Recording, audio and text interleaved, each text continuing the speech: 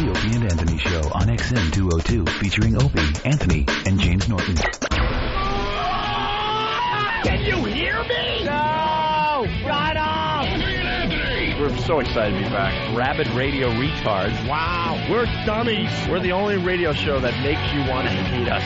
We've been known to get our faces in the news. We're perverts. Stupid. We stink. We just love doing radio. This is a weird show. No one puts asses in the seat like Greg and Tony. Opie, I love the hitting and the fighting. Anthony, I'm a terrorist looking for other terrorists. James, I'm a speechless, worthless nothing. We all know that. I love women. I'm a slump fat pig. and a crew of misfits. Hurricane Ben! Ben looks like a tall baby. Hair like Chucky. Martini Steve! Steve is a piece of garbage. Perfectly enunciating boob that we paint him out to be. Right. E-Rock! Hopefully he's going through a car wash with his mouth open. I bring nothing to the table. I don't care. Shut up. No. What's wrong, Aaron? My crotch is burning so bad. Sit down and put on your laughing hats. Just relax. Here comes the funny. Welcome to the Opie and Anthony. Shut up!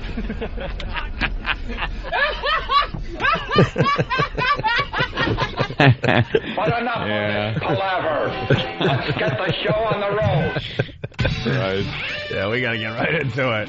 That's a nice little tidbit that you started telling us right before the show started, Anthony.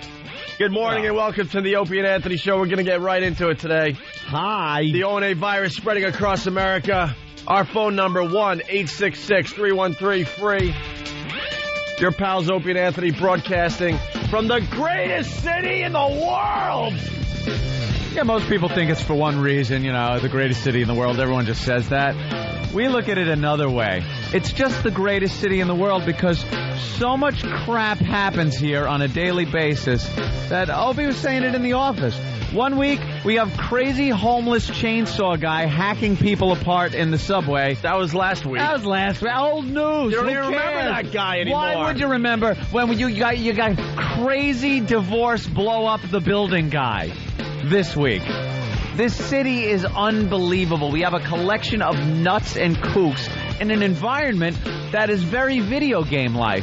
So you could just go around destroying things or hack it. What else do you do in a video game besides hack people apart with various weapons like chainsaws and things like that? You blow up buildings and it's just a pisser to live here. And it gives you a feeling of being alive. Right. Deep down, we all love this stuff. It comes on Not the news. many people will admit it, but deep down, we all love destruction. When it comes on the news, we gotta set 3 different TVs to 3 different news channels. You're scrambling around, changing channels. You want all the details.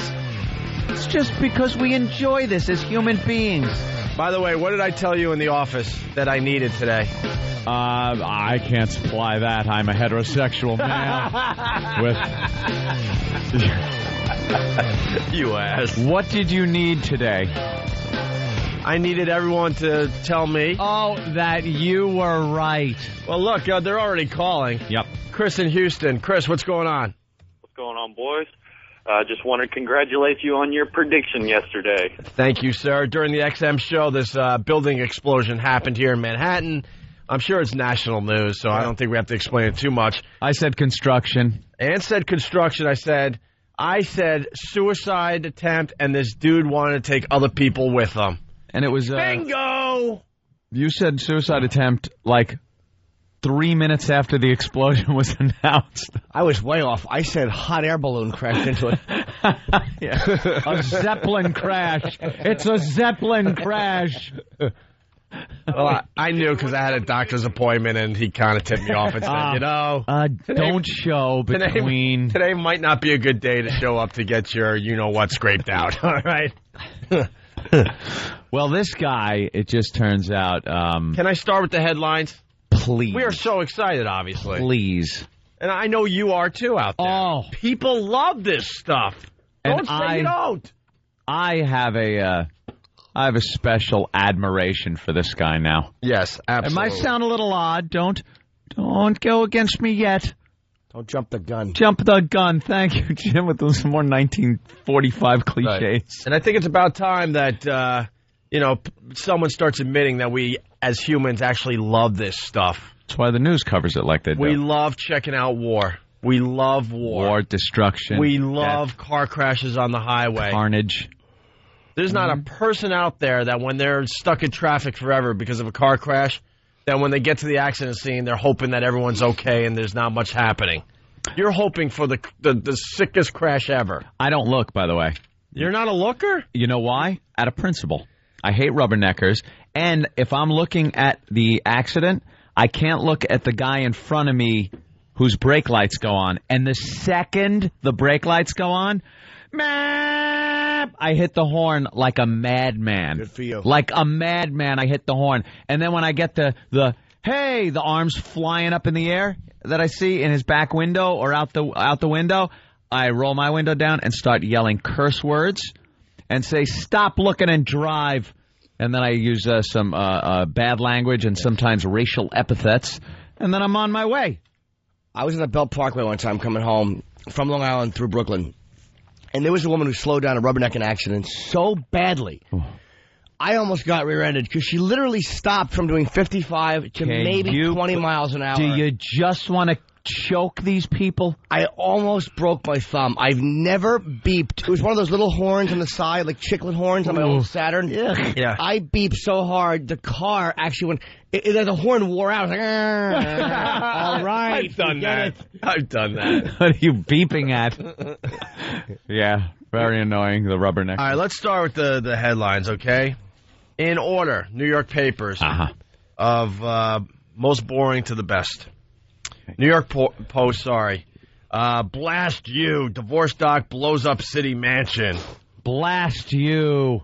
Blast you. Using old pirate talk. What the hell is that? Newsday, New York Newsday. Cops suspect explosion was blast of rage. Angry at wife over $4 million divorce. Doctor apparently blew up building in possible suicide try. I love that quote. And the Daily News. Dr. Doom. Dr. Doom. What does it say? Quote, mwah ha ha ha. Mwah ha ha. And it goes on. Crazed doctor blows up East Side home and failed suicide bid. Crazed. Firefighters rescue him from beneath burning rubble. The dude lived, by the way. Sensible, ballsy doctor. Yep. That's what I would call him. And note reveals his refusal to part with house in bitter divorce. There you go. All on the front page of the New York Daily News. Good. Divorce is a little bitter. So what do we know? What do we know? We know that this couple was married for quite some time. They're in their 60s, the guy at least, the doctor in his 60s. She's the ex-wife, a Holocaust survivor. I guess she was a kid at the time, but Holocaust survivor nonetheless. They're going through a bitter divorce. Allegations that the husband was hanging swastikas around the place kind of offend her. I guess that worked. But the bottom line is these lawyers get involved in divorces. And once they get involved, all bets are off. It becomes an ugly, ugly scene. And this guy was about to lose this brownstone, $10 million brownstone. He's going to lose the brownstone to this woman. And then you're telling me something about his practice. And a doctor has a license to practice medicine. That license is a marital asset. It is a marital asset, just like money in the bank or anything else. That practice that he does is marital asset, so that has to be divvied up. So not only is he going to lose all of the $10 million brownstone, because for some reason the woman gets the residence regardless. Well, because women can't take care of themselves. That's what unless what these lawyers and judges are telling the women out there, that you can't take care of yourselves in the year 2006. Unless they're out there telling everybody they can take care of themselves and should be given special rights to break through the glass ceilings in the corporate world or anything. That's fine, but in divorce, it's archaic. It has gone. It hasn't changed since, I guess, the original laws for divorce are there because during the Little House on the Prairie days, when you would take a wife, she would be a wife and take care of your soddy, your little house, whatever Laura Ingalls lived in, and if the husband either died or left her, she's screwed until she finds another guy. What's she gonna do?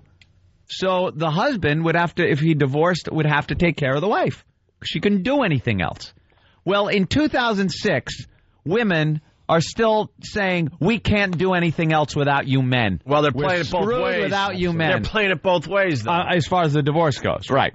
Everything else is, we're fine, we're independent, we don't need you, let us do this, that, the Women other are thing. getting away with murder in these divorce cases. Oh, Because they become accustomed to a certain lifestyle. That's right. That's the That's argument. what the argument is. Unless the man says, well, I'm accustomed to getting laid 4 times a week.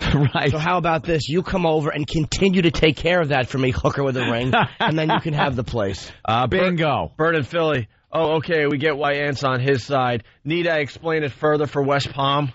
Oh, poor West Palm. They don't know anything, do you? Your PD says. Anthony went through hell and back Yeah. in his divorce case. Yeah. I like it the was lovely. Where his ex-wife was claiming that she had something to do with the success of the Opie and Anthony radio show. Yeah. Yeah, that was in there.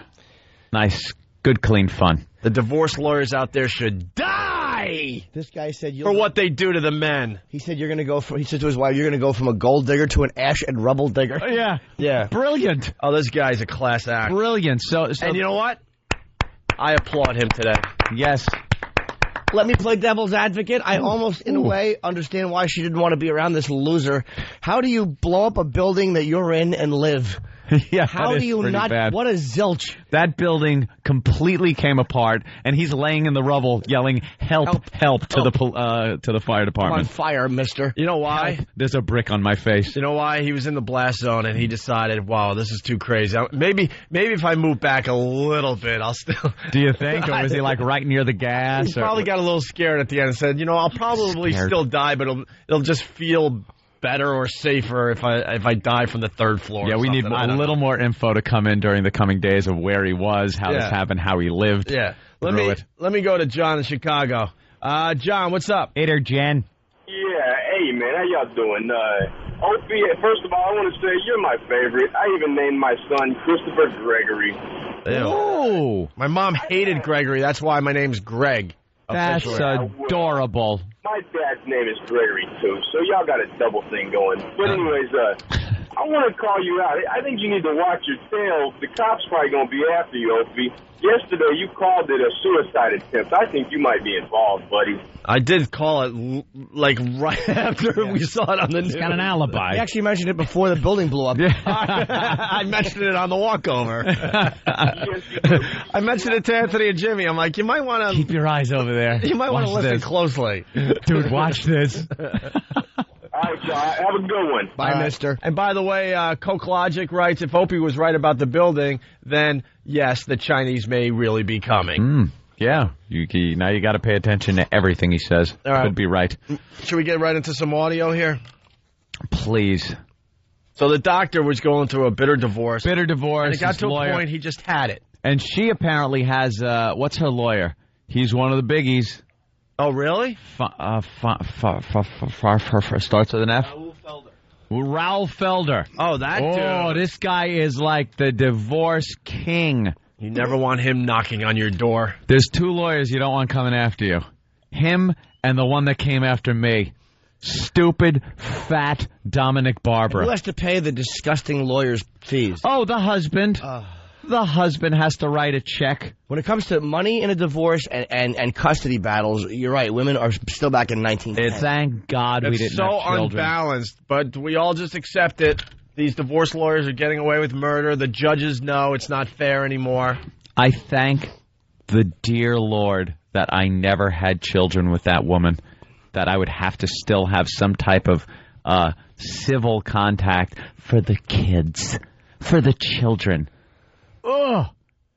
Cut all ties. Lotto runs out. If you're listening, dear, if you're listening, honey, Lotto runs out in a couple of years. Only a couple years to go? Hope you're saving. Hope you're tucking it away. The Lotto runs out. Only a couple more years to go? Give or take. No, it's a little more, Couple. I think, It's 2006. Well, it would be Ain't 18 not- if you had kids. All right, few. More than a couple, less than several. Are you done by 2010? Yep. All right, that's not bad. Dunsky! You're going to get a huge raise one day. You're going to be like, oh, my God, Look at this huge raise I just got for doing nothing. Here's what you want to do. You want to show her on the next contract when you guys renegotiate. You push the money onto me. I'll hold it for you, and this way it shows up not in your paperwork at all. And then, like when it time's up, I'll just give it to you. I'll give it to Jimmy. No, but I'll give it back to you. To hold on to, you give it back to me. Of course. We actually tried to do that back in the day. That trick never works. I mean, I know you're kidding, but we actually tried it. Well, you hash these things out. You try to talk about it. Never went past the talking phase, Opie. It's one of those things that, like, because divorce lawyers, again, will keep tabs on every cent you have. Yeah. Where it went, what it went to. You know, it's like none of your goddamn business. And how's your marriage going? Apparently, the one he was in when he was sitting over my divorce. Well, it didn't work out too well. Can I ask you Oh, something? she took you for a few bucks. You have to Hubby. You have to cut a check, what, once every whatever? Yeah, quarterly. All right, quarter. Are you allowed to, like, just have a truck back up to where she's living and pay her in pennies? I don't think there was any contingency put on what denominations I deliver the money in. Yeah. If I wanted to be a real bastard, You should. I could. It's, you know something? It's not worth I you end up problem no, because you end up like blow up building guy. renting a truck every quarter. You ever see War of the Roses? Completely filled with pennies and guys with shovels. I understand. Sounds great. But you ever see War of the Roses?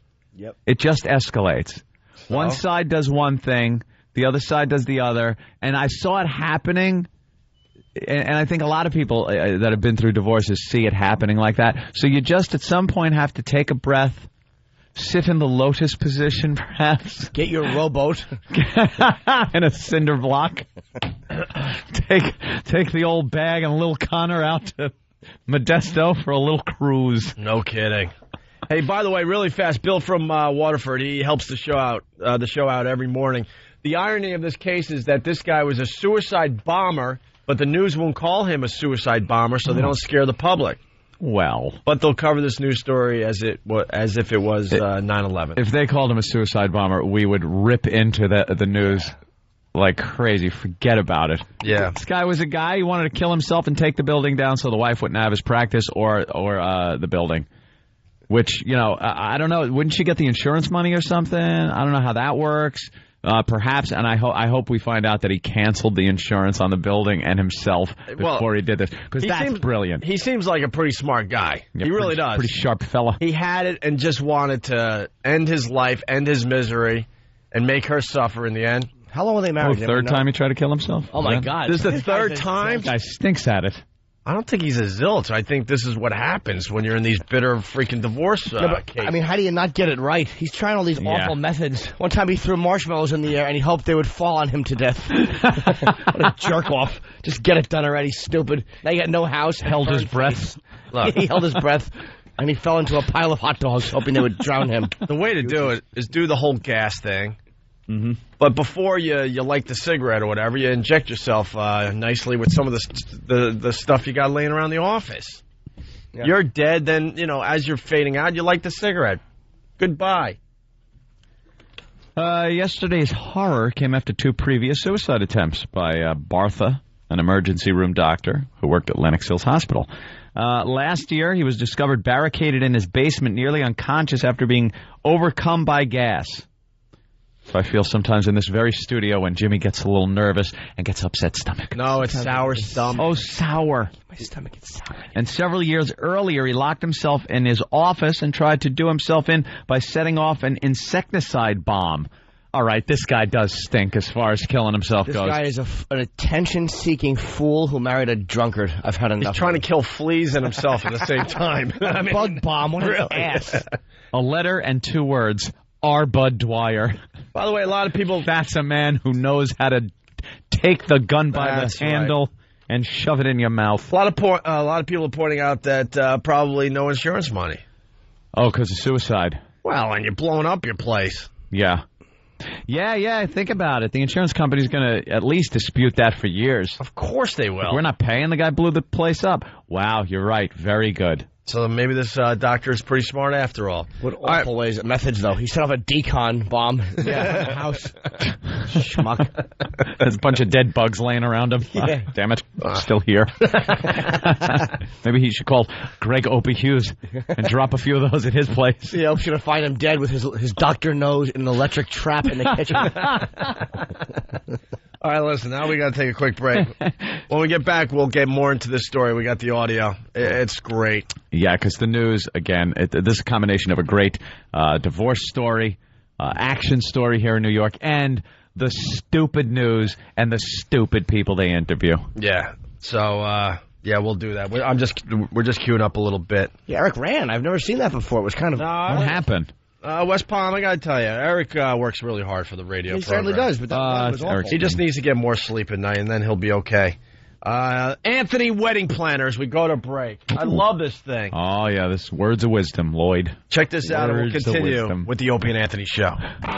You're getting married. No. Here's Anthony from the Opie and Anthony Show to help you plan the perfect wedding. I'm talking to you. Oh, are you listening? First, you must carefully choose a wedding ring for your gal. I went into one of those jewelry stores in Penn Station, and I think I spent $300 on it. Right. Well, you should also make sure your betrothed gets along with your dear, sweet mother. Your son is a scumbag. Maybe not. Your wedding night, on the other hand, should be a magical one. I believe I laid there looking at the ceiling with tears of regret and sorrow rolling down the sides of my face.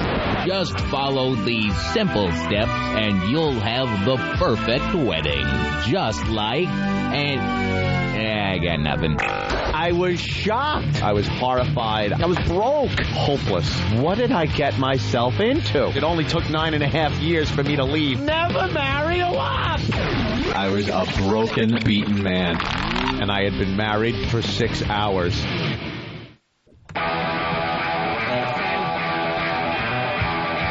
Wolf Mother. Love these guys. It's the Opie and Anthony Show, the O&A virus spreading across America. Phone number 1-866-313-FREE. That's 1-866-313-FREE. And a funny instant feedback from Stephen S. from Bayshore. I heard John Sterling was walking by the exploding brownstone and was heard to yell out, "Brownie goes boom!" I hate giving credits for that one. Steve is very funny. He's always on. That's why this is the greatest radio show in America, by the way. That's right. Because everybody else out there is taking this story and taking the serious angle.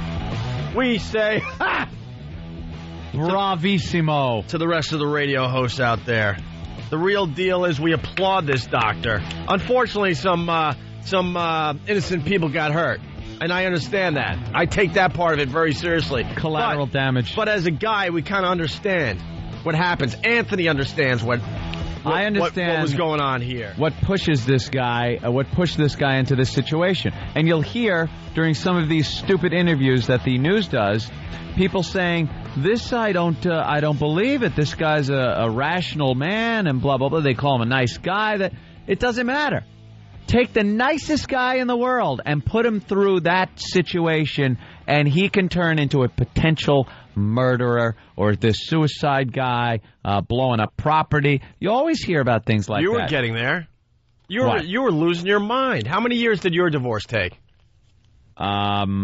Years. 3 years. Yeah. 3 years. They had no kids. No property. I didn't own anything. Didn't own a house. And I'm gay. No kids. Didn't own anything. And it would have went on another year. Anthony just decided to throw in the towel. You just said, you know what? I'm done. Mathematically, it wasn't working out. Congratulations. You win. You wore me down. It was settled. We settled. A lot of divorces just end up settling. They don't go to trial. And everyone's got this, and I've mentioned this before. Everyone's got this perception of court that you're going to walk in and it's going to be like an episode of some court show on television where you come up with this stunning bit of evidence, or at the last minute someone barges in with testimonies. It's not. It's the only way the justice system can move is if it's cookie cutter. Everything's based on precedent and what happened before. So there's nothing new that's happening. Your guy A, she's girl B. Yep. All right, chick C works her way in and wrecks the whole thing. No. And it's over. But chick It's C over, is John. not a C. No, He's I'm just just using chick it C. as, it could be XYZ. There you go. XYZ. And it just gets to the point where they look at money. It's like slide rule justice. You just look at a figure, and that's what's going to be divvied up regardless of what you did, what she did, what this happened. Blah, blah, blah, blah, blah, blah, blah. It doesn't matter. There's no courtroom scene like in television where you go, let me tell you about how I made my career. I started this dream of mine at 11 years. Are you done? Shut up. Pay her. That's what happens in real life. And a guy like this couldn't take it. Couldn't take it. So he turned on the gas and blew up his marital assets. Hats off, my friend. Bravo! She did nothing prior but just drink and act like just a dumb married floozy while he's out earning the bread and making all the money and making all the critical decisions. Yeah. So she probably did nothing, forgive my language, but behave like a highfalutin gal. Whoa, easy. Who knows, though? We really don't know for sure. I don't know, No, I'm but the speculating. facts will come out on this The one. facts are going to come out. I think this story gets much better by the end of the week. Hey, let's say hi to Kelly in Idaho. Hey, guys, how's it going? There's some Kelly? bad gold digger jokes to be made for a Holocaust survivor, too, let me tell you. Not going to hear them here, though. Not going to hear them here. Give Anthony a day. Anthony's trying to rifle through the rubble and find the art that the doctor was hanging on the wall. There were some valuables in there. Kelly, Yeah. girl name from Idaho. What's up? Well, I've been listening to you guys since I got my XM, and I just want to tell you guys you're doing fucking awesome and keep it up. Oh, well. Well, you know, go. wow, I appreciate Nice. Thank you, Kelly. Kelly, we appreciate that, but you had to say effing off. Awesome. Yeah, that's doll. how it works. Kelly, what do you like about the Opie and Anthony show, by the way? Oh, there's a tricky question I'm that needs no answer. That must have been a pesky line problem. All right, let's go to the audio. Doctor committing suicide.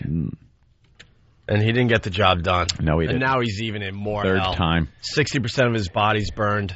His 40% chance of living at this point. Old Dorito skin. What's he going to do? I hope he dies, but because it's what he wants. Yeah. That's Right. very generous of you, Jimmy. No, but I mean, I hope he dies. I don't mean that in some like he should die. I mean, I hope he dies just to spite this pig he was married to. There you go. All right, here we go. Lucy, to set the scene, even before you get here, you smell it before you see it. The smell of burned debris is Like one strong of Jimmy's in the blasts. air. We know all night long demolition crews have been taking away some of that building material from this site after that huge gas explosion. There was a giant fire that erupted shortly after the explosion. It leveled the $10 million townhouse. Did she throw Many any more words residents in to around make here this on sound 62nd horrid? Street between Madison and Park Avenues have yet to be allowed back into their homes. Right now, an investigation is underway to determine if the 66-year-old doctor who lived and worked here caused the explosion in a suicide attempt. Nicholas Bartha, who was rescued by firefighters, had been in the middle of a horrible divorce, and he apparently sent an email to his ex-wife saying he would never sell the home they once lived in. Never sell. I'll never sell. Well, they got the foreign eyewitness here. Yeah. In the explosion and subsequent rescue effort, at least 15 people, civilians and firefighters, were hurt. For others, it was close enough. The whole building fall down. At a few seconds, I go crazy. I am very lucky I'm alive. As for Dr. Bartha, he remains in critical condition. He apparently called out to firefighters when he was trapped under debris, but now investigators are waiting to talk with him. I bet. Want to have a word or two with him. And I want to say it again. I mean, you know, obviously some innocent people got hurt. Yeah, you never like that. That part of the story. No one got hurt but him. No, Well, there- yeah, a bunch they of got people hurt. did get hurt. Firefighters got hurt. Obviously, that's not cool. No, the That's guy, not cool at the all. guy is he's a selfish guy. I mean, that's obvious. But that's what that type of atmosphere, that divorce atmosphere, will do to you. What tipped you off to be drives you selfish? crazy. The fact that he was married to a Holocaust survivor and put swastikas in the kitchen? Yeah, that's a little off. The guy was taunting her with swastikas in the apartment. So she'd come home and, oh, I see you've decorated the place. Yeah, all she wants to do is make a cup of tea. Like what I've done with the place, honey? He puts barbed wire on the kitchen table. Look familiar?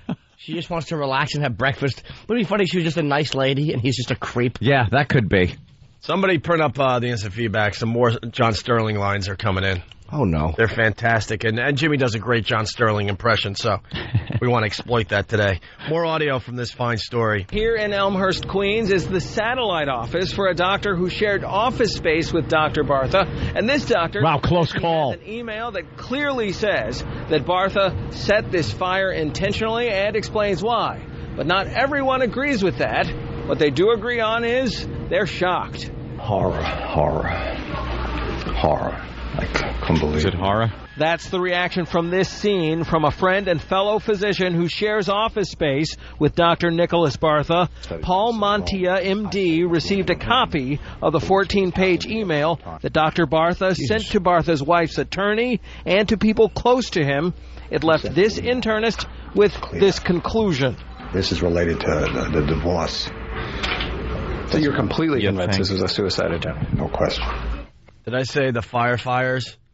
Obviously, I meant firefighters. I'm still clogged up. I got my stupid summer cold that me and 3 other people in America have. Give me a little bit of a break today. Leave me alone. He has summer AIDS. So, do we have any excerpts from this email? Yeah, the one that Jimmy said, which is fantastic. That she'll, I don't think I got that one here. Yeah, all right. It was in the Post. When you... here's what he wrote. When you read this lines, your life will change forever. You deserve it. You will be transformed from a gold digger to ash and rubbish digger. You always wanted me to sell the house. I always told you I will leave the house only if I'm dead. You ridiculed me. You should have taken it seriously.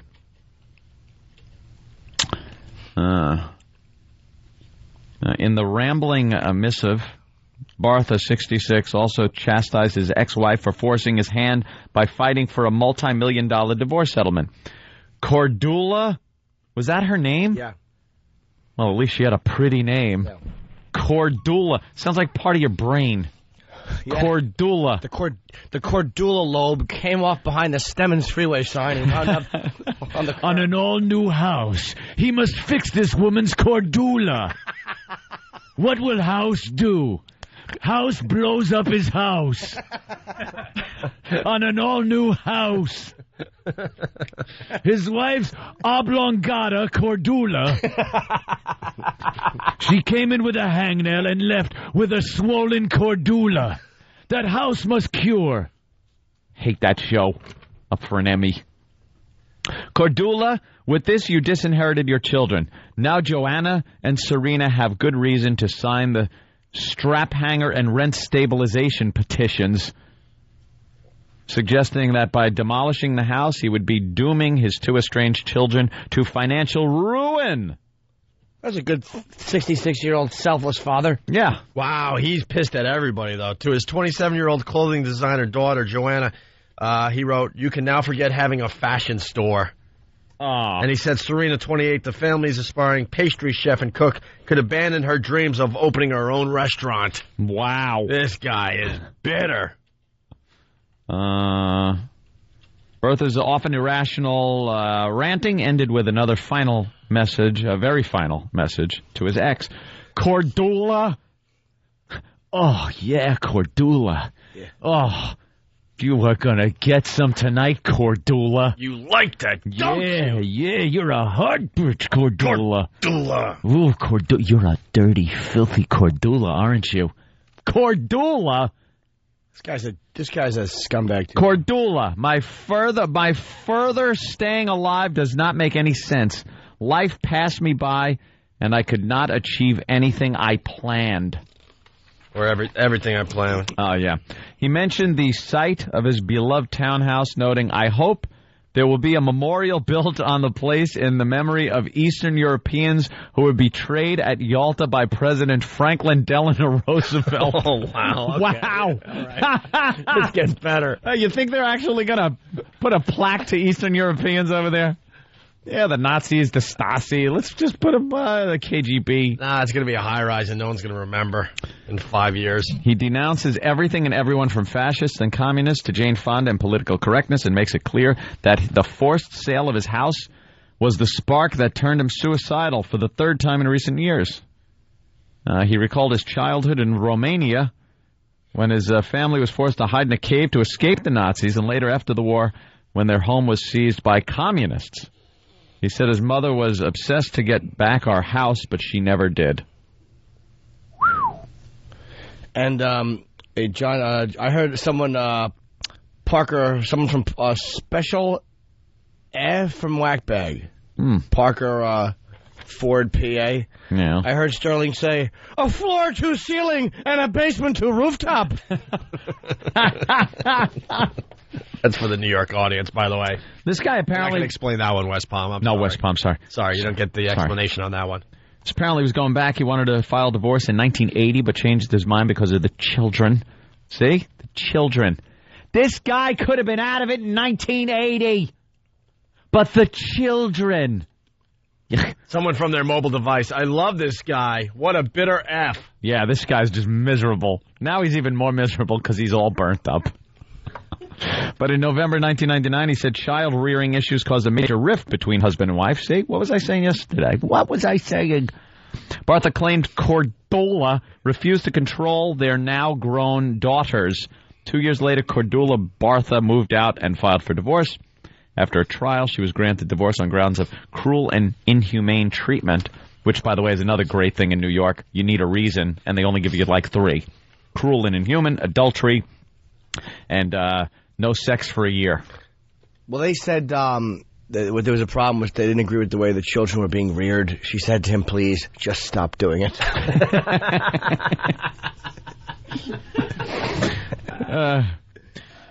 The court provided chilling details of what had been going on in their duplex. Defendant intentionally traumatized his wife, a woman of Jewish origin, born in Nazi-occupied Holland, with swastika-adorned articles and notes affixed around the home, and became enraged when she removed them. He ignored her need for support and assistance when she underwent surgery and treatment for breast cancer. He systematically cut off her access to marital funds and credit as a means of psychological abuse. That sounds like lawyer babble right there, that last sentence. Because what are you supposed to do? Let her keep using the credit cards? Oh, wow. I can't tell you how quickly I called Amex. Hello, American Express? I'd like to cancel a card, please. Not before a cruise went on it, though. But I was reimbursed. Thank you, Opie. Yeah, she decided at one point to take Opie's ex on a cruise. On my dime. That was nice. It was nice of her, wasn't it? Got your money back? Opie paid for his half of it. Didn't pay for mine, you know. I had to. On that cruise. Well, your ex was a lovely lady. I learned. You live, you learn. You call up immediately. Gentlemen, if you're considering divorce, I'm doing a public service right now. If you're considering divorce, don't do what I did. If you're considering it, and seriously, like you're going to do this, don't dilly-dally. Don't dilly-dally. Take the initiative. Do everything possible to protect your assets. Cut off all credit cards, all this marital asset stuff. Get your hands on it. Get your mitts on it. Because that's how it's going to start, with her doing that. So you do it, and then go blow up your building. Stephen from Bayshore, another John Sterling impression. He also yelled, "The Barth Tientino!" Tientino. Gas, you. The Barthabino! And then another Kevin from Connecticut. John Sterling says, "A home run by the Romaniac." Romaniac. That's a good one. All right, He's sure gonna swastika her with this one. I had to say it. Fan eagerly writing down one of my bombs. All right, continue at the end here. This is some good stuff. Bartha in his email insisted his wife wasn't entitled to such a generous settlement because she, quote, had only one responsibility and she failed. He expressed she was supposed to educate her children. I do not think a cook and a seamstress is a very good result. Didn't they want to be like, she wanted to open a restaurant and be like a fashion designer. He just sees it as a cook and a seamstress. And a cobbler. I don't want a cobbler for a daughter. Cobbler. Hey, we got a Bob Murphy impression. What's the occupation where they put the rings around the barrels? A cooper? A cooper. My son wanted to be a cooper. My daughter's a blacksmith. A what? A cooper. People that make barrels. Yeah. Those big casks. Yeah, we all know that. Of course. Bill in Waterford has a Bob Murphy impression, Anthony, for you. Oh, okay. It's the second one in. Of course, the famous Bob Murphy flub. Do we have that we can play real fast in reference, or is it? It might be hard to find real fast, but yeah. Oh, you got it there, Dan? Well, not that one. Oh, not that one. Oh boy, now everyone is searching. Do we still have Brian coming today? No. I don't know. He's a buddy of mine. I think so. Good. Or did he might have rescheduled? I don't know. Oh, okay. Something might be going on with him. Is it right here? All right, sorry for the delay, folks. We're on a roll today. This is the famous Bob Murphy home run this call. bad call. The pitch. High fly ball. It leaves the left center field. It's way back. It may be playable. Agbayani can't get a play. It's gone. A home run. Oh, he caught it. He caught it at the wall. I thought sure he was unable to reach it. It's caught by Agbayani, and I apologize. He was way out there, and it didn't look like he had a play on it, but he caught it against the wall in left center field. Way to go, Mr. Magoo. I hated the way he said Agbayani. Agbayani. Well, he always had a lot of phlegm. He had a lot of phlegm. High fly ball. Oh, look at that big explosion. Bartha flying through the air, on fire, flying, going back. There he is, Bartha in flames through the air. Oh, wait a minute. He's in the rubble and alive? My mistake. Sorry. I thought he was going to get caught by Agbayani.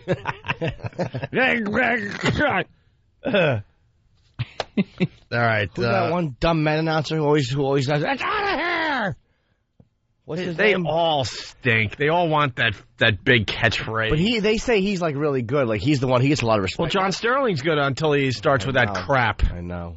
The Yankee announcer. He's great when he's just doing a regular call. But he has to come up with these dumb nicknames. Yeah. Little catchphrases. And so, it's all about him. So he wasn't happy that she was a cook and a seamstress. Cook. Your father. Did you hear this one? He defended a swastika he had posted in their kitchen, claiming it was there to show the thinking of some groups in Holland. Oh. This guy was a class act. My husband turned on the gas and attempted to blow up the building. He had to be corrected.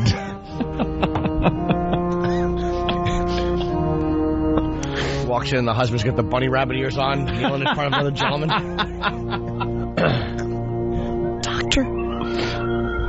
A doctor? Great divorce, isn't it? Your daughter is a very talented seamstress.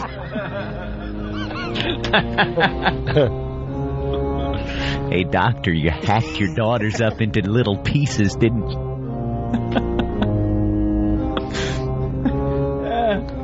What's the wife's name? Cardula. Cardula? When you hear me in here working, Cardula, you stayed up. Cardula, I'm home. Cardula! Put down the bat, Cardula. Oh, that is very... Cardula. You yell that out and still finish. Yeah. Cardula! Oh! Ugh. It's actually sexier to yell cancer cells. Cardula. All right, we got awful name. We got one last clip here. The close call story. A close call for one man usually in the building at the time, the exact time that it blew up. Diego Cardona is a cancer patient, and twice a week he has appointments in the building, and they're usually always at the same time. But yesterday he happened to schedule his appointment a bit later. I'm supposed to be there. I'm supposed to be early, but I decided to make an appointment for 10 o'clock because it's Monday. I want to take it easy. I want to be relaxed. Cardona is a patient of another doctor who practiced in the building. He says Dr. Bartha has treated him a couple of times, and he's very surprised to hear the doctor is now under investigation. Yeah, we'll get the close calls now. Yeah. You're always surprised when a guy who slaps on a glove and checks you tries to kill himself by blowing up a building. That's never like to be expected by a patient. Oh yeah, I figured he was going to do that. That's why I continued to come back. Yeah. Plenty of people with a close call story, no matter what the disaster is. You always have to have the close call story, no matter what. Had plenty of them on 9/11. Everybody was on the news talking about how, I drive past her every day. Yeah. You and 5 million other people. What did Colin Quinn say about that? He had a great joke about that. Oh, yeah. Thinking that bit. Put it all in perspective. Something about something. He talked to people. He goes, something told me not to go down there that day. He goes, yeah, stupid. The news. And he had a whole other. Yeah, it was the whole thing. Yeah. Do we have War of the Kumias or not here? All right, that's fine. We had something else we wanted to play going in a break. Boston Strangler wants to beat building explosion guy, because that's what we do. Mm-hmm. We think we live in the greatest city in the world. We're being syndicated all over the place through XM, all over the country and all over Canada, and then CBS radio stations. We got, huge audiences in certain cities in America. So we tell you about these kooks in New York. Last week it was the guy with 2 electric saws on attacking some poor, like 5'1" guy. A little guy. That was in the subway last week. We already forgot about him. Yeah. And now it's all about the doctor that tried to kill himself and take the building and other people with him. Mm-hmm. So we ask you, can you beat that story today? Can your city top that? Can your city top our city? Do you have a sillier goose than we do in this city? We'll talk to Boston Strangler next and see what he has. Something going on up there in Boston, obviously. Yeah. It's the O&A virus spreading across America. Rogue. Soup. Tears. Poodle. Robert Reed. And repeat. The Opie and Anthony Show. The Opie and Anthony Show.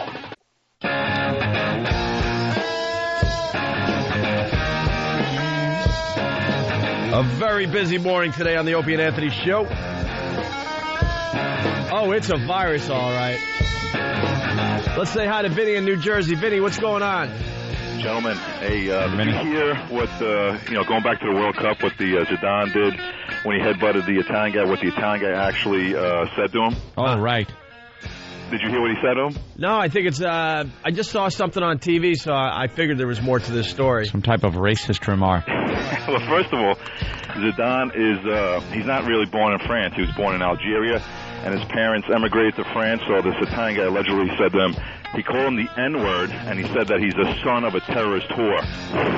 During the game he said that? Right before the headbutt. That's what they alleged, and apparently that was enough to infuriate Zidane, who, is one of the best players of all time, supposedly, but, he lost his cool and got ejected.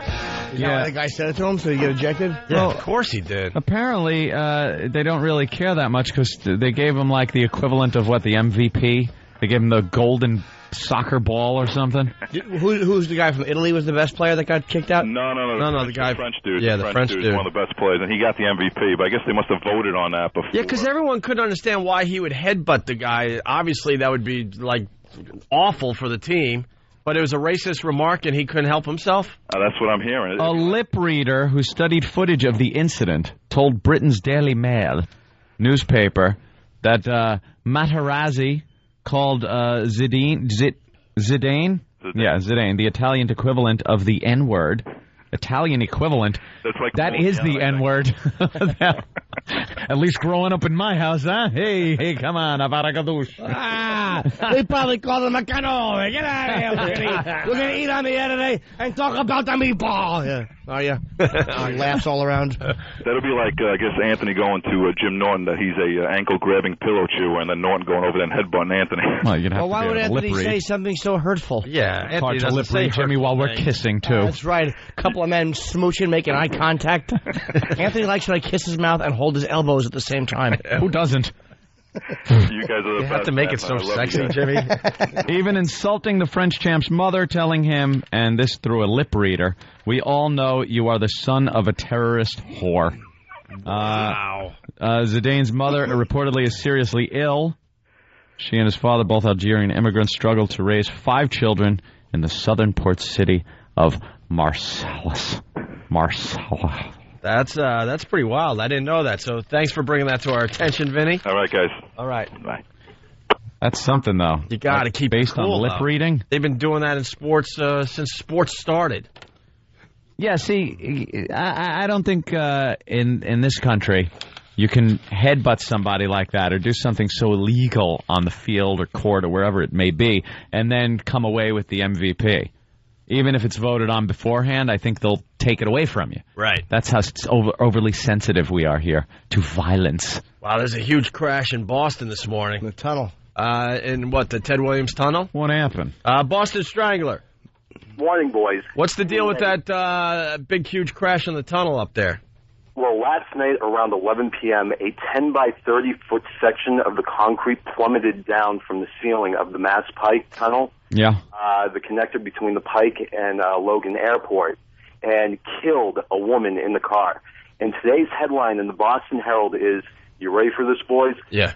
Tunnel of Horror. Oh, wait, the freaking phone crapped out. I swear to God. Great timing. Horrible timing. The headline once again?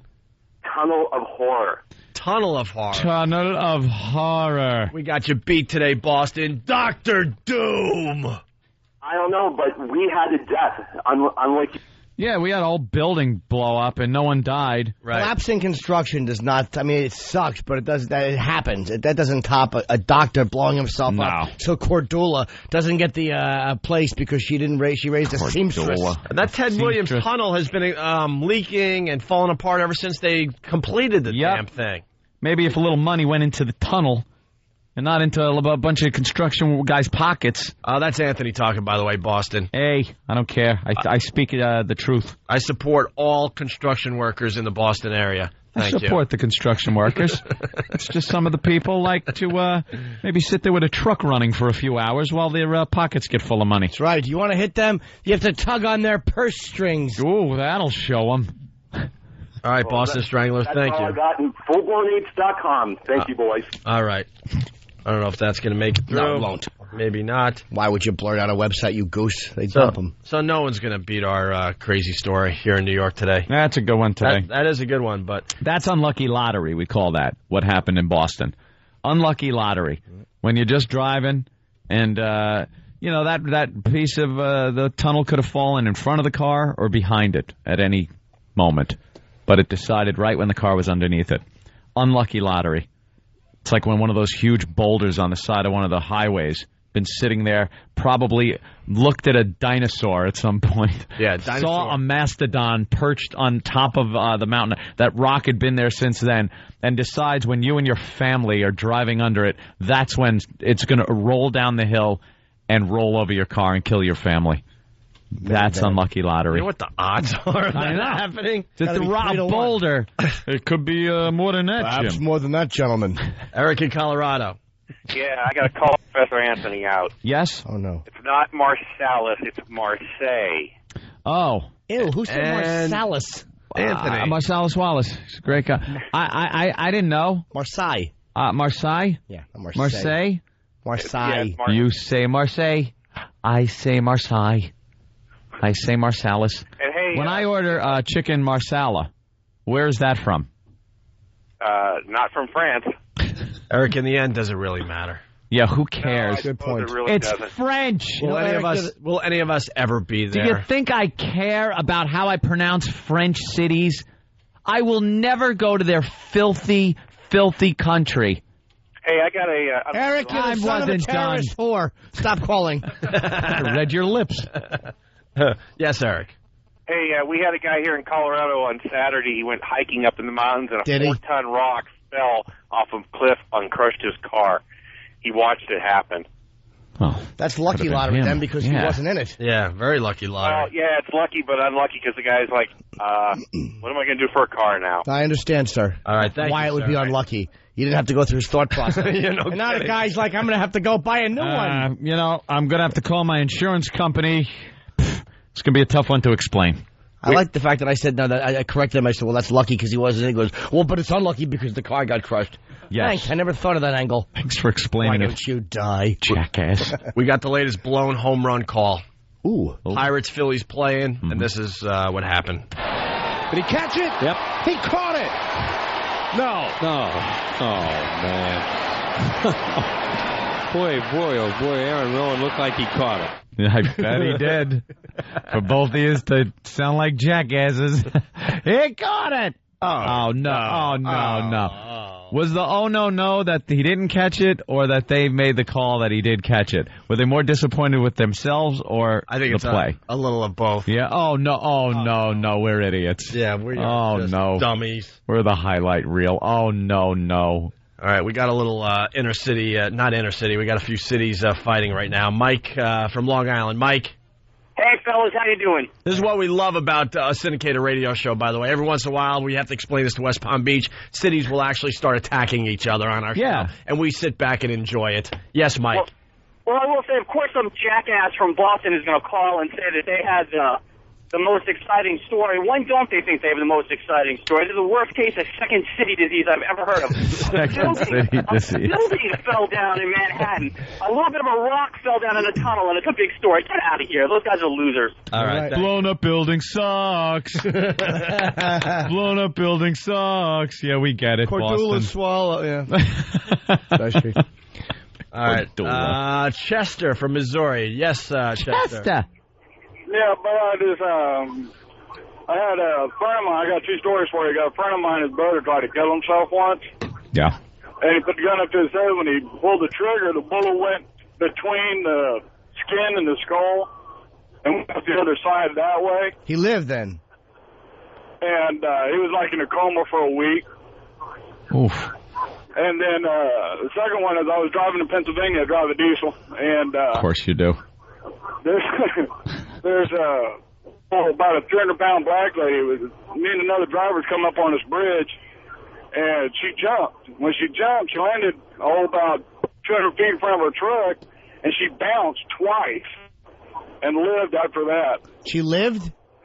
Yeah, she lived. You actually saw her bounce about 2 foot in the air after hitting the ground. She couldn't have jumped 200 feet, sir. She didn't jump over... Wait, she hit the concrete? Yeah, she hit the concrete, bounced twice. Wait, so you're saying she jumped from what is the equivalent of a 20-story building and bounced and lived? Off a bridge. 200 feet is a 20-story... Oh, that's different. If you fall off a bridge or you fall off a roof, your body knows Fall the off difference. a spaceship, it's the same thing. Yeah, it's a softer landing if it's you jumping off a bridge. Off a bridge, Yeah, then I it know is a that building. For a fact, Yeah. actually. I learned that in Geneseo. I also want to know if when Anthony passes, are the Nazis going to put a plaque beside him on beside Hitler's tomb? Hey, Chester, I want to wonder something, too. I'm wondering when this phone call is going to end. Yes, we'd like it to. Push it out, boys. Thank you. All right. Too late. Exactly.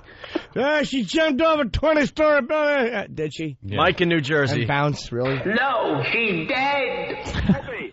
Yes, Mike. I'm sick of you explaining Of course she is. everything in detail. Silly. When we already understand, if a guy wants to complain about another city, you don't have to give us a 5-minute explanation that sometimes people will complain about other Mike cities. is sick of me over-explaining everything. I learned it in broadcasting school. Can I just say that something most people first? are dummies, and you need to set the plate every single time you talk. That's right, Mike. Open went to broadcasting school many years ago. Professional broadcaster. Before you go into anything about this, I just want to say that Mike from Jersey is calling to explain that Opie sometimes over-explains things. We get callers sometimes that call in and let us know how they're feeling about certain things, and that's what Mike is doing right now. Mike? Come on, Mike. Give me a break. Cut him some slack on that one, Jack. I have a very thankless job. Help me out a little bit sometimes, all right?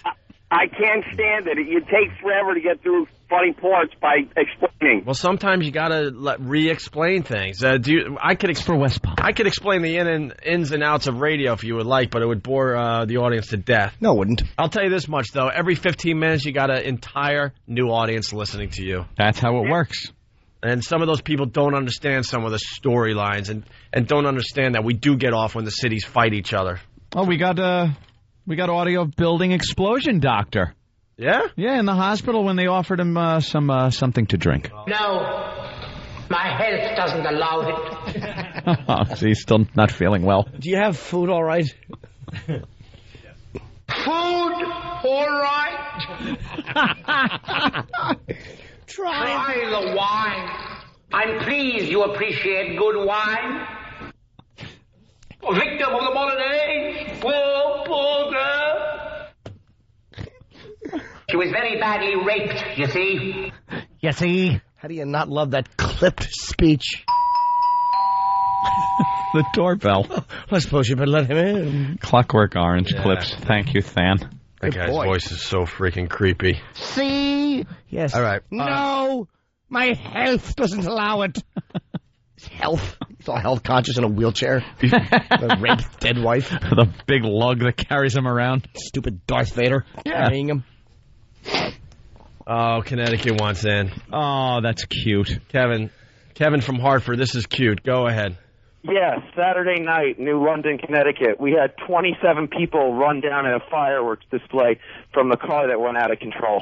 Yes. The guy was 89 years old. Heard the story. Another elderly driver driving into a crowd of people. And Connecticut, in their infinite wisdom, has decided not to revoke this guy's license.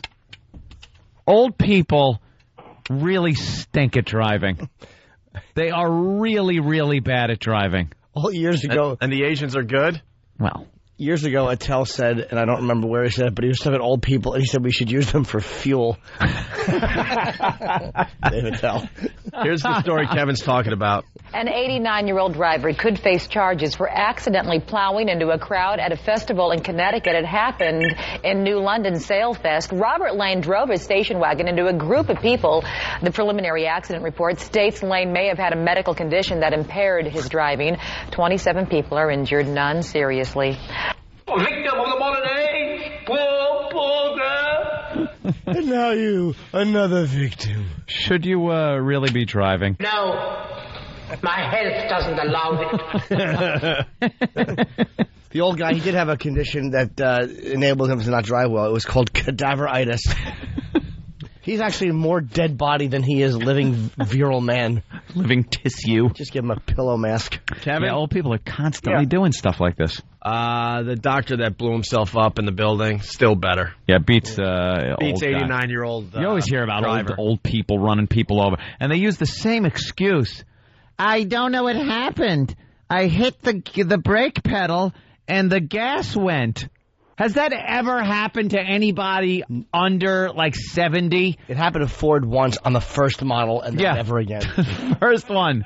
Henry Ford himself was driving it. It happened to the... and they fixed the problem. It happened to the old white lady who was trying to drive in the color purple when Oprah wanted to see her children's. I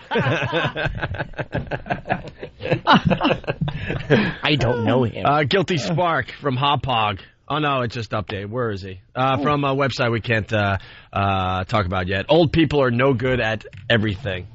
Oh, poor old people. Hey, look. Old people are gonna... We're all gonna be old someday, too. So, it's like I always say, just beat them until you can't anymore. It's getting ugly out there. BJ from Oakdale. Here's some news out of Philly. Philly is still a faggot city. New York rules. Oh, see, now he's just trying to start trouble. Let me tell you, you don't want to mess with Philly. He's instigating. Remember when they threw, batteries at Santa Claus? Uh-huh. During what was it, the Eagles game?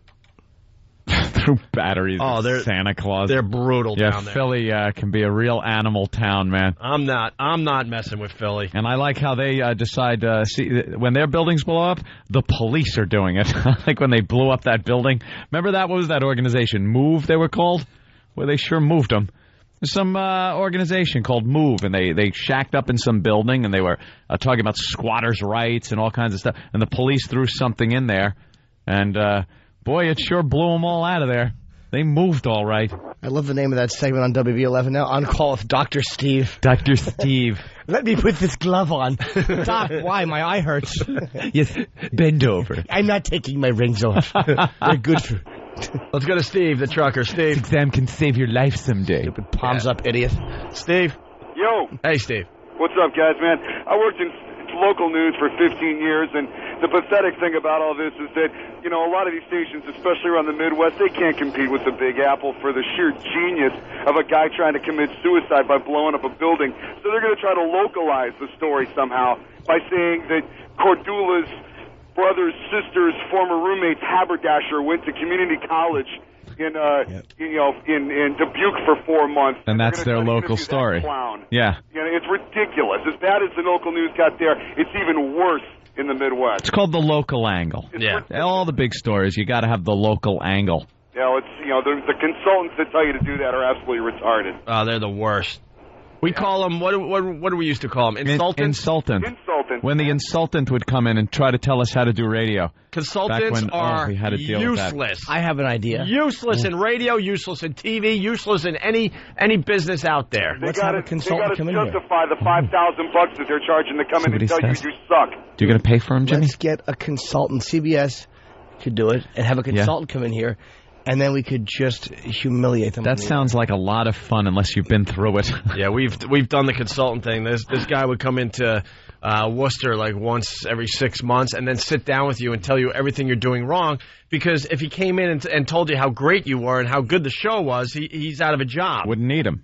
You wouldn't need him. Yeah. So the consultants are there to point out how badly you're doing, no matter what. Yeah. Or they don't get a paycheck. That's why consultants stink. Oh, the early days of radio. God, I forgot about that. I never had to deal with that. Sit there, sit in the chair, and you're being graded on your performance. And they play tapes. You go, stop the tape, listen to one of your breaks, and go, I think you went a little long talking about that subject. Or, you gotta hit the subject really quickly. Get into it, get out, back to the music. Oh, really? All right, this is why Philly's badass. The last time we saw him was in a strip club in Atlanta. Yeah, and he told me I needed to talk to a psychologist. The only piece of good advice he ever gave. Yeah. I don't think that's strong enough. Check yourself in and talk a lot. Well, where is he with his career? And where am I? Attaboy, I always knew what I was doing. Where is he? It sounded crazy at times, but I always knew the ultimate goal. And I'm doing the ultimate goal. What are you doing? Yeah, I'd like to know. What are you doing? What are you doing? Oh, what are you flying to Fargo because the morning show over there needs some help? Need some help. They're tanking. Chris in Pennsylvania, what's up? Hey, Ant, those Philly cops didn't just blow up a building. They blew up a whole city block of row homes. Oh, yeah, that's right. It was a whole, block that wound up burning down. Yeah. Yeah, great move. Yeah, don't mess with Philly. Josh, what's up? Yo, guys, what's going on? It was ice balls that we threw at Santa Claus. We're damn proud of it. Ice. And Move made Wilson Good tied with Frank Rizzo for the greatest mayor in the city of Philadelphia because he dropped the bomb on his own people. A whole city block of them. They changed the police bomb squad to ordnance disposal because of it, because they're the ones that dropped the bomb, the police department. Yeah, and why did you guys throw ice balls at Santa again? I don't remember exactly what the reason was, but they didn't even because it was snowing. No, because there was ice on the chairs. Because he's good. It out, boys. All right. Philadelphia, they hate anything that's good and wholesome. That's why I like Philly. It was no surprise to me that this show is very successful. Yeah, no that kidding. Atrocious city.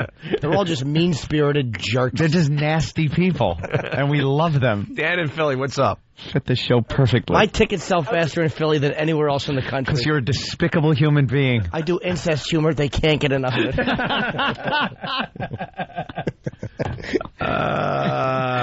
Let's go, Dan. I lived in New York for over 20 years. I live in Philly now. Philly is much more badass than New York. Hell, we have the only sports stadiums to have courthouses and jails in them because we kick the ever-loving crap out of all the visitors that come to our stadium. I'll give it to you now, but not in the old days. I give like Daryl Dinkins era New York. Daryl Dinkins.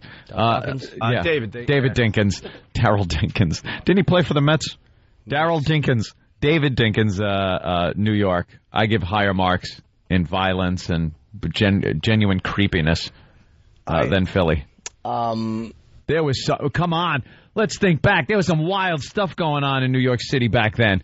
You were afraid to do anything after dark. Oh, yeah. Koch years were bad, too. Yeah. And the Abe Beam. You were an infant. I was a little boy. What do I still am sometimes, people tell me. All right, we should take a break. Hookers are back in New York City. See? The good times are coming back. A few of them. And we weren't even going to talk. Some of that Giuliani stuff is going away. Well, no, I know what's going on. Whatever. We'll get into it next. But Times Square used to be where all the hookers hung out. Mm-hmm. Now that's like Disneyland. Yeah. Now that's like corporate America just having fun. The moneymaker. So they pushed everything to the sides. Mm-hmm. And the hookers are back. And we weren't even going to touch this story yesterday, but there is a quote from a mommy that will make you laugh so freaking hard. We'll play that next. It's the ONA virus spreading across America. Our duties Our duties have destructive power. You think it stinks now. You should have seen it a month ago. The Opie and Anthony Show.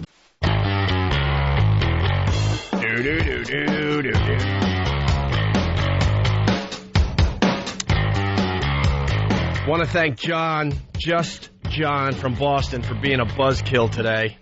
Trying to have a little fun as people go to work. Well, he writes on the instant feedback, "Oh my, I'm so," and he writes "so" in capital letters. "Oh my, I'm so upset that New York wins the people blowing up buildings contest.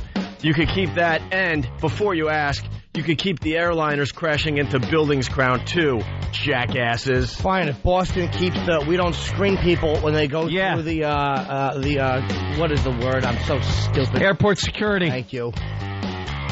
Yeah, John, where do you think those planes came from? He's from Boston. A couple of them, anyway. I'm going to have to over-explain again, but John, we're just trying to have a little fun. And I'll over-explain, John, you're a douche. People have miserable lives. They're in their cars. They just want to be entertained and laugh a little on their way to work, John. Were we having a people blowing up buildings contest? No. I don't think we were. No. John, just John. His name should be Douche. Just Douche. From time to time, we talk about the kook that is in New York City. And then we ask the rest of America if they got a bigger kook. Match it. That's all it is, John. Hey, John, why don't you get AIDS? Just AIDS. Go listen to something else. I'm sure the Hillman has a terrific Mantown bid you can check out. There you go. This is the Opie and Anthony Show. Oh, he's in Boston. He can't hear it. The ONA virus spreading across America. And hookers are back in New York City. Can we talk about this, John? Check with John, just John. Speaking of John, well, you know. That's a good one. I get the big bucks. Well, yeah. I like that little morning Zeus segue. Why is WB still showing a hot chick in a helicopter that's not flying? Why is this bitch doing a traffic report just sitting in a helicopter that's not in the air? New York's WB11 News. The worst. Now, the WB is all over the place, and I'm sure they have the WB News in every city. In your town. In your town. It is so awful. It is so awful, but it does have the hottest traffic chopper girl ever in the history of traffic chopper girls. All of them are good looking. She used to work at the Islander games. Did she? Oh, yeah, and all the women that went to the games with their husbands and boyfriends would get pissed off because she would walk around Nassau Coliseum. And, you know, the Islanders trying to get a family atmosphere there, so there's a lot of young kids. And she would do, like, reports from the stands. You know, every hockey team has one of these hooas now. Sure. And she would show off her huge implants, no bra, low-cut outfits. And everyone's head would turn as she walked by. And you could see the women just getting pissed off. Couldn't give the sneak peek? No, there was no reason to sneak peek. She was so ridiculous as far as exposing what she had. And there's nudie shots of her out there, right? Yeah, she posed for Playboy. Yeah, Playboy. Yeah. And now she's the traffic girl on Channel 11 News here in New York. And now she's hoping everyone forgets that she actually started out as a hua. Sitting in a parked helicopter. How worthless. Hi, I'm in Chopper 5. I don't know why I'm yelling. The rotors aren't turning. She annoys me. Why isn't the helicopter running? What Problem? is she going to do in it? Sometimes the WB she copter, should give the weather in the helicopter like Omar did. Sometimes the wind conditions aren't right. Very good. All right. I never trust her weather. Here's me explaining why that happens. Who cares? You're right. I stink. I should go home. Some Asian woman should throw a pointy hat into the door. It's a flare! Yeah, not as good as you, Lance. Have a sip of coffee, throw the flare out. Think, bitch. It's just a flare. She was in Playboy. I think we said that, right? Yes, we did. All right, maybe Is that John just John? Yeah. Shut up. I want this girl in the helicopter, which I want a Shall We Dance to play. The whole time she's talking. All right, hookers are back. That's right, for 8 people out there. Yeah. The hookers are back in a area of New York City that, look at me over-explaining again. Now that, boy, that's in my mind all morning. Why? That used to be called Hell's Kitchen. Hell's Kitchen. How long ago was it called Hell's Kitchen? One of the greatest names for a community, Hell's Kitchen. Yeah, but it didn't really shed a good light on... it's not a name that... It's one of those names that if you're in World War II...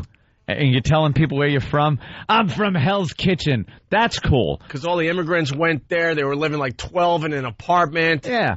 No AC. It was Hell's Kitchen. Old guys talked about it. All kitchens. Just kitchens. And it was hell.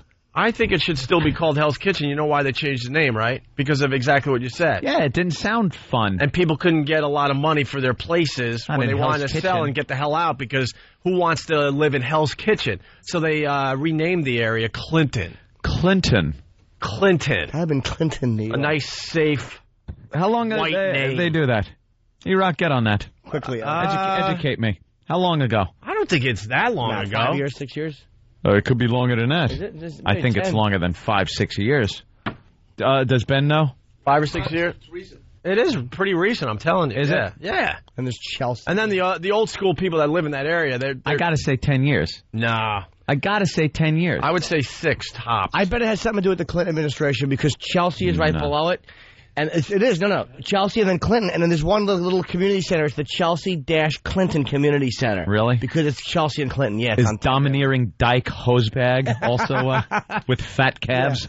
Yeah. Fat Cankles is right above it. Can't keep track of her adulterous husband. Yeah, boy. Vil. She'll do a good job keeping terrorists out. She couldn't keep a fat intern off her husband's hog. Yeah, that's the woman you want running the country. What? Stupid token. I don't want to keep going to the WB News, but why do they have what is known to white trash Coliseum-going people as Carasaurus crushing a WB11 news car? What's a Carasaurus? It's something that they do at the truck shows. You know, the people that are really interested in who wins, Bigfoot or Gravedigger kind of people. And it's like this big fire-breathing mechanical dinosaur thing that breathes fire and eats the car. And they're doing it on a news show. Ew. Like, this is going to get people to tune in that want their news in the morning. I only want to see Carasaurus if it picks up a family of 11 in a minivan. By the way, here's your traffic girl. Holy moly. There you go. Topless. There you go. She wants everyone to forget that she did this. She is sexy. He's eating the car and the people in it. Wow. Ooh. They got a camera from behind, too, that's showing on the TV monitor in this picture. You see that? Oh, I didn't. Yeah, you threw your picture away too quickly. Look what she's doing. She's getting ready for some type of examination. Oh, cheeks. There you go. That's what you want from your traffic girl. Looks like clear sailing through the tunnel. No tie-ups there. No tie-ups in the old Holland Tunnel, huh? That's wonderful. Hopefully not. Hopefully there's not a backup. A big rig backing out. But I guess it's okay if you did this in your past life to do traffic. Yeah, why not? Definitely not going to sit behind an anchor's desk. No, I think that... They may give her weather, but after that, That's the sexy weather girl. That's it. All right, hookers back in Hell's Kitchen. It's pretty much a who cares story, but the hookers had been hiding for a while like cockroaches. When Giuliani came in, he cleaned up New York, and a lot of people were against it at first, and then New York started making a lot of money, so a lot of people were for it. One of the things he did with these quality of life cleanups, he'd go out and make sure the cops paid attention to squeegee guys, which were a pain in the ass. They were at every bridge and tunnel. Any stoplight, you'd stop, and some homeless slob would come out with a dirty rag, wipe your windshield, and try to extort money out of you. And I used to stop right before the Queensboro Bridge. There's a light there on Queens Plaza, and roll up dollar bills. This is when I was broke. I did this for entertainment. I was in my Apollo air conditioning truck and would throw dollar bills out the window and watch them scurry through moving traffic. Like right when the light turned green, I would throw a couple of bucks out, $2 or $3, and watch them run through moving traffic to try to get it. It's hysterical. And Giuliani cleaned all this up. Homeless games are fun. Hookers went away. They're fun. Of course they are. They're a lot of fun. Isn't that what they're out there for? Hey, by the way, the pervs are all checking in. They're at their computers. They want to know the traffic girl's name so they can enjoy the nakedness. What the hell's her name? Jill. Who cares? Well, they care. They're pervs and they need Jill Nicolini. Nicolini. Something like that, yeah. Yeah, go ahead. Look it up on Google Images. Just lovely bosom. All right, so the hookers are now around in the daylight. Yeah. Walking up to the cars with their little outfits. Apparently they'd been around at night. I've heard from certain people that I sit next to on a daily basis. I wouldn't know about that. My bank account won't allow it. But now in daylight. They used to be around in daylight. West Side Highway, you used to see them walking around. But now they're coming back out. They're creeping back out in the daytime with their little shorts and skirts. A lot of Asian girls, I guess, right? That's what I'm saying. Here's the bottom line with the government. We are going to buy sex, whether you like it or not. So if you leave the internet alone, that's where people will stay, in their homes. If you continue to obsess over what we're looking at on our computers, then this is what's going to happen. It's going to bleed back. You want to keep going after porn, you want to keep doing that, well, then don't snivel and bellyache when we go by it in the street, you jackass. And they don't give a crap in the end. They just want to make, they just want their cut. Turn a dime on it. They just want their piece of the action. Money. They make some money. Oh, trust me, they want to legalize prostitution. Why can't women sell their flesh if they want? They so want to legalize it. Morally, they can't, but they would love, the piece of the action it would bring. We're so moral. No, we're not. We're such a moral country. No, we're not. It's fake morality. No, we're good. We're uptight. And we'll get into that next with the online gambling thing. It's fake morality. That is going on in this country. Hookers back in Hell's Kitchen. Listen to this soundbite. Longtime residents say they remember prostitutes in this area of Hell's Kitchen back in the 1980s. They say now they're not happy. America's oldest profession seems to have returned. All right, hold it right there. It's very disconcerting if you have to... She says America's oldest profession. Yeah, it's the world's oldest. It's the world's oldest profession, you idiot. America's oldest profession is slavery. How about slavery? How about ship navigation to get here? It started with cavemen. Right. Anthrax distribution in blankets. We did that before we did prostitution. Exactly. America's oldest profession. No, dope. These news people just show on a daily basis that they're dolts. They're not happy. America's oldest profession seems to have returned. It's very disconcerting if you have to go somewhere with your children. I have two girls. And it's like, Mommy, she has no underpants on. What is she doing? What's going on? You have to explain this to your child. Is that the greatest? Wow. She does the impression of the dumb kid. What is that guy from Lucky Louie doing picking her up? Mommy, she has no underpants on. Wait, Mommy, why did I say she? We got to play that again. To go somewhere with your children. I have two girls. And it's like, Mommy, she has no underpants on. What is she doing? What's going on? You have to explain this to your child. Gwyneth Leach recently moved to Hell's Kitchen, charmed by a nearby park for her children to play in. But she says she soon came to realize she was sharing her neighborhood with what she considers unwelcome visitors. If you come out to go buy milk at 7 or 8 o'clock in the morning, there are a lot of women working the streets and pimps standing on the corner. And they come in apparently from out of the city in vans. She says most of the scantily clad women can be seen strutting down the streets near West 47th and 48th Streets between 9th and 11th Avenue. Thank you. Exactly. Hey, thank you, stupid news lady. The exact location of where to buy some. And by the way, you're never going to hear a guy complaining. Never. You're never going to hear a guy complaining, maybe a gay guy. But even the guys that are just in that area, they don't care. And they're not going to pick up a prostitute. They kind of like seeing it. Hookers are funny to look at. They kind of like seeing it happen around them.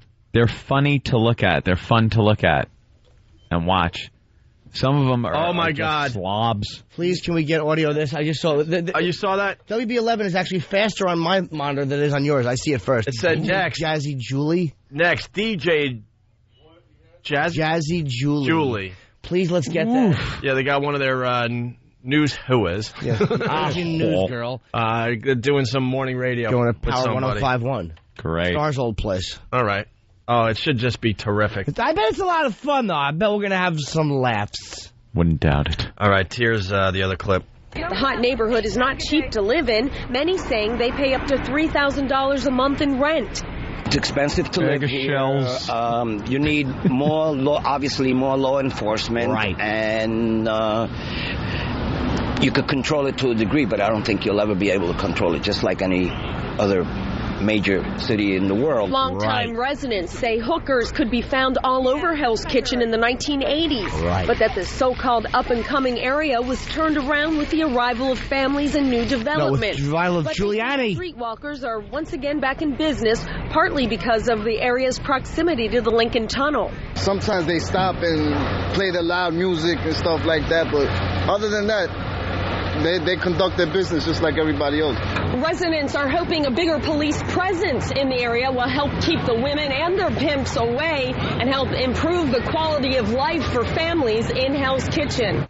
Here's the problem. If any of you stupid pimps are listening, tell your whores to stop blasting that stupid at 4 in the morning on a Tuesday, and people won't complain as much. Tell the dumb whores driving the trucks that you provide them with, and this is a business decision, pimps. Tell them that they're bringing police heat down on you by doing that. You're like a whore consultant. I am. I'm telling them what they're doing wrong. Yeah. If you're going to punch your bitch in the gums, do it in the privacy of your own vehicle, not on 48th and 10th. Phone books to the body. Never the face. Never the face, of course not. Antennas to the back of the thighs. Don't talk. DJ Jazzy Julie's coming up. Wait. She makes me almost smile. You're capable of smiling. I don't know that. Almost. Oh, okay. You said almost. Julie Chang. Oh, she's DJ Julie. I thought that was like a real DJ. Are we taping this? Yeah, we're taping this. Oh, my God. Julie Chang. I thought it was a real DJ. Did they give her a hip-hoppy name? Yeah, that's... Just DJ, for the story? No, Jazzy Julie. Very DJ topical Jazzy in 2006 to give her a 20-year-old hip-hop name. Exactly. Oh, I hate...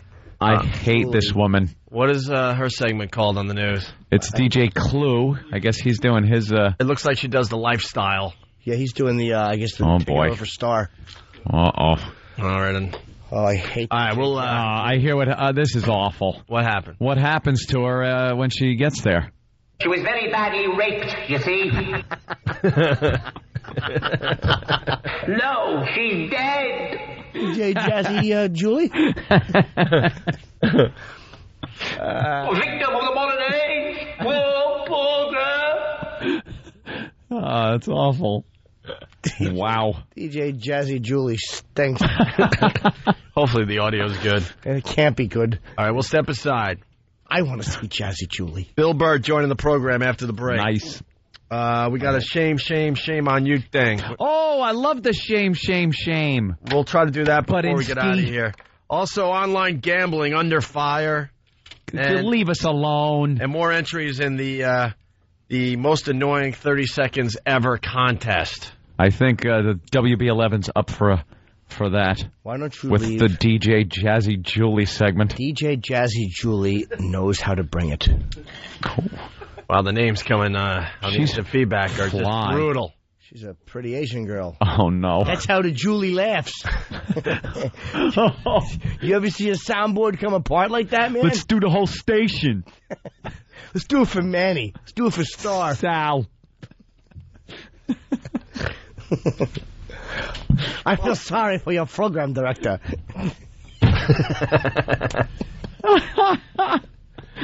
It says another instant feedback coming in. You guys have to check out the WB website for the description of the Traffic Girls Just Jill stories. Let's just say it ends with, there's not an assignment Jill will refuse. Oh, really? Yeah. I bet we can come up with one. You certainly can. Get on your knees and take a little shot of rain on the chin. Okay, we got to take a break. It's the ONA virus spreading across America. Opie and Anthony are back. Vincent's going to tell us what he learned this summer. I spent 3 weeks with my Uncle Anthony, and I learned a lot from listening to his radio program. First of all, women on the radio stink on ice, and all holes should be banned from the airwaves. Next, it's good to live amongst the Jews. They have all the money, so they have nice houses, and the crime rates are low. Opie's name is First because he saved my uncle from blue-collar hell. Jimmy is a good egg, but I'm not allowed to be alone with him.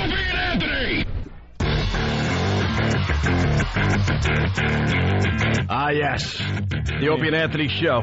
Me and Kenny were just talking detonators.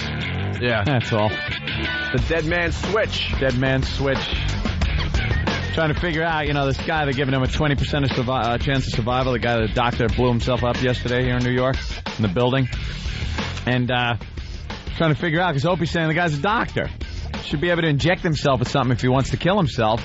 And make it easy. And blow the building up. He has then such we're trying to figure out a way. His soul and such anger. Yeah, this isn't just about killing yourself. This is about the way you kill yourself and the building coming down and everything. So, but then we were trying to figure out how he would inject himself with some kind of thing that's going to kill him and detonate the building. Like, you want to kind of be out before you blow up.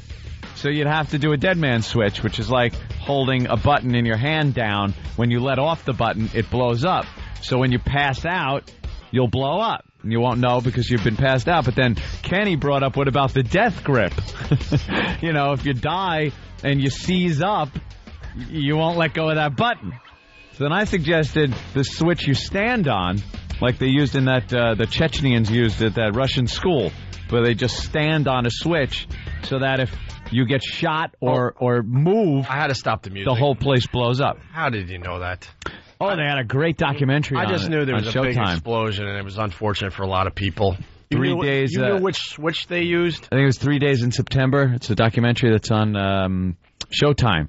It's about that. Yeah. They just killed the rebel leader, too. Yeah, they just nailed that guy. That's why Anthony ordered Showtime. Yeah, he also... Just for that. He saw that documentary. I got to have it. He also knows the name of the people... Or what the job is called of the people that put the metal rims around old barrels. The barrels. You know what that is? Yeah. A Cooper. A Cooper is a guy that made barrels back in ye older days. Yeah, you and 3 guys know that. I think it's because I went through my Renaissance Festival phase, where I used to go to a lot of Renaissance fairs. Used to, meaning last year. Everybody knows like a blacksmith. Yeah. A couple of those old school jobs. Oldie school. He knows what a Cooper is. I learned from going to the old Bethpage Village Restoration. Holy crap. He probably sat there and watched somebody do like working with metal seminars. Hey, why not? You know we do a show with a nerd, right? Yeah. I'm not a nerd. I'm borderline geek. You're far from a shock jock. I'm borderline geek. No, I'm not a nerd. I'm borderline geek. Hey, but Anthony, I have no interest in comic books or things like that. But I kind of like, Dude, you're a nerd. You really are. I'm not a nerd. Or you want to make sure people know that you're smart. Nerds are because different. you never got the high school diploma, so now you're like, well, but I'm going to show people how smart I really am. I was fun and smoked pot in school. It can't make me a nerd. Picture bringing that conversation up on a first date. Just bring it up. You know what a Cooper is? I would never do that. Who made barrels? How a conversation with Bill Burr turns into the same conversation I'd have with a first date. Bill, don't flatter yourself, okay? Oh, this is great. Jesus. This is what we want to hear. Go ahead, Jeremy. I'm trying to insult you. That's all I'm trying to do. Jeremy. Good morning, boys. Good morning. I want to defend Anthony. It's not that he's that smart. It's just you guys are really just that much more stupid. Attaboy. Okay. All right, wonderful. I'll accept that. All right, so moving on with the program here. Couple things. You're in for Friday night? Yeah. Are you in for Friday night? No one's asked me anything about Friday night. Oh, I haven't even asked you yet. Jesus. Late night karaoke at my brother's restaurant. What time? 10 o'clock.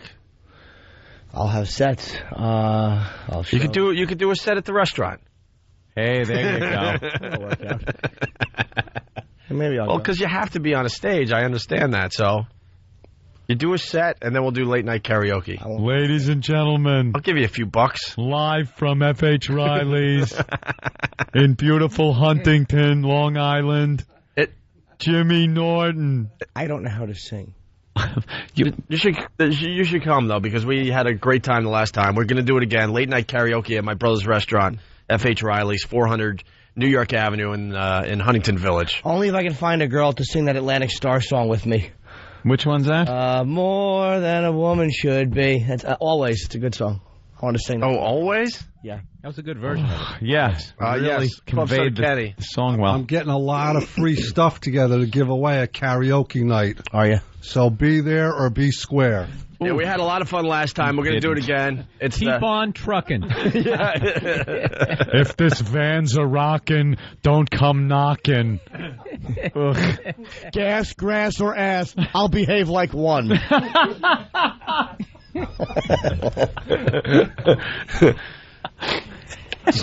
And we can't be there or be square. High school graduate of 74. Yeah, look at him. Really? I'm the guy who ruined your book by writing upside down. Hey, you jive turkeys. Up all your noses with rubber hoses.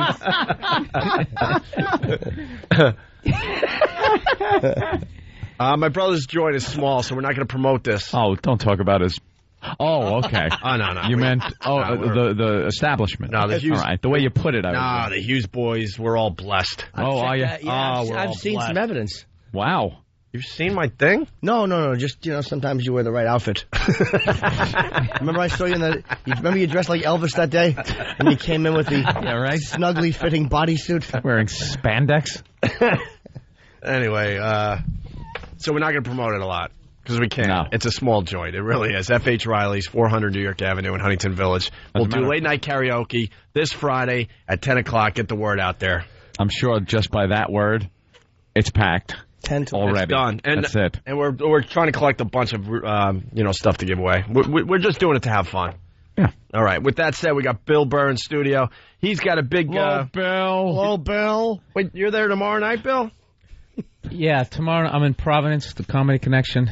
Then Thursday I'm in Saugus at the Kowloon. Gonna be doing jokes while people eat poo-poo platters. Oh. And that's that Asian comedy joint. Yeah, one right of the up staples of comedians. Are they big clubs or no? Those places, like large seating-wise or no?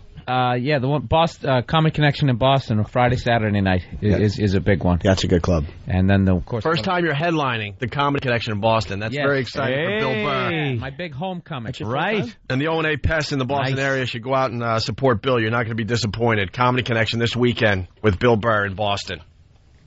Is that really a compliment? You're not going to be disappointed? I've heard it used as a compliment many times, but it's like, well, I wasn't disappointed. Yeah, like you left. It's not going to totally suck. Yeah, you didn't feel pissed that you went. Bill Burr, better than AIDS. That's one of the best clubs in the country, man. The Connection in Boston. Oh, yeah. Oh, it really is. Bill Blumenreich. Could never say his last name right. Why would you? Blumenreich or Blumenreich. He's a fan of the show, and he runs a good club up there. How about just Bill? How about Bill? Good old Bill. All right, online gambling. Mm-hmm. They're at it again with this Why crap. are they going after? They're at because they got to. They gotta get into everybody's pocket, and then up everybody's. You know that I can't say here. God damn it! But they got to get up. They got to crawl in there with a flashlight and look around. Can we just enjoy ourselves without the government stepping in on everything we do to protect, under this guise of protecting 8 people that have problems? I don't care if we might as well run the story first. Run the story, all right, and then I could get livid. Oh, you're sweet.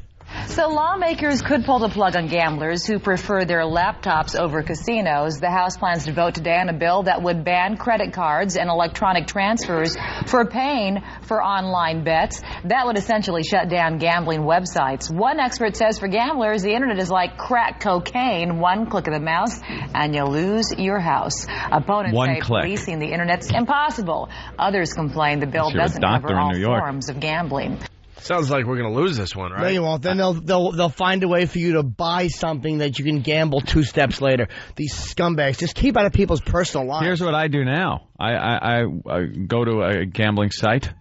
I play poker on it, and it's a lot of fun. If there's nothing to do, sitting around, maybe there's nothing really good on TV, I'll play a few hands of or a few rounds of Hold'em with people around, the world. The government's not making any money off that kind of gambling. That's exactly what it is. Casinos. They want you to go to the casinos where it's taxed and they can make some money. Because I'll tell you, when you go to the casino, once you pull that arm on the thing you put the quarters in, whatever the hell it's called, the slot machine, yeah. Just like crack, just like crack. There goes your house. What a bunch of asses! Just leave us alone to gamble. If a few people can't deal with it, and they run up their credit cards and go broke and end up homeless, why should that affect everybody? That a few people can't deal with whatever it is, gambling, booze, that everything, porno. You're playing into their hands, though. They don't care about that angle of this. They just want the tax money. But they're saying they're doing it because people are losing everything. I'm playing into it because that's the angle they're taking. Doesn't care that you're losing everything by gambling. They just want their piece. They care about you? Do you think they honestly care that we got to stop this because people are losing everything? They're stupid. Your government doesn't care about you. Why don't they ban alcohol? I mean, how many children are killed drunk driving? If you're going to go after gambling, just go after alcohol and cigarettes. Alcohol, go ahead. Drug. Ban them. There has never been anything on this planet more deadly than smoking. And cigarettes are sold, but they'll recall like a toy if one kid gets a scratch from it, like they recall it. But like cigarettes and booze, for some reason's off limits. Well, big business, Ant. You know who gets screwed? The little guy. The little guy. Cigarettes seem to do a lot more damage than gambling. Than the gambling does. They're predicting in the next century 1 billion dead from smoking in the next century. 1 billion people dead. Yeah, they would have died of something. Yeah, of course. And who the hell needs them here anyway, right? Exactly. You let them smoke, you let them drop off the planet. And I got to tell you, it opens up some fine apartments here in Manhattan. That, too. A little earlier than the... Yeah, but they all stink like smoke. Well, by the way, whoever's smoking in this bathroom, I hope you get prostate cancer of the mouth. It's filthy in here. Prostate cancer. I had to... Dr. Norton. I had to wash on an all-new house. Prostate cancer of the mouth. House must cure this. It's a disease he's never seen before. I've never seen this disease. On an all-new house, he has to kill 5 children to save 1. Does he? Sam, we gotta find out where it's coming from, Sam. Why is Quincy on an episode of House? I don't know. But why do I think I'm doing Quincy when I just put my fingers together where no one can see it? It's a visual gag on an all-new House starring Jim Norton from Lucky Louie. It's actually John Quincy Adams. Get it? LOL. No. I don't. I had to wash my fruit. I was eating fruit. The irony of me washing fruit. What was his name? Yeah, you had to wash my fruit. You had all sorts of problems trying to wash your fruit today. I had to wash my fruit. Which is ironic because I laugh at condoms. I don't wear condoms, but let me wash those shrubberies and blueberries. Yeah. So I had to go in the other bathroom, and it just reeked in there. So I look in the mirror, and I look under the stall, and I see a pair of sneakers, and that's what I have to smell while I'm washing my fruit. Ugh. Some awful man. What's going on in there? I don't like it, but this bathroom is atrocious. When is this show finally going to throw our weight around? Soon. Give us a full book. Soon. Then we'll become the pricks everybody knows we are. Soon. We got to just make believe we're all equal for a little longer. You don't believe that? And I guess that was long enough. Nah, we'll make believe. Yeah. You guys sound good. No iron team. No, really.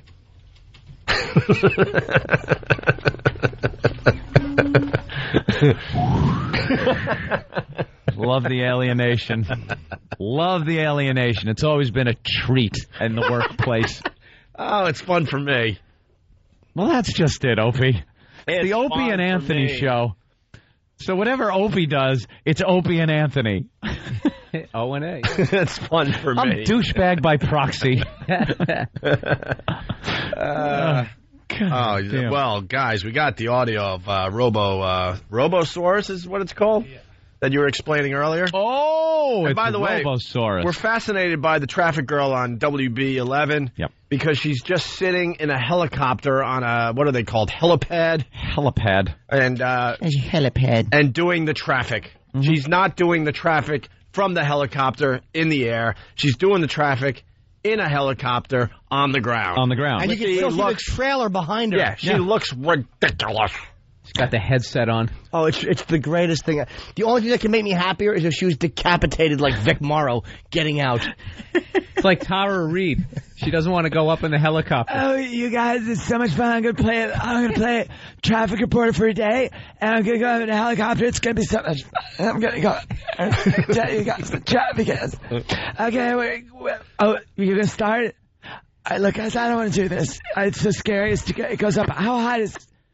No, I thought it was just going to be like a foot or two. But if we could do it on the ground, I'm just going to do it. Can I get a Cosmo over here and stuff? My friends were just drinking. You guys do the drive. And Tara, now you got to tell everyone how much fun it was, even though you didn't even do it. Awesome to watch the helicopter take off and see my friends there. And then we hung out at the bar and partied all night. And I had sex with like 18 guys. I woke up in a hotel room that smelled like smoke, and I can't even breathe or talk or nothing. Welcome to Paradise. Why did they take that show away from us? Gold, you idiots. You took away gold. Take it away from us. Let's say hi to John in Jersey. John. Hey, I got to say, Anthony, you are quick. Uh-oh.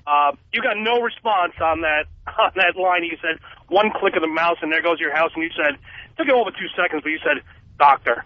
And they just steamrolled right over you. It wasn't that good, sir. I didn't hear it, sir. And like now I look back, I don't really regret not hearing it, and you're making it sound like it's Woody Allen's moose bit. Why don't you shut up? I heard that moose bit. I don't think it's that great. Oh, it's please. I'm going to have to listen again. It's a work. It's the Mona Lisa spoken. It's maybe it might have been good back then. That's what I'm thinking. Brilliant. Maybe it was good back then. No, it's still good. Robosaurus audio from the WB11. Let's get into it. I mean the Berkowitzes.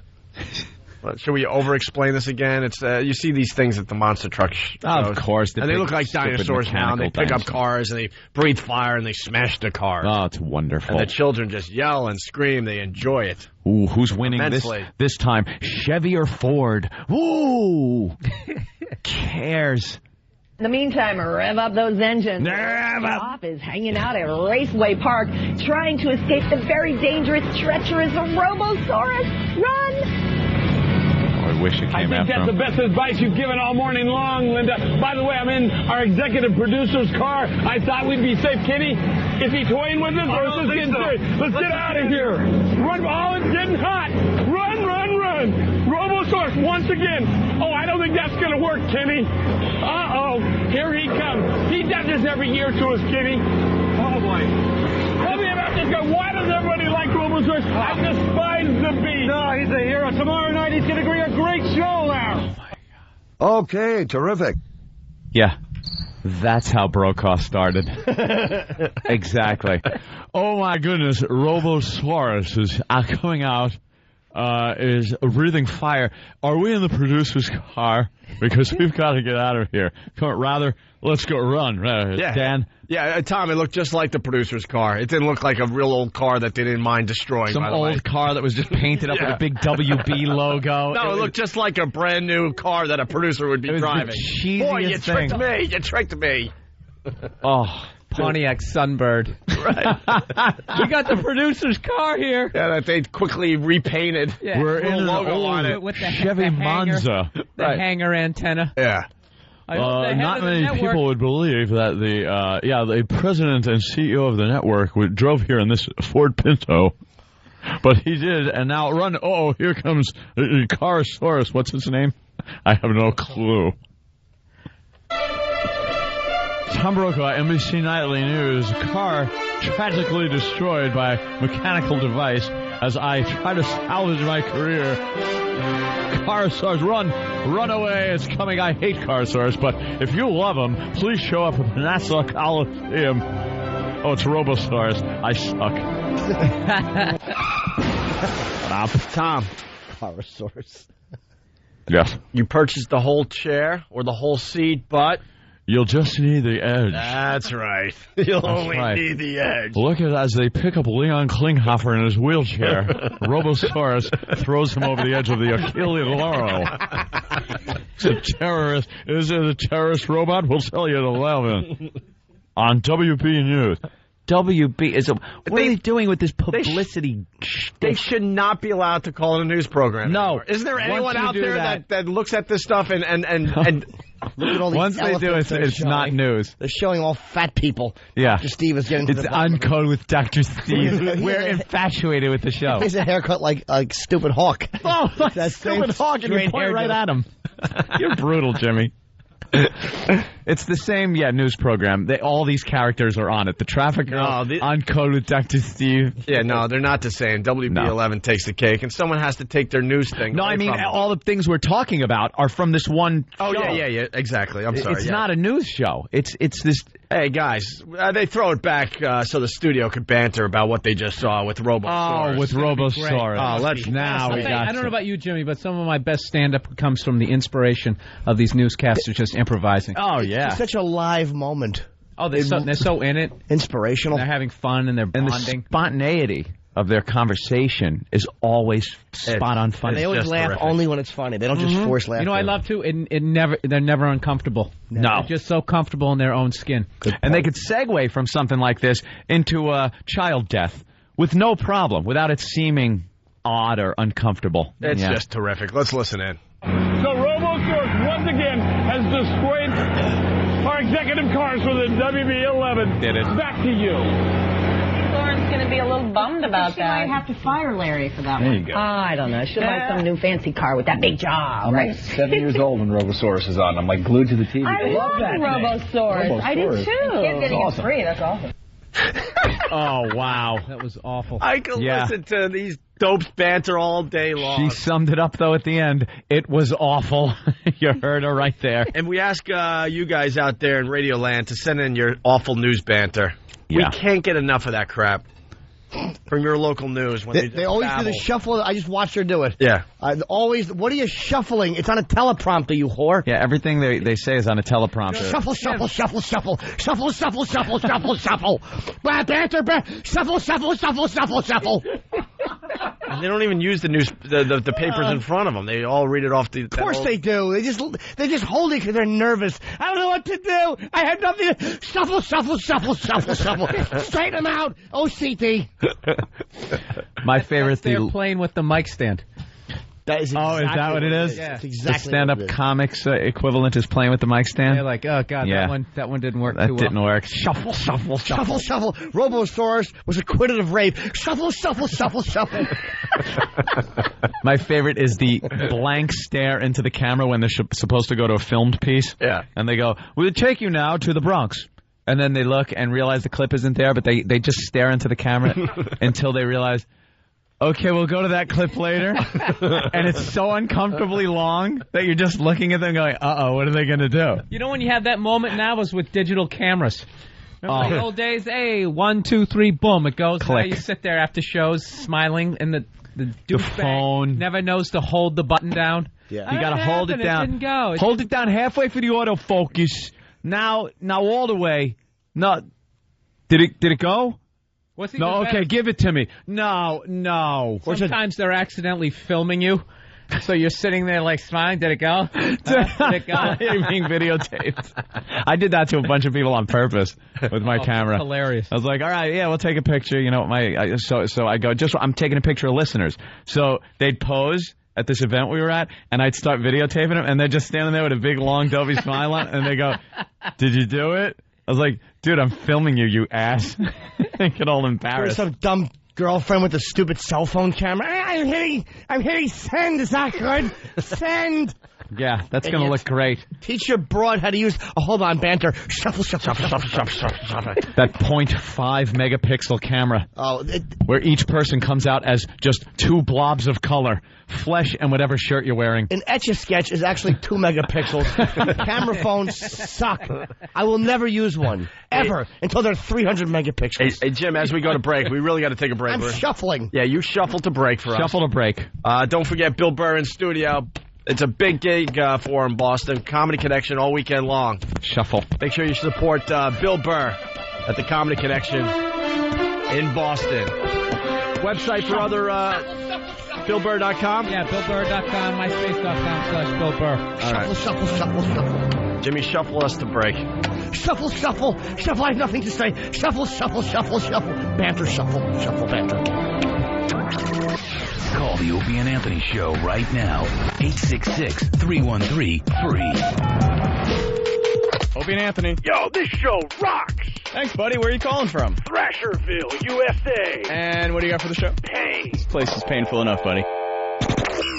If you have a point that's relevant to the topic at hand, call the Opie and Anthony Show at 866-313-FREE. Rock! The Opie and Anthony Show. We're back with the Opie and Anthony Show. Hi. Jim Norton just went postal. Lost his mind. All I saw was he was talking to somebody. He then took his phone, which he's been having trouble with, and bit it. He bit his phone and went into the bathroom. He had a death grip on his cell phone. Yeah. Went into a death roll like a croc. He seems better. Bit it. He seems better now, though, Anthony. Should be all right. Are you okay? Yeah. I get concerned. He washed his fruit. He washed his fruit in the bathroom. He's very. We never got the fruit story, by the way. Oh, yeah, you did. No, because you wanted to wash it in there, but there's cigarette ash all over the place. Then you had to go in the other bathroom, and someone was crunching as you were trying to wash your fruit. I'm looking at their shoes in the mirror under the thing. Trying to wash my blueberries, strawberries. Sounded like the guy was around a campfire. Let's just say I talked to Eric Logan, who I love, crackling, and I am biting my tongue, and I know he asked me to, and I will. But there's just somebody who I want to crucify. I want to be so. I won't say what it is. I just want to be so vicious right now. Give them 24 hours. Yeah, give a timeline. Give them 24 hours. No, that's just fine. That's what Eric and then blow up your building. All right. That'll show them. Seems to work. Showing people. Bill Burr helping out the show today. I got to be honest, the O&A traveling virus. We got 3 dates so far. It's looking good that we're going to go to Cleveland with this show. The ticket sales for the PNC Arts Center, great. Yeah. For the New Yorkers and the New Jersey people, great. No problem. Philly, forget about it. The ticket sales, great. Through the roof, Opie? Through the roof for Camden, selling New Jersey. like what? Flapjacks! No problem in Philly whatsoever. We're playing the Tweeter Center across the river there in Philly. Boston, what's going on? It's actually not bad, but it's not as good as what's going on. We like to be honest on this show. We're not happy with the ticket sales in the Boston area for the DCU Center show Saturday, August 5th. I think because it's in Worcester. Yeah, we had no choice. We weren't allowed to do it in Boston because someone's holding a grudge up there still. It's what? It's Worcester, Boston. Worcester, Boston. Worcester, Boston. No, see, it's Worcester or Boston. So we need to get the word out. Even I know that. It's Albany, Manhattan. Yeah. Yeah. We need to get the O&A Pest in the Boston area to get the word out. We're not doing too good. I'm not going to lie to you. That's because it's actually the Worcester area. Yeah. Yeah, it's a scary place. But it's kind of further away than we would have liked it to be from where our listeners' base of operations are. Don't worry, we'll have a lot Boston. of cops in the area that day. You'll be fine. As opposed to Worcester, Boston. Right. Like in the old days when we worked at AAF, we could sell Worcester real easy because it's like it's a Worcester station. Right. And then they would try to do the Worcester, Boston. Worcester, Boston. Like really? Chris Everett Lloyd. But ticket sales are lame compared to Philly. Philly is just kicking Boston's ass. Yeah. Of course, New York's going to be, the number one because this is where we're based out of. Philly, just unbelievable with ticket sales. Boston, really lame. So just want to pump this. It's the DCU Center, Saturday, August 5th. I'm having a tough time. August 5th. The lineup, Jim Norton, Bob Saget, Tracy Morgan, Bob Kelly, Ralphie May, Bill Burr, Patrice O'Neill, and Rich Voss. Tickets through Ticketmaster.com. Go to OpieandAnthony.com for all the info on the O&A Traveling Virus Tour. Way back in the day, I used to perform out there in Worcester, Boston. Yes. At the Aku Aku. Oh. Little Chinese restaurant out there. Aku Aku? Yeah, in Worcester, Boston. Never heard of it. Yeah. And just added to Sir Morgan's Cove was where we used to hang. Good old Sir Morgan. Me and Opie. I never hung there. I never hung there I just either. did the commercials for the rat hole. I've never been there, so I have no idea. I've never. But listen. So we got this just added to the O&A Traveling Virus. The Drunk Clown. Oh, no way. Wait. Dunk Clown. Dunk Clown. What was his name? Guy? Yeah, but he sounds drunk, too. So, yeah, the Dunk Clown. Ah, yeah. The clown that's in the dunking booth and just That Ozfest was great. Just kills people. He berates people so badly. He does it better so than anyone I've ever seen. Yeah. I've seen a few of these guys over the years, but the guy that Bill Burr interviewed at, Ozfest? Last summer, we got him for the tour. He's going to do all 3 dates. A 10 could walk by him and she'll leave crying. Because he could insult her so badly. Yeah, he needs security. Because people get that pissed off. Yeah. They're waiting for him to leave the donkey booth so they can beat him up.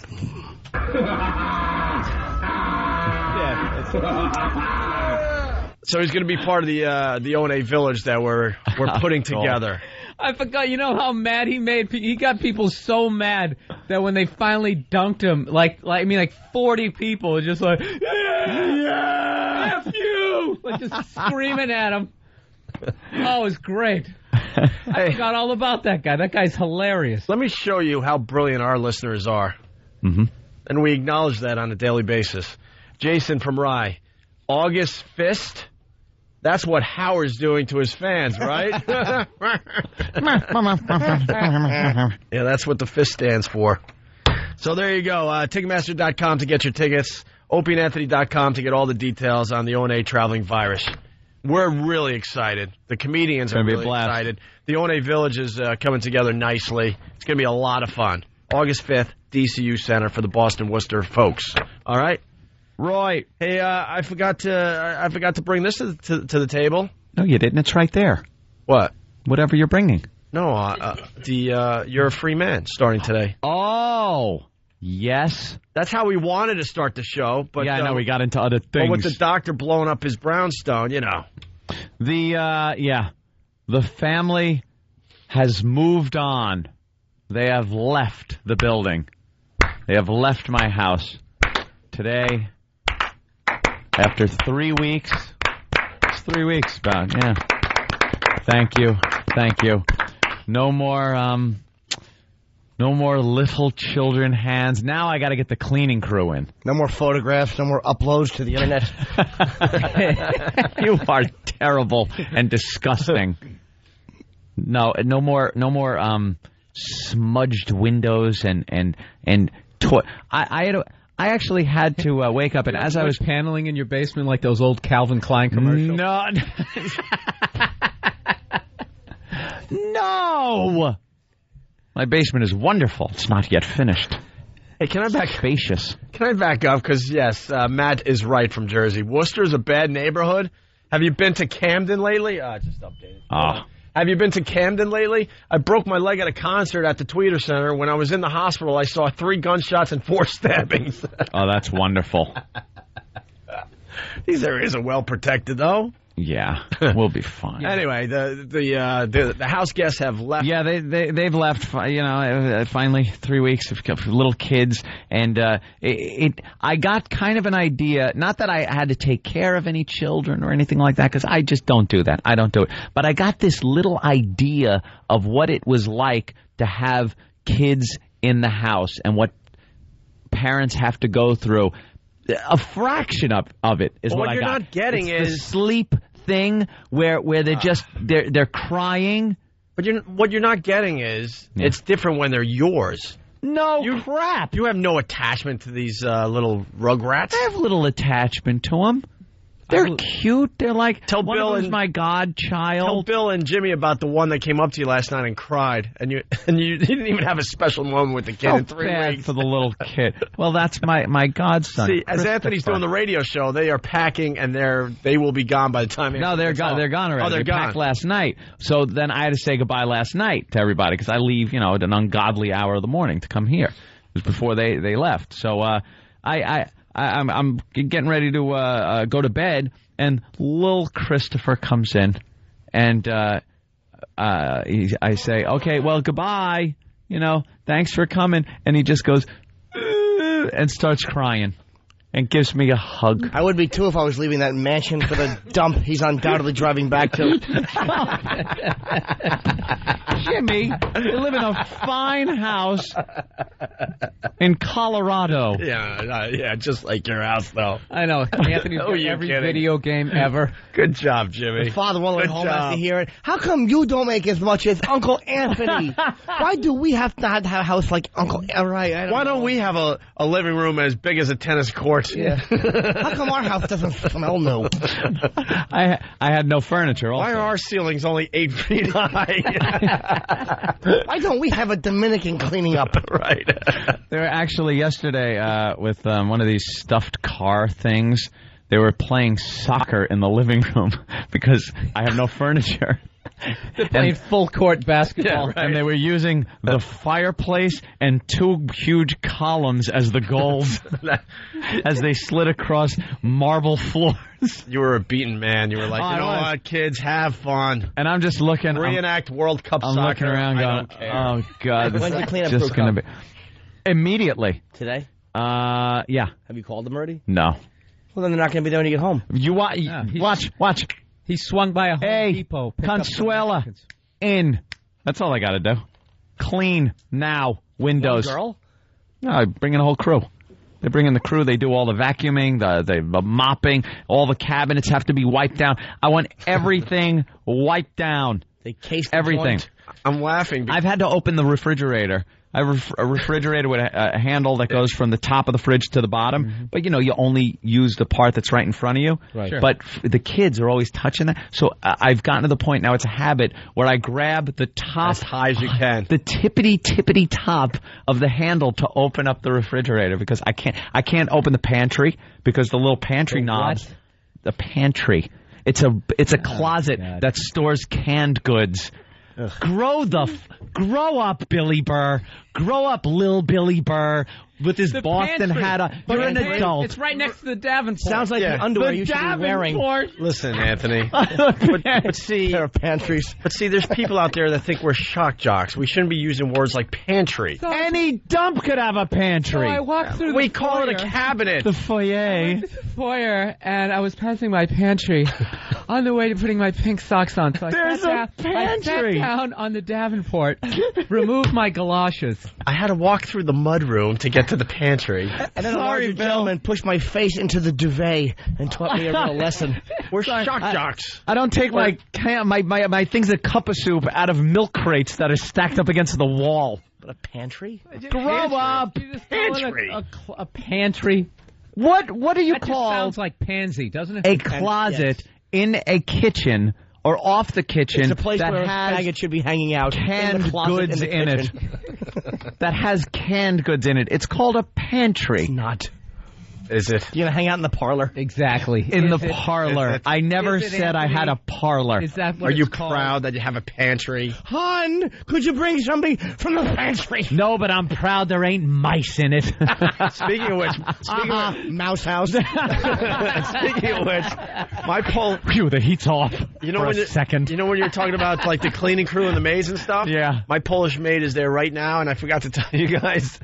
Every week she ends up screaming. Screaming from the mice, right? She'll either find a mouse like hiding in a corner somewhere or an oversized cockroach. And these maids, especially in New York, they're used to seeing everything. Mm-hmm. She ends up screaming at least once while she's at my place cleaning up. A roach? A big roach? Where? Massive. A bedboard? Massive. A water bug? No, this thing... Roach, they're huge. I had to kill one. I had to take its head off. That's a water City bug. roach. You had to take his head off. Yeah. Where was it? Like behind the toilet.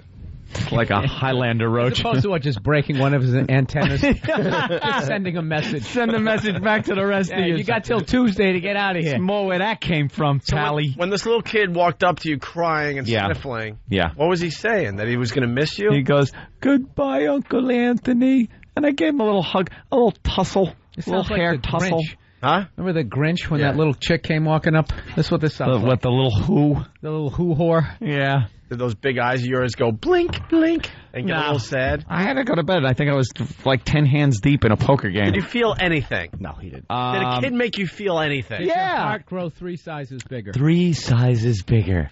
I felt, I did. I felt like, that's kind of sweet that the little kid kind of grew attached to the house and, us and everything. That's the house. And it was, beat it. It was nice and stuff. And then I'll give you that. and then it was like, all right. Right. It was kind of sad. I got to get up at an ungodly hour. Get out. So keep quiet, kids, as you continue to And pack. shut up. Quit yapping. Bye, Uncle Anthony. I hate you. No, I did not say. Dirty fingers. I hate you. I may have said dirty fingers under my breath. Go back to your hovel. With your dirty fingers. They don't. Right there, Petri live in a dish. hovel. It's a wonderful place in Grand Junction, Colorado. Oh, that place is a dump. What, you never been there? Yeah, I've done community colleges there. Morons. Morons live out there. Unbelievably stupid people with small houses and TV antennas. They're definitely going back to a dump. They have satellite. They don't. And PlayStation. They're lying. We haven't said hi to Pittsburgh in a while. Dave, what's up? You're representing Pittsburgh this morning. How you doing? All right. Hey, I just wanted to call and tell you guys you're funny as hell, man. Oh, thank you, sir. I'll tell you, Jimmy Norton. He's a funny Jimmy guy. He cracks me up. He's the one I look forward to. Thank you, Dave. As Who it doesn't? should be. Godspeed. All right, Dave. I'm coming soon, Pittsburgh. I'm just booking a date in the Improv. It's going to be a lot of laughs. Okay, cool. Oh, you guys are catching on in Pittsburgh, I'll tell you. Oh, we hope so.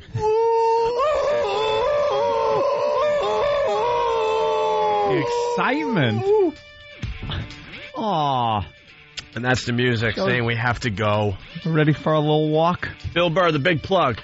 Because most of our, how much of our audience leaves? I was going to say most. That's not true. 1%. Is it half? I don't know. I don't know. A big part of our audience is leaving us, so get the big plug in for this side of the Opie and Anthony show. Comedy Connection in Boston this weekend. I'll also be in Providence, in Saugus, and in Newport. BillBurr.com, MySpace.com/Bill Burr. Bill Burr is a comedian friend that comes on our show every so often. All right, I was explaining it, Opie. I have a thankless job. I want to acknowledge that today. Stand-up in a pantry in Worcester, Boston. Shut up. Hey, we had a lot of fun. Pantry. We continue on XM in just a few minutes here with Bill Burr. If you're not joining us, have a great day, and we'll see you tomorrow. See you tomorrow, man. What's the selling point on your house? It has a pantry. God's sake.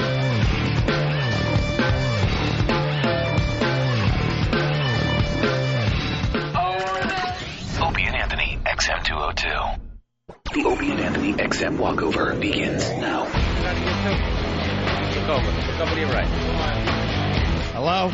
Are we on the radio, Opie? Yes, we are, Jimmy. Hello, XM, and hello, Fatso.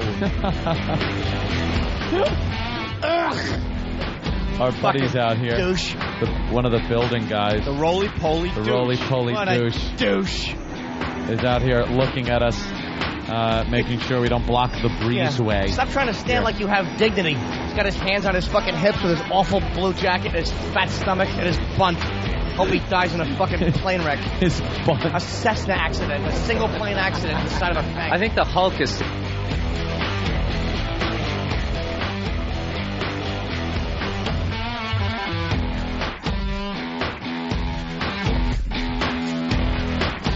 Are we back? Now they were. Now we're what back. happened? Just when Bill Burr was about to smash somebody with a good line. That's all right. Let's. Why would Why it work? roly-poly fatso?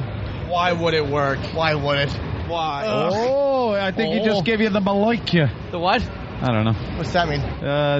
This. Okay. Why is he still staring at us? He flipped you the bird. He knows we don't like him. He flipped you the bird. That man has a blue blazer. I can't even say. That guy.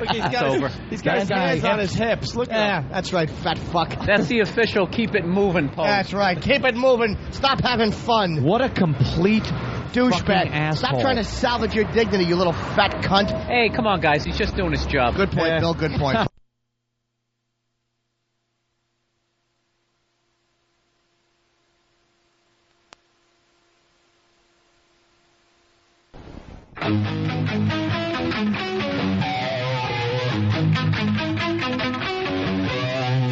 Now? No. Hello. There we go. Okay, now we're on. I'll tell you what's going on. All right, what's happening? I already have it figured out. Because What? we have the...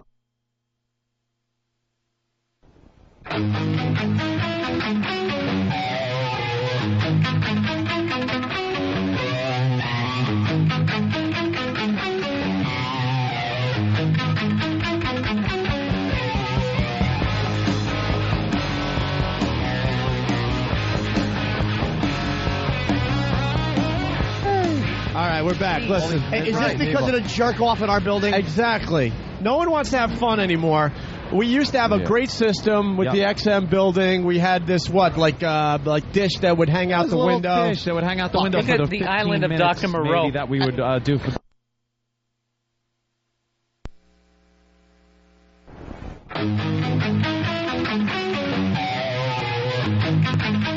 All right, we're back.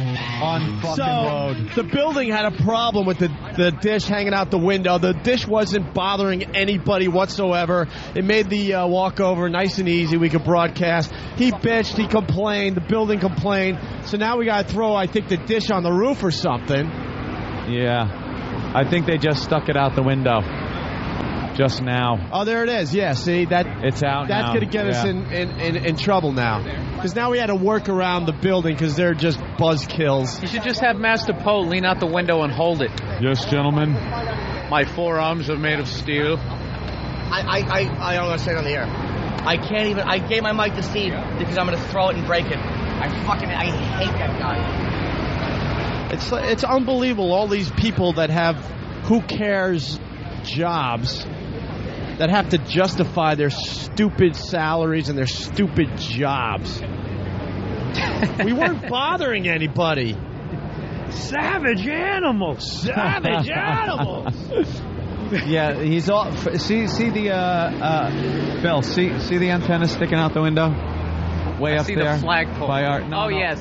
Yeah, oh my God. That now for the time it takes to walk from that building to this building upsets somebody. Wait a minute, that little thing, that little skinny thing, that little thing comes right back in. The second we get to the door, it's back in. But the fucking building cunt can't deal with it being there for that long. That's on her tax return too, isn't it? Yeah, yes. Building. I don't know if it's a guy or a girl or what. Doesn't matter. What happened there? Occupation. Oh, wow! Somebody got fired right in the middle of fried rice. I said, get the fuck out. It's like, can't you just leave it alone? Because it's something out of the ordinary, out of the everyday. An antenna sticks out of the window. Well, just know when they go back to their high school reunion, they have, hey, Bob, what do you do for a living? Oh, I'm a building cunt. I'm a building cunt, and I make sure the antenna doesn't come out the window every day. Well, let's get in. It wrecked the whole walkover today. Jimmy gave up on broadcasting. I don't blame him. That was awful. Because now we have to keep the antenna inside the building, and so the signal craps out. They're trying to figure out if they could put the dish on the roof now. Jimmy's asking where the gas main is for the building. It's getting a little scary. And Jimmy's annoyed to begin with, so he didn't need that. You mean just in general? Oh, we didn't say goodbye to everyone that just did the walkover with us. Sorry, guys, but we're just a little annoyed today. Continue in just a bit. Was in a vestibule at St. Pat's doing ass sex. Lick, lick, lick, lick, lick. Sounds great.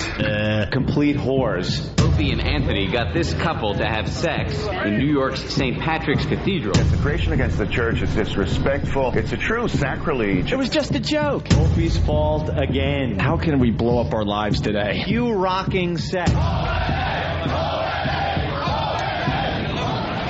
Uh-oh, we're in it again. They hire people who are artists to do a certain thing, and then when they go too far, they suddenly wash their hands of them if they feel the heat is too heavy. Opie and Anthony should not have been fired. Technically, we didn't get fired. They probably shouldn't have hired them in the first place. Exiled radio hosts. They had been fired in Boston after announcing that the mayor was killed. Another prank. And I go, Anthony, I got a great idea today. We're going to tell the whole city of Boston that the mayor died in a fiery car crash while he was on vacation in Florida. What do you think? Oh, my God. Is this a bad one?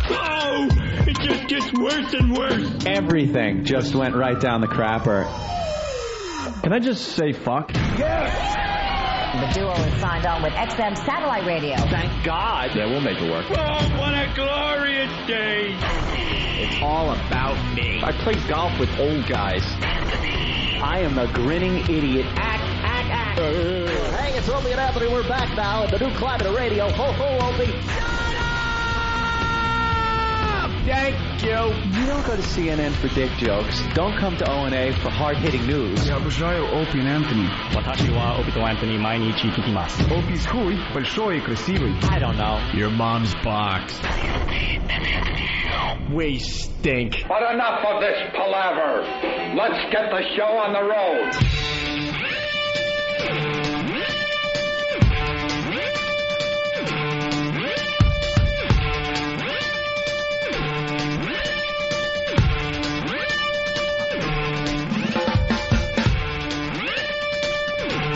Ooh, Lysol-y fresh.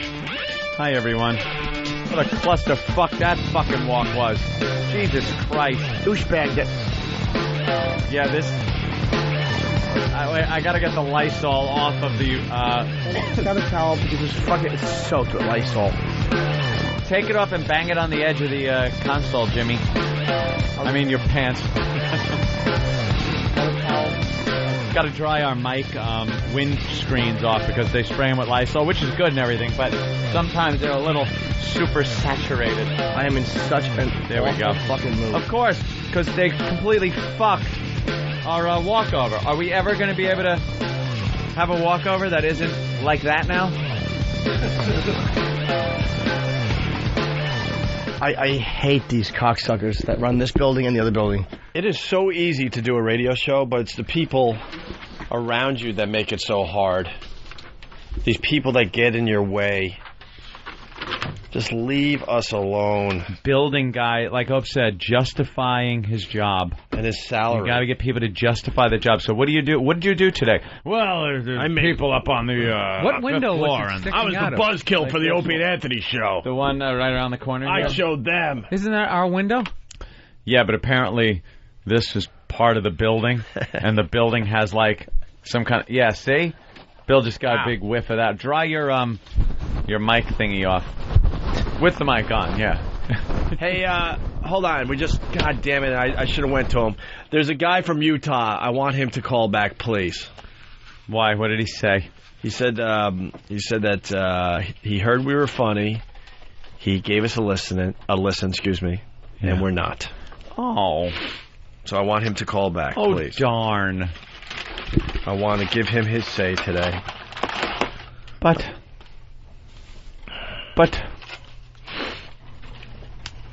Just one day? I don't know. I thought we had a fine show today so far. Maybe he only heard the walkover. Really? I'm having fun. He can shit in his hat. Let's say hi to George in Jersey. George? Hey, just wanted to let you know, don't worry about the walkover today. It was funny as shit. Every time he lost it, and they went to the Van Halen oops, we ran out of dump music at NEW. Yeah, that's old school. We did go old school on you. It's funny once, if they screwed up every day, then yeah, you gotta go to Buildington and say, you just cost us a listener in Utah. That was for the old listeners right there. We don't even need to explain, but I'm glad you enjoyed that. Thanks. All right, bro.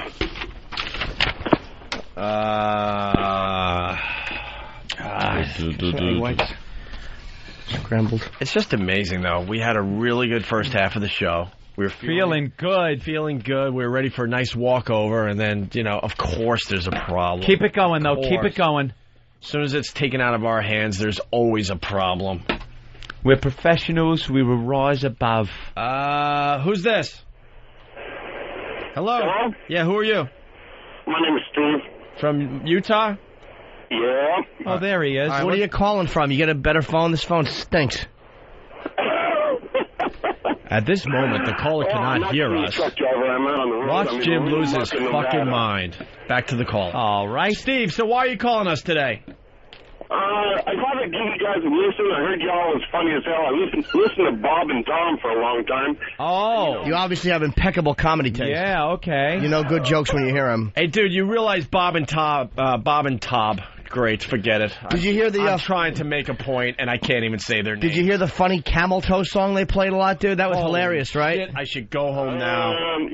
I've heard some shit that they played, Dude, Bob and Tom blow. They really do. You know that, right? They're hacks.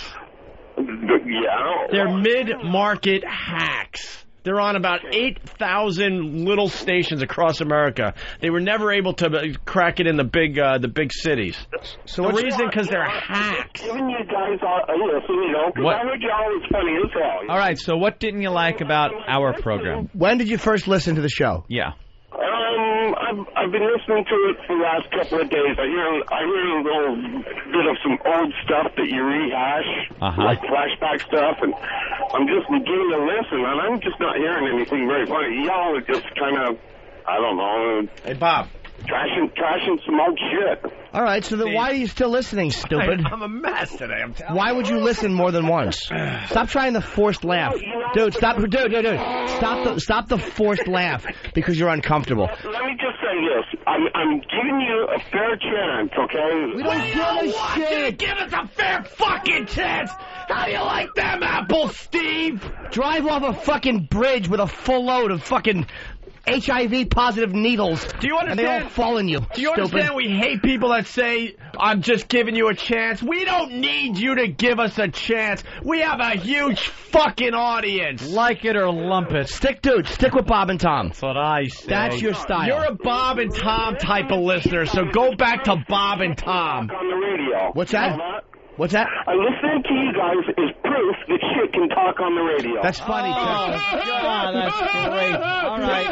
I forgot to put my laughing hat on, you cock. Think of something really funny like that while you're fucking your overweight wife that you got trapped into marrying.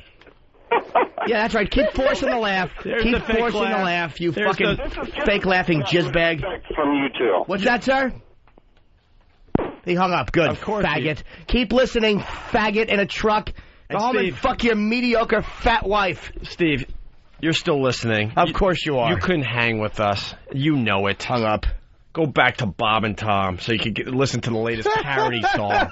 The fake laugh. I like the Camel Toe song. Ah, boy. Did you laugh? You're proof that shit can talk on the radio. Yeah. Really? You were way over your head, Steve. I believe Faggot in a Truck is playing on the movie channel tonight.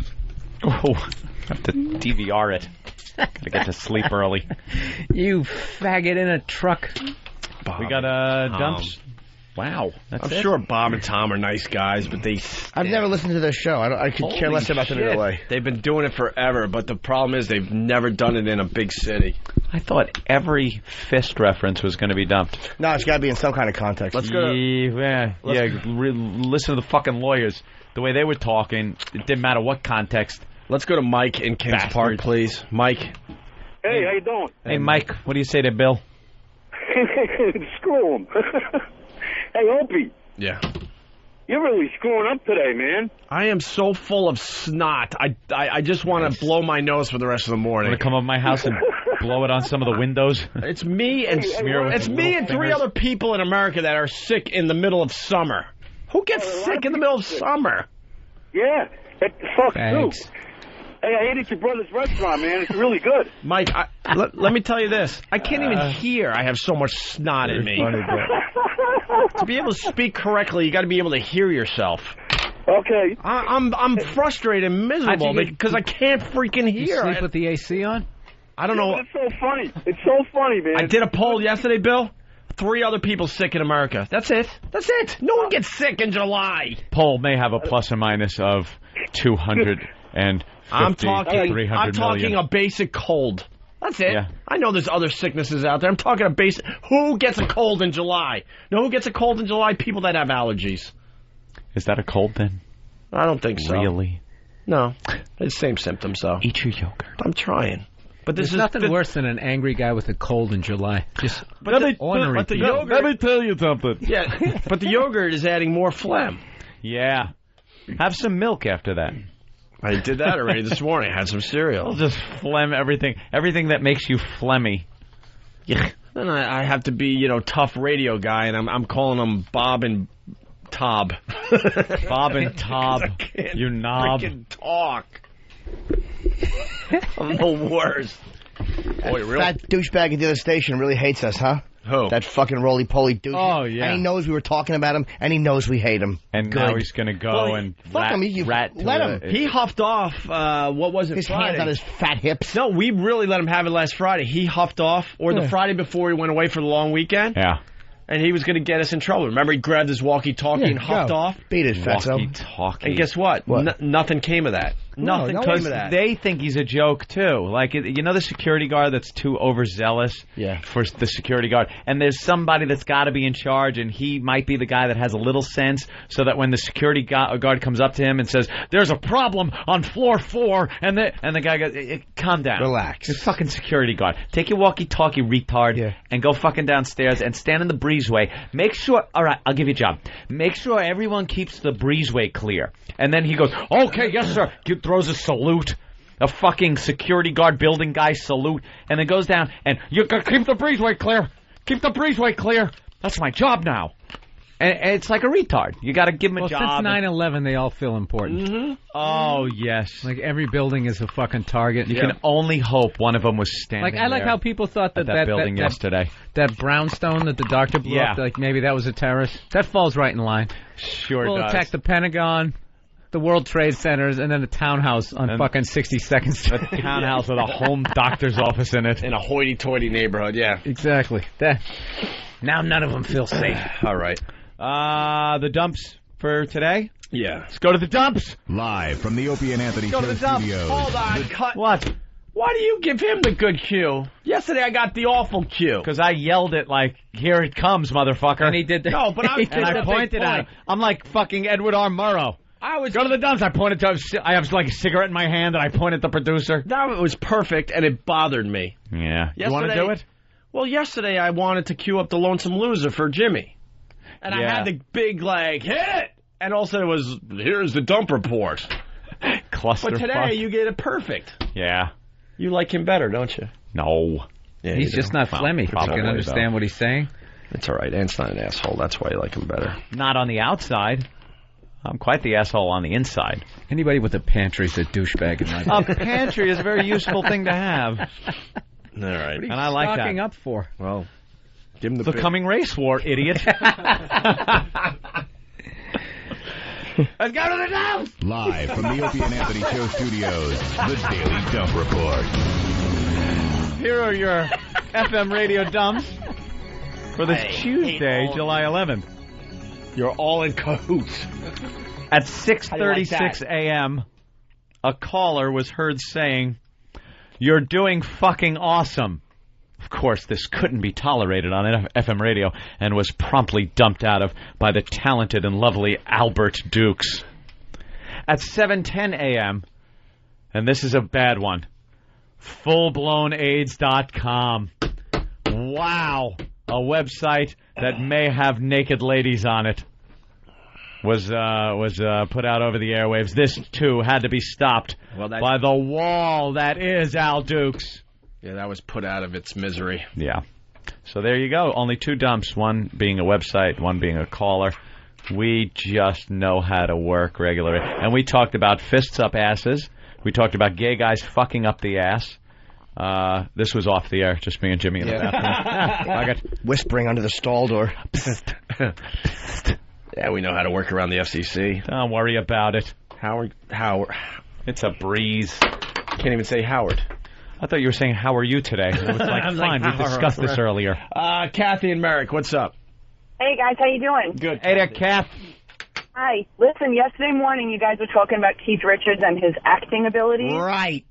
And Jimmy was talking about Mick Jagger's phenomenal acting on his video for Waiting on a Friend. Yes.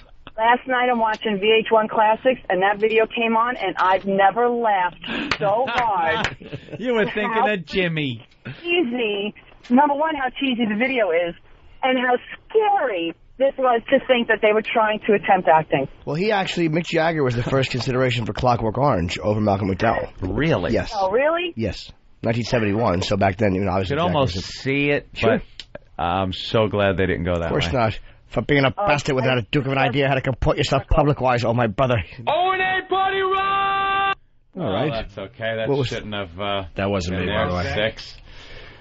Have a good day, guys. I have enough times today. That was badly raped, I guess, by Master Poe. Because that was supposed to be a Clockwork Orange clip, and it was a Master Poe. That's what he yells when he climaxes. It's a hell of a rape call, yeah. Here's Try the Wine. He said, I can smell your cunt. All right, that's quite a vintage.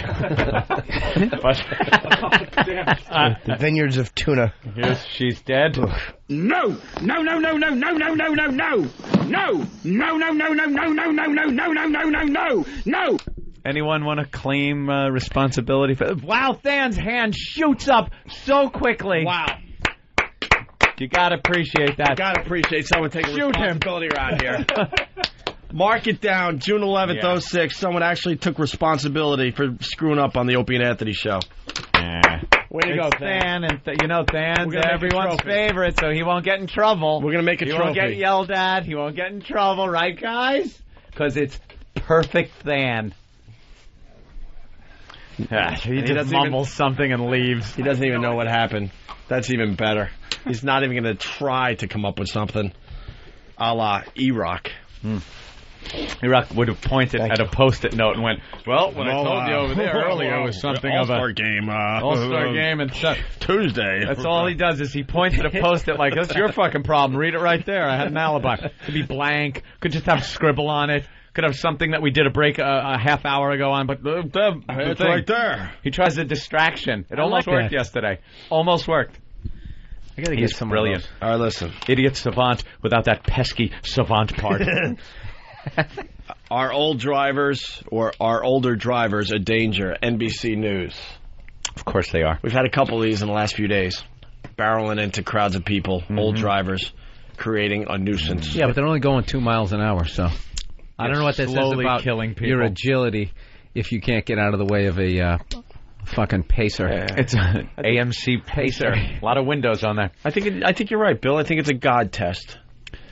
Yeah. Cars coming at you, 2 miles an hour. Can you get out of the way? You deserve to continue to live. They're shriveling brains. I mean, aren't people yelling, oh my God, for like 3 minutes as it slowly creeps towards you? But it's not always, unfortunately, it's not always that way. It's usually in reverse at fucking like 50 because they always. I was hitting the brake and it accelerated, and for some reason the car just knows that old people are in it and switches the controls because it never happens to just fucking anyone else driving around. Can I jump back over here? Oh, where are you? Over here. Nico from DC. Hey, what's going on, guys? Hey, Opie, you flimmy douche. It's July 11th, 06, not June. Yeah. When did you say June? I said mark it down, June 11th. Someone finally takes responsibility for being wrong on the Opie and Anthony show. Wow. Are you having a stroke? But at the top of this piece of paper, I'm coming up with an excuse. Here, read it for yourself. On the top of this paper. O&A dumps Tuesday, 6/11/06. Good thing I didn't read that. I read the one down here, Tuesday, July 11th. But in huge bold print, it does say 6/11/06. I wasn't thinking. I'm adult. All right, so we got our older drivers at danger, NBC News. Yes. A couple of bad stories in the last week. Most students take this safety class for older drivers to get an auto insurance discount. Veronica Forbes is the youngest at age 60. When I repeat to someone my age, it's difficult for me to say those numbers. They sound so foreign to me. She's a youngster compared to classmate Berna Linden, still highly active at age 81 and still driving. You bet your sweet Bippy I'm going to drive. Bet your sweet Bippy. What's a Bippy? That's like a Ronan Martin's Laugh-In reference. You bet your sweet Bippy. That should be the end of the test right there. Did you say Bippy? If you said you bet your sweet Bippy. Get lost, you old bag. I hope the Fickle Finger of Fate award goes to her and she hits a pole. You know what they should say? As soon as you say, oh, your Bippy, a hammer should just come out and just the claw end should be buried in the back of your head. You have nothing left to say. That's probably a soft, old head. A 23 Skidoo tattoo. 23 Skidoo. You know, I used to work these pedals with some pair of stems. Did you old bag? Berna Linden, still highly active at age 81 and still driving. You bet your sweet Bippy I'm going to drive. She's a But drivers 70 and older have the second highest incidence of traffic fatalities of all age groups. Well, about 25 deaths per 100,000 population. All right, hold on. Let's really break down that stat. Fatalities per accident, of course. You hit a rose bush and they're snapping that goddamn graham cracker hips of theirs. They have a heart attack if they go over a curb. They're gone. Hit a bug. Dead. You don't hear many stories of an old person getting thrown from a car, rolling down a ravine, and surviving. No. Fucking airbag goes off and crushes their little soft heads. Like the good old teenagers. All you see is blood and a few gray hairs on it. That stat is like the second. I guess the first is teens, of course, because they're just whizzing around. What's a Bippy, by the way? No definition for Bippy. It was just something that used to be said on Ronan Martin's Laugh-In. But it has to mean something. It was like bet your sweet fucking ass. Yeah. But they couldn't say it back then. But Bippy has to stand for something. That's all I'm saying. No. 100,000 population. The only riskier group is teenagers, with more than 30 deaths per 100,000. The American Association of Motor Vehicle Administrators, representing state officials who administer traffic laws, wants a national standard to measure the driving fitness of seniors. It should be based upon their functional abilities, their abilities to operate a motor vehicle. You know what it comes Wait a minute, did they say 30 people per 100,000? Yeah, teenagers. And 25. That's it? 25? Yeah, who gives a fuck? That's not a problem. That is not a problem. That is nothing. And what is my age group, like 17? That'd be nothing. So 30 teenagers per 100,000 drivers die a year. Yeah. Sure we heard that right? Yeah. Is that? I just want to make sure because we're fucking everything up today. It was like 30 per 100. 30 per 100,000? That'd be 30%. They're never going to do this, by the way. It's too much work. Mm-hmm. That's the only reason they don't do it. So what is that? It's obvious that people... 0.003%? Yeah. It really is insignificant. It's a small percent. If it's your kid, you know that. Yeah. What percentage of them break their hip? Yeah, just slipping in the pantry. Sneezing. Achoo! Oh, I've fallen. That old broad. Yeah, Bippy means ass, basically. Yeah. Oh, she calls it a Bippy. Watch it. She's a feisty old broad, still highly active. What happened? A bunch of Haitians broke in and put their giant cocks in my Bippy. Then they stole my Social Security check and knocked my teeth out. That's right. That's my idea of humor today. Is that what they did? That's your sweet Bippy. That's right. Is Bippy really sweet? I had to suck one. One was in my pussy and one was in my Bippy. I have to wear diapers because I can't control my Bippy anymore. Shit just falls out of it.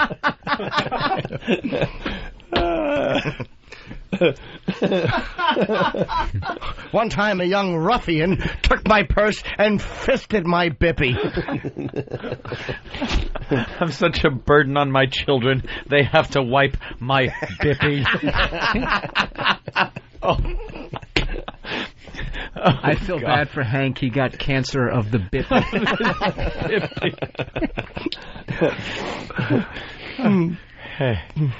Well, that's it.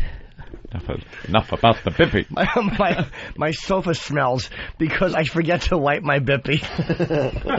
Oh, God. Hey, is this true? Is this true? Spike in Chicago. Hey, I want to give Bill credit for that line, slipped in the pantry and broke her hip. That's very funny. The pantry. Punching out. You're doing your kitchen? Yeah. You're putting in a pantry? No. It's a New York apartment. Oh, right. My kitchen is a pantry. Mm-hmm. What are you doing with the kitchen? They just had, the kitchen was literally like 30 years old, had these horrific, everything was awful, stove didn't work. Old 70s, one of the radar ranges that they used to give away on like the Newlywed Game. A brand new radar range! Oh! Everything on that channel was brand new, super deluxe. Super deluxe, made just for you. Yeah, radar range. For a while there was the range. It was that thing that had the overhang and the 4 burners and this big overhang. It was very 70s looking. Oh yeah, and there was all kinds of spaces where shit should be. You know when you buy a car that has no options. So they just got that plastic piece where the radio would be. Stuff is supposed to be there. And yeah, like where the dishwasher was supposed to be. I had like a basket. It was awful. You're almost getting to be a big boy. I like that. Actually, yeah. You're growing up. I'm dealing. Well, I mean, yeah. Did you buy that place you were in? Yeah. Okay. I'm renting it, Jimmy, and I'm just going to renovate. I got that kind of fucking cash. Yeah, let's see. Jesus Christ. No. Is it that early? No, I meant like the place that you had been in, or did you find a new place? Did I what? I didn't know if you found a new place or if the one you were in sold it to you. Tell me what he's talking about. Let's say hi to Ron. Bill was living in this joint. So I says to Bill one day, I says, Bill, you going to buy? He goes, Jim, good job today on the show. Yeah, I'm going to buy. But I didn't know if he bought the place that he was in or if he went to a new place. Or if he moved to a brand new place. Right. If he moved to a new place, would he move to a place that needed a new kitchen? Absolutely. Excuse me, I'm eating. A lot of guys will fucking do that because they figure they could, the money you put into renovation, you can just jack up the price of the place. Could you put more omelet in your mouth, please? No, I don't care if I eat any of that. What were you getting to? Well, I wanted to say hi to Ron in New York. What do you say, Ron? Welcome aboard. What's up, Ron? Hey, I like the show, guys. Hey there, Ron. A few years ago, I was watching my kids, and all of a sudden I hear this sound. I look out the door, some old-timer in a car going straight down my street about 20 miles an hour, and at the end of the street there's a house. Boom, hits it like a kamikaze pilot. So I run out there to, see if he's all right. I pull him out of the car, and he was all right, but he's like, hey, I'm in big trouble. I'm in big trouble. He tried to turn his car off and thought that would stop his car. Then what happened? I didn't like your story. Yeah, I didn't like your story. I like the content of it, but the way you told it was awful. If his story had half the momentum of that car barreling into the house, I think we would have listened. Let's go to Jay in Alabama. A horrid storyteller. That's when people just start looking at the ground all uncomfortable. Yeah. To cook out like, why does he tell stories? Why does he even try? This is the first caller from Alabama in 3 months. Alabama. Hey, how you doing? Sorry that the show got too intelligent for Alabama. Oh, no, it's not too bad. All right, Jay. Hey, you guys, I'm a state trooper in Alabama. I usually work night shift, so I usually hear the replay. Yeah. This is the first time I've been able to hear you guys live, and I just want to tell you a quick story. You guys, there's some kind of DUI, 1-800-DUI commercial you guys run, and it usually comes on about the time I have a DUI in the back seat of my car. I bet that's very often down there, right? Yeah. You have an XM in the patrol car? What? You have XM in the patrol car? Yeah. They let you, or you just kind of sneak it in? Let's don't tell anybody, okay? Okay. That's fine. All right, thanks, guys. Punch it out. Bye, I'm enjoying the show. Just want to tell you guys you're doing a great job. Thank you. Stay safe out there. Stay safe, my friend. All right, appreciate it. And remember, if you pull over a black caddy with a fancy gentleman, you don't ticket him. Can I I'm Caddy acknowledge something? Jimmy. Go ahead, sweetie. I meant to go to Call her 4. But that was okay. A nice compliment from an officer down there in Alabama. We like the cops. Boring. All right, more audio. Our older drivers in danger. Boring. Boomers who want a thorough test of their driving abilities can go to places like St. Jude Medical Center in Fullerton, California. Here, the tests included an hour of actual driving in a dual-control car. Slow down and check. I've got an arthritic neck that limits my ability to look to the sides and the rear. And instructor Paul Cooper had to slam on the brakes once when I failed to notice an oncoming vehicle. Whoa, you good catch. They recommended I get special mirrors to minimize blind spots. Oh, you need to accommodate to the limitations of your neck mobility, but you did pretty well. And live to tell about it. Information to help people like me and Veronica Forbes drive safely now that we've passed the big 6-0. George Lewis, NBC News, Fullerton, California. It's going to be still drive with George any day. Oh, Would you really? Oh, will ya? Why? Still drive with George any day. How about if it was Richard Johnson from the Post? Would you still drive with him? Fucking asshole. Never get over that one. How can you? Please, God, let him be guilty. You can't. We're just waiting. Please, God, let him plead guilty. What happened? Too much work, though. They're not going to make people redo their driver's license and work road tests. Here's a test they give you.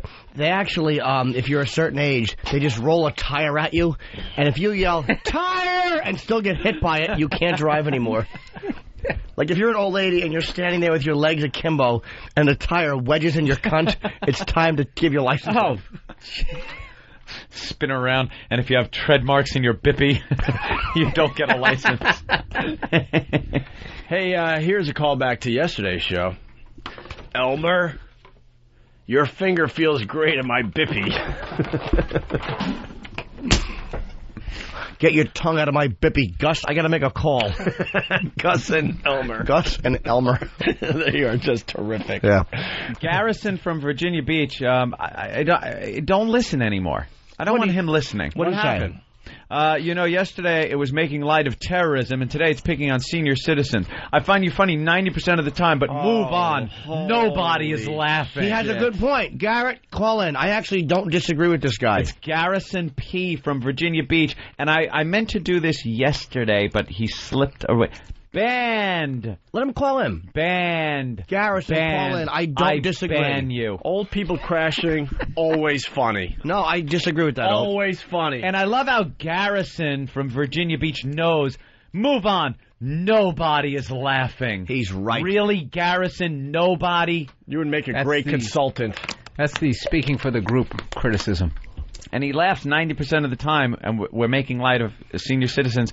That's you know what that means. 50% of our show. All we talk about is Robert Reed. We talk about AIDS. We talk about crib death. I mean, we talk about everything awful you can talk about. What? So the old people and the terrorism are no good, but everything else awful we discuss is okay. Yeah, every drunk other driving. awful and thing. We wish the listeners laugh 90% of the time. Yes. They're not laughing 90% of the time. His grandfather probably just drove a car into a school. Well, now we take another old person driving into something story. What that means. Yes. Rick in Boston, what's up? Hey, how you doing? Hey, thanks for calling the show, Rick. Welcome aboard. Not a problem, you little bastard. Yeah, I got a story about an elderly woman that clocked my wife who couldn't even walk. Okay. Take your time getting to it. You want to get to the story, dude? What the fuck are you doing? You know Dude, you what? call a radio show. Oh, he's gone? Yeah. Kobe in Kentucky. What's up, boys? You're the relief caller. Help him out. Let's go. What's your story? All right, I'm driving through town one day. I'm going through an intersection. It's a green light. Boring. And the guy in front of me just slams on his brakes, so I slam into the back of his old van. He gets out. Some sound effects to spice it up. He gets out and he says, I had to stop. I couldn't tell what color the light was. This guy was like 100 years old. He had glasses 4 inches thick. He couldn't even see the freaking light. He stopped at a green light. Because he couldn't tell what color the light was. Because he was afraid they'd take his license. What about the positioning of it? It's on the bottom. He's playing it safe. Poor old Look it out, codger. boys. Have a good one. All right. He just wants to have his dignity back like he did back in like the late 30s, early 40s, where he wasn't just slapped by people on the street. He drove a tank or something Yeah. in the Great War. My grandmother's going to be 99 in October, and she still drives. That's good. Why? Why? Does she still fuck? I think when she was like 75. Yeah, then that would be impressive. You know, 99, that's not impressive. You know what that's like? No, it That's isn't. like handing a child a loaded gun and going, he's had it for 4 days and hasn't shot himself yet. No, it's not. The Yes, kid it is. scenario is funnier. Hold on. We got it. That's not true, though. She has over 75 years of driving experience. That doesn't chalk up to joking. experience. Jimmy's Are on. you joking? I don't ride with her. Jimmy's but she onto does drive. something here, though. Ooh. We all have an old relative that we brag about. Mine was a great aunt. She finally passed at 101, and I used to say, and she lives alone. She still lives alone, and she goes shopping Right. at the corner. And you're like, That was the second half of my story. really? Well, we all do it. She still does I think it's because she plays bridge. That keeps her mind so sharp. But we all do that. We have that relative we brag about. Right. Jimmy hit it right on the head. Really impress us. Does she still fuck? Does she still, like, skydive? Does she still do real shit? I'll bet you she still gives rides to, like she's probably a nice lady. And she'll probably still pick up a hitchhiker occasionally and pull over and suck his cock. I mean, I'm not trying to be disrespectful. That's my No disrespect. That's my grandmother. No disrespect. She's a woman. More importantly. Well, how would she get that done, though, Jimmy? You know, we're just talking about someone's grandma. She'd probably be driving along and, oh, look at the young man. Looks like my grandson. He probably shouldn't The radio be in the walking. car. It's going to Jimmy, rain. don't do that to me. I don't want to picture my grandmother blowing me. But she pulls over, Oh, and the young guy gets in, and she talks, and my grandson looks like you. He tells jokes. He's on TV. Oh, He's very funny. Young man, why are you looking at me and rubbing your crotch? What can I do for you? Let me tickle your bippy. That's what happens. Fast forward 5 minutes later. Their bony old hand. The with car big is, knuckles coming at the you. car is pulled over. The teeth are on the fucking dashboard. Studebaker is pulled over. Teeth from the dashboard, and the two fingers are working the balls and asshole, and this is the noise you hear as the hitchhiker's head pushes that head onto the car. You have to let me up to breathe. My sinuses aren't what they used to be. My grandson's on television. Why are you doing this? That's horrible. He's right It really here. isn't. It's funny, and I don't give a fuck. I don't mean Holy Bill's. I'm just saying in general. Because we're all sick of hearing how great your old relative is. I never said she was great. I was going to start you were like, thrashing her. and she still drives. No, I But didn't. we all do it. I never did. I didn't go, and she still drives. I go, and she still drives. She still drives. We all do it. You know why? Line of the day, Your but head does is she still clogged with fuck? mucus. Not only does she fuck, but she looks back over the shoulder and taunts you if it's not hard enough. 99 years young. Fuck me harder. She wants a hard cock. Comes out just covered with baby powder paste. Look at this ass. That's right. I'm 99 years old. She can't get wet anymore. She has to rub her armpit to get sweat and rub it on her pussy. Oh my god! I mean, I know disrespect. I'm just kidding. I just want to make it official. I'm out. Oh, that's disgusting. Rub a little armpit sweat, huh? Yeah. You know all the fucking games. Right, as the hitchhiker receives his cock sucking. Oh, God. I can't look at Bill. Why don't we do this break on CBS? Yeah, just wanted to fly. Oh, wow. You all right, Bill? No, I'm good at blocking out my emotions. I know. 6 years from now, Bill's just going to walk up and knock my teeth out. Well, he should. Hey, Bill. Funk. Funkus. That's the sound it makes when Bill's fist hits my teeth. It's a new sound. Frankus. Funkus. And your head has to come up. If your head doesn't come up, you've done it wrong. Oh, Viable. Well, there's a lot of questions coming in about Billy's grandma. I just read them. Is there? Mike from Vancouver wants to know if Billy's grandma is a size queen. Bill, I just Is a read 'em. what? A size queen, you know. What is that?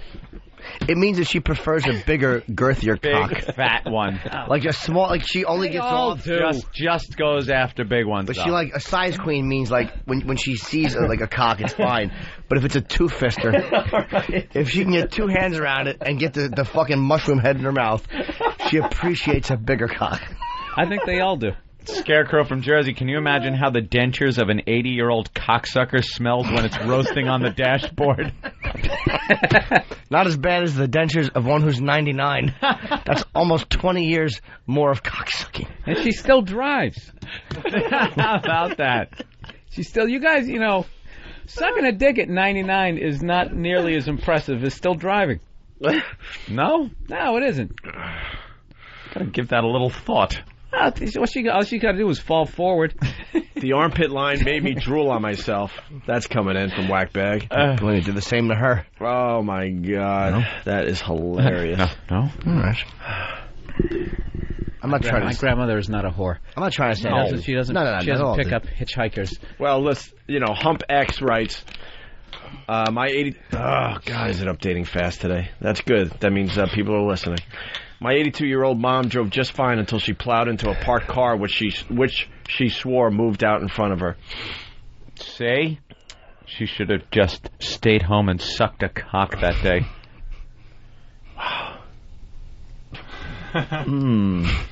Does Bill's grandmother enjoy scat?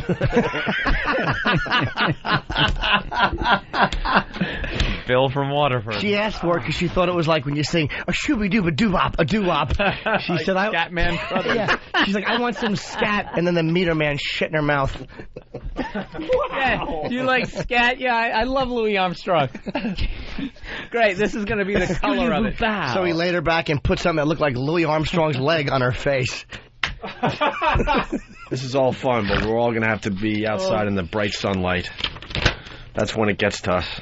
Yeah. This isn't even that How bad. awful we really are. It's not that bad. It's just Walk a very simple... What do you got there? Urgent communique? All those Christmas hugs. No. Just trying to figure out what to do next. We should take a break. Comedy premises in the business. Old people fucking. We've latched onto it. But it's not old people fucking. It's an old person being fucked hard by the young. It's my grandmother, Jim. By the young. Not even fucked, being deep-dicked. That's what a size queen wants. She wants to be deep-dicked. Well, it gets worse. Ass wipe. Hey, guys, I got to tell you about this time I fucked a lady that's 69 years old. I'm a truck driver, and... of course you are. Of course you are, exactly. Wait, how old were you at the time? His blow-up doll is 30. So about 30. About 30, so 39 years older. And she, we can't fire anybody because that's age discrimination. And so they put her with me, and I'm laying in my bunk, and I feel her pull over. She comes back there, and she starts laying down with me. Next thing you know, she's rubbing my cock, and it's been a while, and so I gave in and let her rub my cock, and I ended up fucking her. Oh, God, I can't believe I just told you this. Oh. Anyway, see ya. 69 years old. I could see going with the hand job and kind of looking the other way and thinking about someone born. That gnarly that old awful charm bracelet noise. A grandchildren charm. I have 8 grandchildren. It's actually a rosary. Shinka. She's trying to spit in her hand, like particles of food are coming out. Oh God! Hurry up, just jerk me off. Used to be relevant. She spit out a chunk of denture grip and it sticks to your cock. She's wearing I Like Ike panties.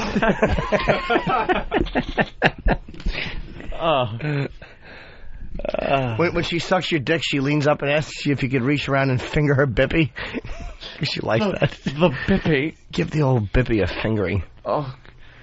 There's nothing sexy about fucking the old. No. Not Nothing. at all. This conversation is really not hot. Yeah, good deep fuck. Good womb buster. Give her a good womb busting. Womb busting? I think it's long gone.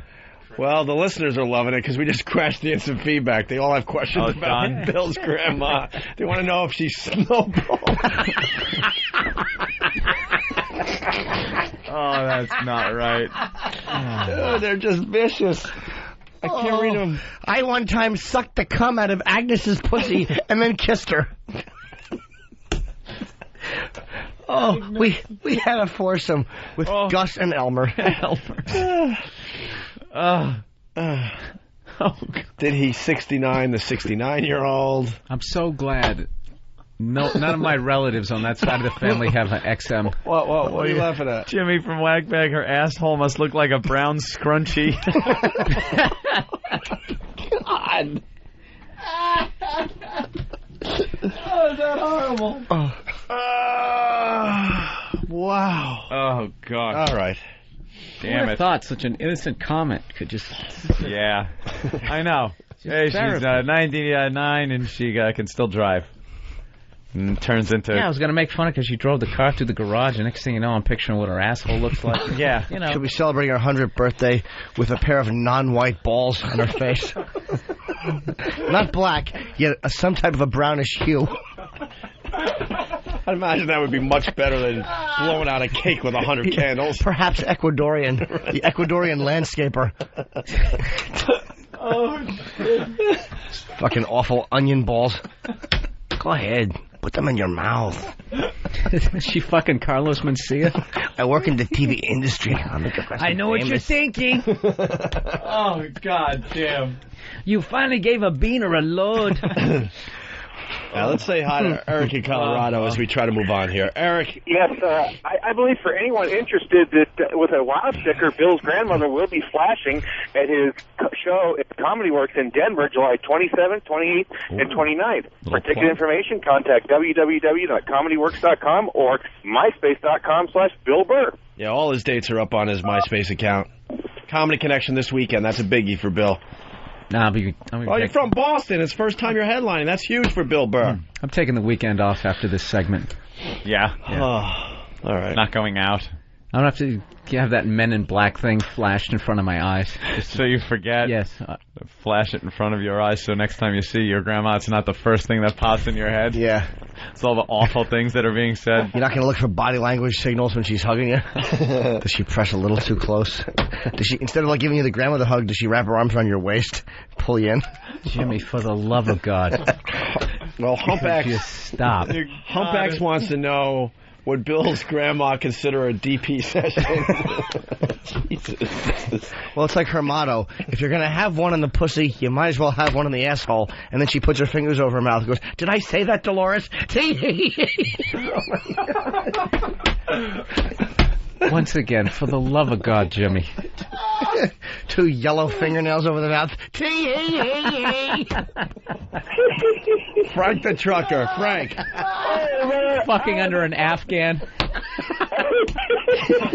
had to fuck my landlord because I couldn't pay the rent. I was too much behind. She's like 89, 90 years old, man. I had to do it. Hey, Frank's laughing through his story, but basically he had to fuck his landlord, and she was real old. Wasn't that in Kingpin? Yeah, I think he stole that. All the young guys like to fuck the old 99-year-old because she's a cheap date. After you fuck her, you just got to give her some Alpo and tell her something else. What are you doing in there, dear? Making you a steak. And you hear the can opener. It's Meatloaf. 9 lives. This will help you live longer, you old whore. Oh, if she doesn't finger the asshole, she gets hit. Oh, shit. This is a new low. It really is. Sorry. Nobody's making eye contact with me. No. You know, it's very hard now to... We're using you for really good radio, I gotta be honest. I feel bad, but I don't mean that. It's a horrible subject. My friend. It isn't, though. At the end of the day. It's true. Let's go to Dave in Tennessee. She loves it. Dave, what's up? Hey, good morning, guys. Extra evil today.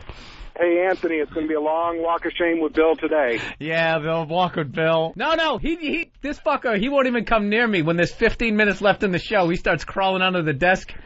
Our last walk out, that was, what was it, not suicide, Schizo Bill. Yeah, Schizo Bill. That was the last walk. You non-verbally said, fuck this guy. I said enough. The second the show's over, you're dead to me. I can't fucking deal with the walk where Bill then starts commiserating or trying to commiserate with me about how awful what we talked about was. No, not what we talked about. It was only a couple times I did it. I did it when that woman was naked, crawling over mousetraps. I'm a very normal fucking person.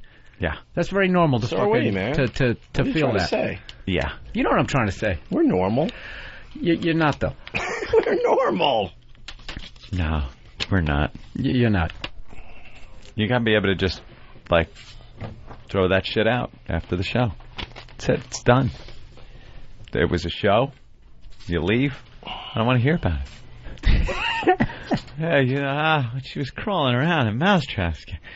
I don't know. You feel like your humanity has just gone down the shitter and stuff. All right, Bill. Yeah, I'm at my car.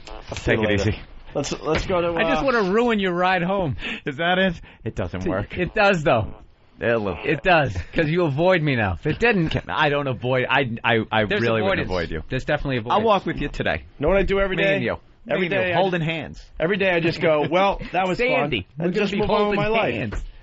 Oh, I'm not affected at all. Well, that was fun. I only feel bad if we're not mean enough. Yeah. Let's go to Ryan in Chicago. Howdy, guys. How you doing? Welcome aboard. Up there, Chicago. We're trying to take a break here, Ryan. What do you got? I would like to ask Jimmy what it would sound like if he was going down on Bill's grandma. No. Do you remember, Jimmy? Yeah. Probably, I would just. What I would do is I would slide the. When did he become Michael Winslow? I would slide the pantyhose down. Yeah. You know that sound they make when you like she'd probably lay there like a child, and I'd pull the pantyhose, and her little legs, as I pulled them, would lift up in the air like when you pull a baby's fucking like snowsuit off. How do you know? That's what her little legs would look like as I pulled them off with her shoes still on. I wouldn't even take her shoes off. The shoes would flop off when I pull the fucking stockings off. Did you suck on her hammer toes? And I'd hold her legs back, and I'd open the lips. Easy, Jim. No, God bless her. I'd put my 99 years young, and I'd still driving too, by the way. Of course she is. This is what started this. Believe me, who do you think picked me up and took me to the motel? And she paid for it. Fucking a threat of a good slap. Like her paying for the hotel is going to make the story worse. Yeah. I know, right? After everything that's been said. Well, she's an old Ecuadorian's ball bag on her face, but she paid for the hotel? You know what a fucking whore. She's not only fragile, but she's of meager means. But she'll do anything for a good deep dicking. So then I open up those fucking pussy lips. It's like aristocrats all of a sudden. And I put my tongue by it and I go...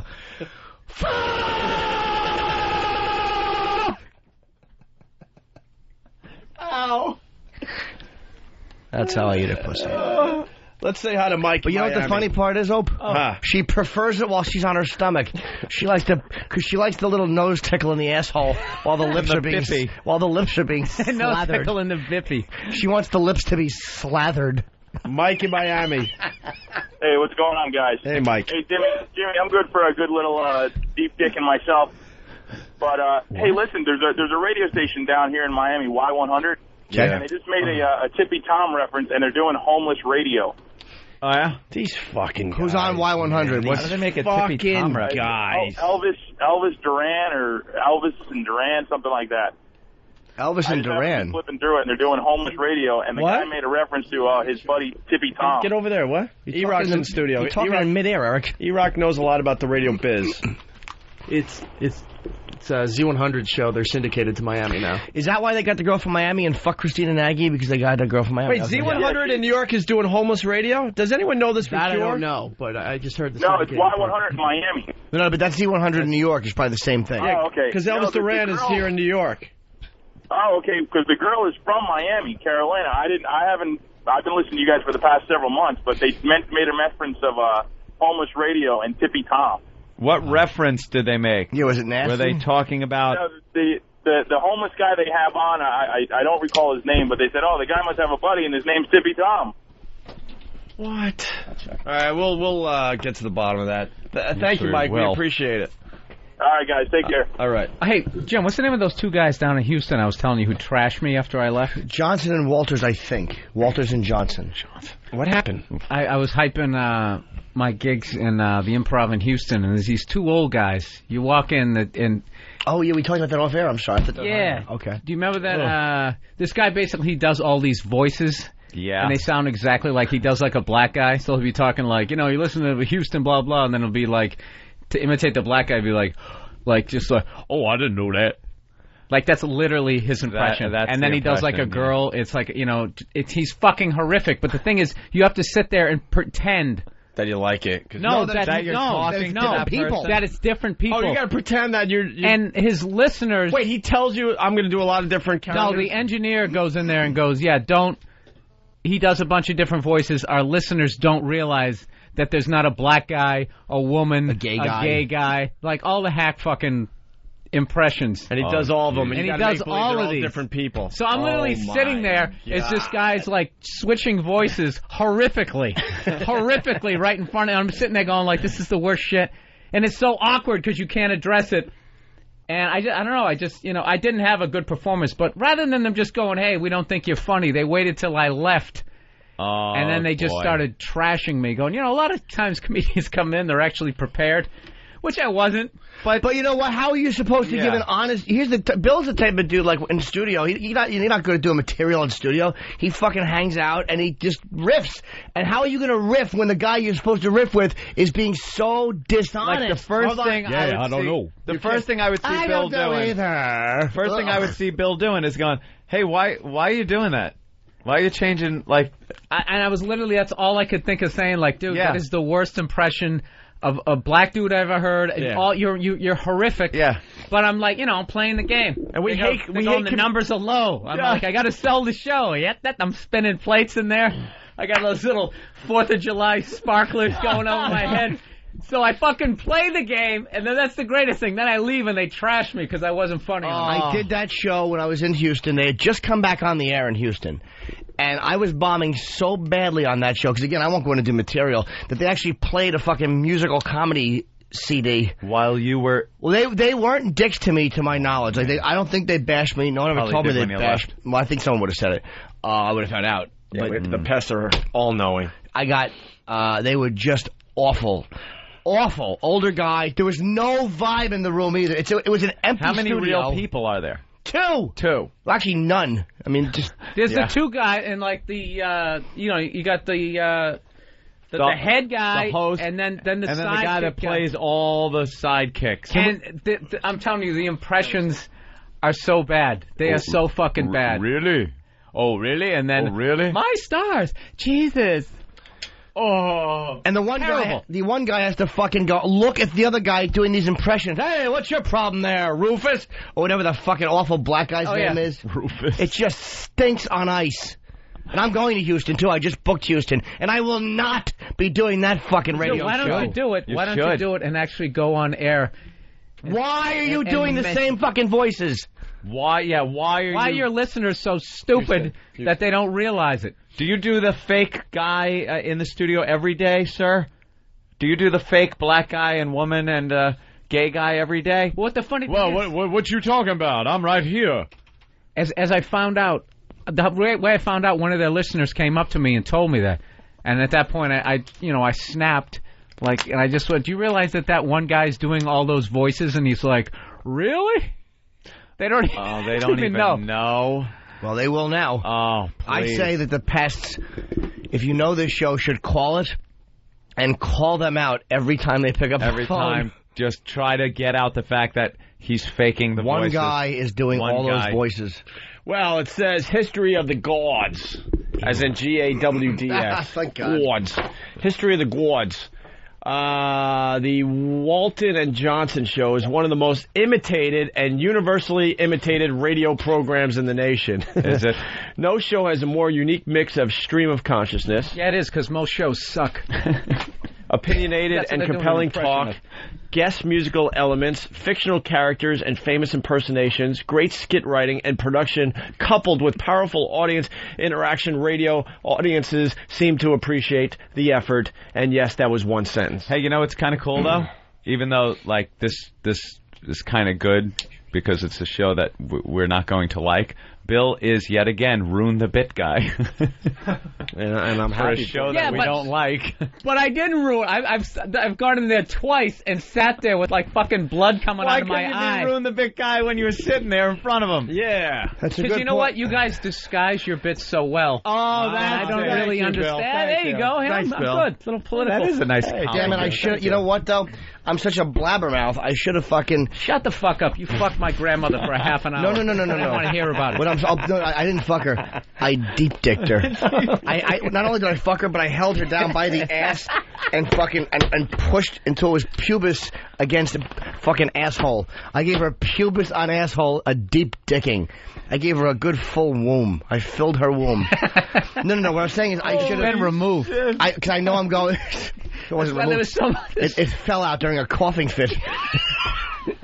I'm going down to Houston, so I should have tried to get on that show just to do that. But I should. When you said that, I should have fucking. I didn't think though.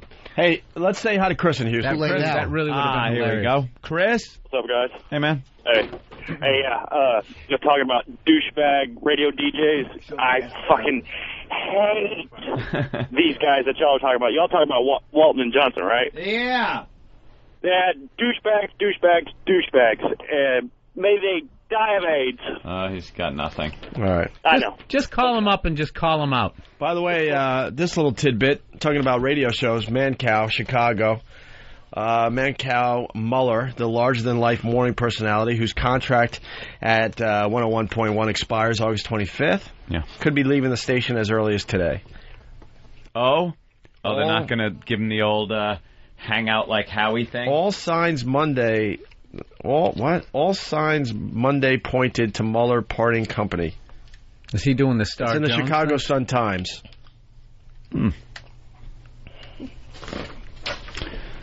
I don't know. I haven't heard anything else about anyone picking him up. So, well, he tried to hook up with our company, and I heard they are not interested. We should take a break. What's going on outside the studio?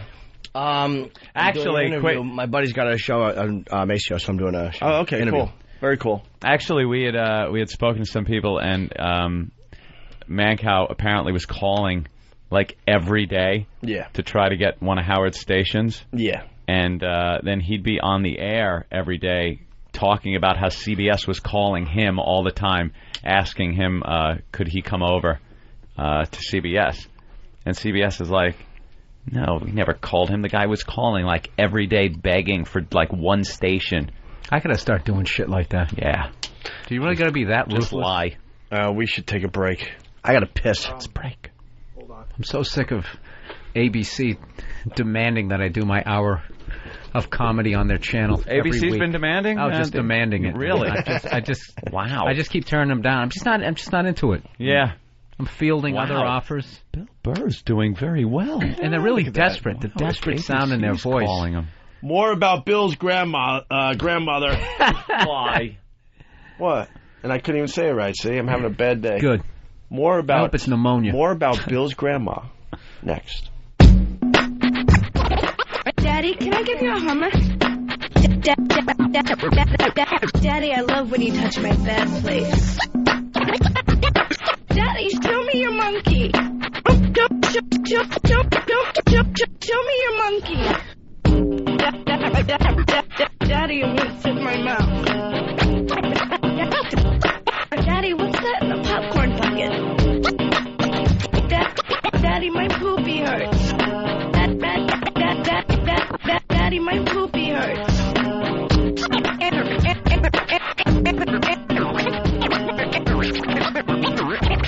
Anthony, do I look as young as your girlfriend?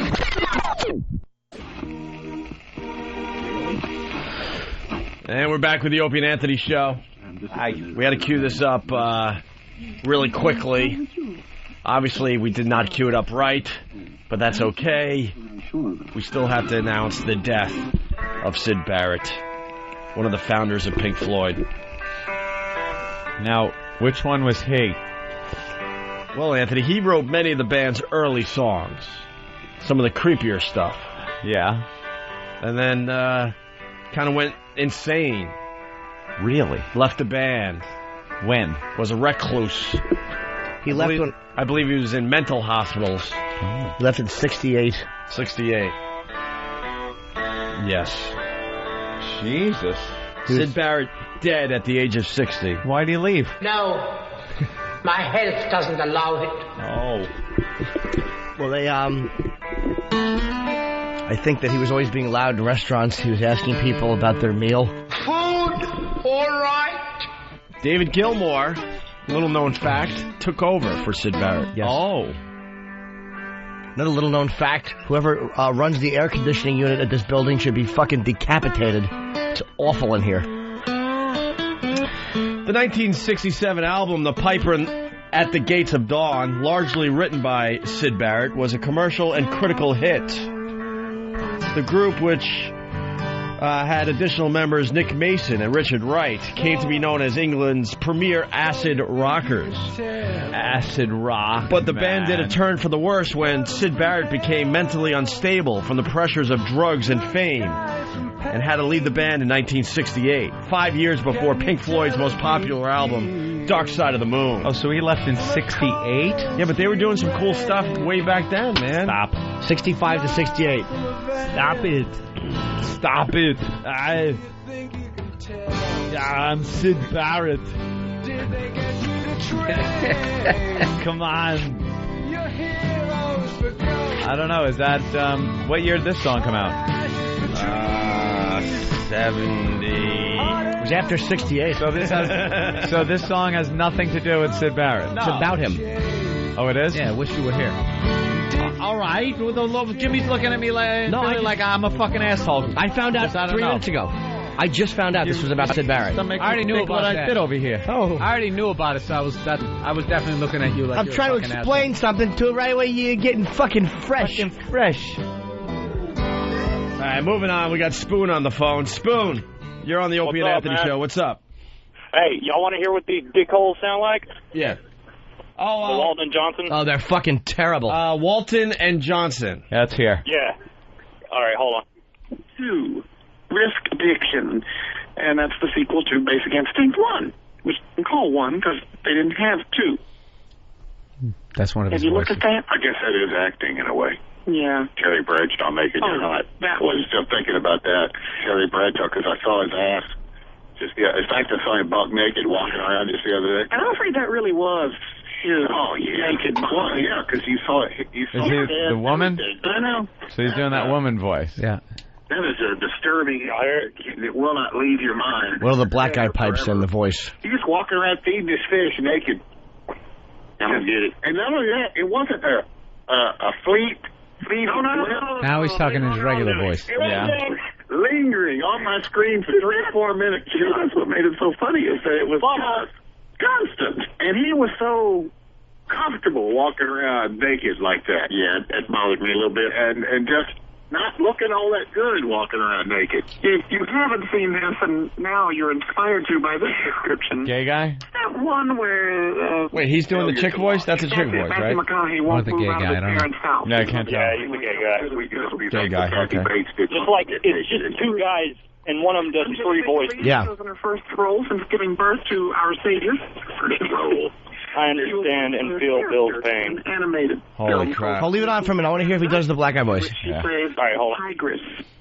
Jack Black voices the title character, which I could would be the panda bear. I get very upset about these things because I want to be in them, and I didn't even know this was coming up. I didn't even know there was a shot. You know? The cast will also include Dustin Hoffman, Ian McShane from Deadwood, who plays that really mean, scary-looking guy. I called Ari like 4 times last week, asked if I was Supposed to in. be a woman. Put me off, you know. Yeah. Jackie Chan and Lucy Liu will also be in the movie, but Walton Johnson will not. Yeah. June Allison has died. Famous actress way back in the day before she started wetting herself all the time. You'd know her if you saw her on Come on, do the like voice, you TMC or... Yeah, back in those old... They're doing a cheap Howard impression. I guess that's supposed to be Robin doing the Yeah. known as a pitch woman for Depends Adult Diapers. Hey, you got to work. Yep. Even in your old age as an actress. There are very little jobs for old actresses. She was 88 years old and had acute bronchitis and respiratory failure. She always sounded like she had that earlier. She had that wispy kind of voice. Come on, another voice. Do another voice. Call some girls. But this is the vibe of the show, and you walk in and you just... Wow. That's rough. Girls. Yeah. Just picture sitting there looking at this guy Joey? as he does these voices. Joey? Yeah. Jolene? Trying not to spit in his face. Me again. You call him I know, but I had to hang up real quick. Yeah. What I was trying to tell y'all was that Yes, ma'am. I make it my everyday point to make sure that everybody that works with me at the fire department listens to y'all, including people that work in dozers like Tyler Richard. Bravo. Good. I try my he's best. on? Yeah. This is really painful. Just to let you know. Sorry, boys. I got to get back to work. All right, see ya. Thanks. Thank you, Spoon. I don't know. I don't hate the guy who does the voices as much as I fucking hate the guy who sits across from him who actually looks at him and converses like he's 3 different people. That looks like That sounds like it's like way too much work. Wow, right? Why wouldn't you call him out on the air one day? You're pissed off at him? Yeah. Fucking phony. Stop with your fake voice. Oh, had I known that they were going to trash me the second I left, yeah, absolutely. you would have just unloaded. Believe me, I regretted the fact that I didn't either. Do they have some kind of a fail-safe? Where, like, because that could ruin everything. There's got to be some sort of There must be a delay where they could just dump, go to commercials, and have the person killed. Do we have a number? Do we have a number we can give out for that show? I'll look for it. I'm sure they take phone calls. Yeah, I would love for the pest to... Oh, what? Well, I got... obviously, we have inside sources everywhere. And someone, let us know about the Mancow situation in Chicago. Yeah. And now there's an official... I don't know if it's a press release or a story making the Business Wire. Ratings juggernaut Mancow, whose estimated annual revenue impact in Chicago has reached $7 to $10 million, is seeking a new flagship radio station. He announced today. That's not good. You never want to announce that you're seeking. You don't want to be seeking. We had to seek for a while. Seeking sucks. It's not a good thing to say you're seeking anything. You never want to admit that you're seeking. Wow. Single white male seeking radio station.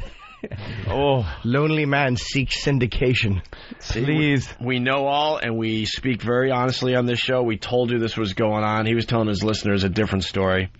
I am committed to honor my current agreement with Emmis to continue broadcasting Mancow's Morning Madhouse. They'll currently honor their right to kick your ass out of that chair because you ain't Howie. Remember how Infinity let Howie sit there for his whole contract? Yeah. Because they were making money hand over fist? Well, this is different, though. How much time is left on this contract? That's what I was going to say. He has maybe 30 days. Yeah, well, they're not... 30 to 40 days. You think they're going to let him sit there for 30 days if they have no intention of hiring him back? I am committed to honor my current agreement with Emmis through the duration of my contract. However, to expand my audience without interference, I need a new partner. What? He's trying to spin it. We know the inside scoop on this. The company doesn't want him anymore. No. It's not worth it. They're going in a new direction. Because he's not bringing in the ratings he used to. Nope. Wow. Mancow's probable departure from Q101 comes as the most recent ratings underscore his dominance among the key demographics of men 18 to 34 and 18 to 49. According to Arbitron, winner 2006 rating period, Mancow had a 6-1 share among men 18 to 49 during mornings day parts versus CBS station CKG .07. He wants to do mornings for our company on WCKG. We have Rover in that spot at this time. It just goes on and on. Yeah, I'm sure it does. It really does. It's really, really long. I mean, look, I've been scrolling for like a minute straight. Problem with those Blackberries. It is scroll. Yeah, actually, this is probably one paragraph. Almost as bad, but it's on a BlackBerry. Seeking, they do work though. And all that S stuff. Yeah, anything with an S. At least BlackBerries are effective ways of making phone calls and things. Really? We just have to Why, Jim? Are you having a problem with your phone? No, not at all. We just have to make one phone call, and we'll find the inside scoop on the whole damn thing. Oh, you're getting a note. What? What happened? What happened? But, Jim, there's teeth marks on the side of your phone. All right, another story that's hitting the wire. Suri Cruise birth certificate. This is. How do we know this is real? Well, read. Actually, you read, Ann. I'm having a bad reading day. Read this birth certificate? No. Read the front page. Oh. Because how do you read a birth certificate? It started with the tabloids. Everyone's going, where is this baby? It's been like 80 days. Yeah. Give or take a few. Then the mainstream media the last few days are also jumping on this going, yeah, where's Tom Cruise's baby with Katie Holmes? No one's seen it. So now a birth certificate has been released, but there's some major problems with this birth certificate. TMZ has obtained a copy. Who's TMZ? I don't know. Is that the website or whatever it is? Yeah. Copy of the official birth certificate of the elusive Suri Cruise, daughter of Tom Cruise and Katie Holmes. I like to call him Tomcat. The document filed with the Los Angeles County Register Recorder County Clerk was filed May 8, 2006. there are several interesting items of note. First, St. John's Hospital has a policy of filing birth certificates within 10 days of birth. In this case, Surrey was born on April 18th, but the certificate was not filed until May 8th, 20 days later. An official from the hospital told TMZ that the delay occurred because they needed a signature from the parents or representatives of the parents certifying birth, and that person did not come in until May 4th. That person. From the parents. The person who signed is labeled friend. The signature is not legible. What the hell's going on? What is that? You don't have a... What is going on? It's your first child ever, and your name isn't even on the birth certificate, your signature? Well, because that would be forgery, right? Because you're not really the person that had anything to do with the birth. Right. Also, the attendant or certifier who signed the certificate, Anne Heffernan, RNC, was not in the delivery room and did not see the baby. But a hospital rep tells TMZ that Heffernan is authorized to sign when the doctor is not available. A hospital rep said, normally the doctor signs, but it isn't a requirement. Finally, the hospital rep said the circumstances that triggered the eventual signing of the birth certificate were that Surrey needed a passport and a birth certificate is a prerequisite to obtaining. Didn't Tom Cruise handle all of the prenatal care and all that shit? Yeah. The ultrasound. They're Scientologists. Don't they got to give birth in like a lagoon or some shit? Yeah, it's got to be some kind of silent birth. And then a spaceship. But the thing is, couldn't you just sign the fucking thing? If you're Tom Cruise and Katie, it's paperwork. And what doctor would be available to sign that? It's Tom Cruise and Katie. Some stupid nurse to sign it? Yeah. It's something you're going to take care of yourself. Yeah, the doctor, I'm sure, would love to have signed it. Put it on his little wall. Got something to talk about for the rest of his career. I'm the name that's on there. Right. And then You're glib. It's just being glib. You guys are glib. Parent or other informant. What the hell do you think's going on, really? Seriously. Friend. And it's... Don't worry, you're never going to work with Tom Cruise. So you can just speak openly here. Wow. Wasn't it enough that my grandmother got verbally raped for the last 58 fucking minutes? You got to trash my non-existent movie career? He really did give his grandmother a beating. Non-existent movie career and working with Tom Cruise. There's a lot of room in there for, a few scary movies and stuff. How about you start with an indie film before you start attacking us? I was in Twist the Cap, people. Oh, that was an indie film, right? No. Oh. Twist the Cap. Does that sound indie film? That sounds like... It sounds very indie filmish. That doesn't sound more like Hollywood There's one called Bottle Rocket, so, Soul Plane. Oh, my friend was in that. Yeah. My ex-friend. I stopped talking to him after that stupid Kevin Hart. Smile your way through that. Oh, really? Dope. Kevin? I know Kevin. You know Kev? Yeah. He's a legendarily big dick. East Side Comedy Club days. No, you don't. Different guy. Stop it. Why does he have the same name? I don't know. It's not exactly a weird name, Kevin Hart. It's as bland as you can get name-wise. All right, go fuck yourself. All right. What do you guys think is going on with this? He's a Philly dope, just like Keith. Oh, is he? And Sonny Liston. I don't know, to be honest with you. What is Sonny Liston? He's another dope from Philly, like Frasier. No brain surgeons come out of Philly. Either boxers or hacky comedians. Who else they got? Sylvester Stallone? Exactly. Just another retard. Is he out of Philly, really? I don't know. Born there, or just like they made him a hero there? That's a good point. Fake movie. Yeah, he could have just pretended he was from Philly. Yeah. Either way, those people down there made a statue of him. Of the character. Yeah. They didn't make a statue of Sylvester Stallone. They Or made Joe Frazier, who was actually the heavyweight champ. The real champ. They made a statue of the character he played in the movie. What the fuck? Yeah. His gloves the on. The whole pride of their city's based on a guy who doesn't exist. On fake. Wish You Were Here, 1975. Oh, wow. Really missed the mark there. Most annoying 30 seconds ever. Oh, great. That's where I loosen the headphones. Where's the original? We got to play it for Bill. This thing is taking on a life, I got right here, of its own. We had a contest, people sent in their production bill, and they came up with this. And now we have a contest called The Most Obnoxious 30 Seconds Ever. This is from Charles G. He started the contest. The leader so far. He doesn't even know he started the contest. This is Jimmy clearing, when Jimmy does his mic check? Mm-hmm. I can't do it.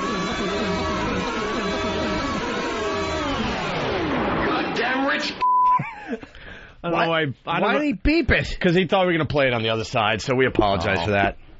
Now we got to hear it. The goddamn rich cunt would actually make it less annoying. Yeah. Goddamn rich cunt! There we go. Hey, Scott in Florida. Scott, what's up?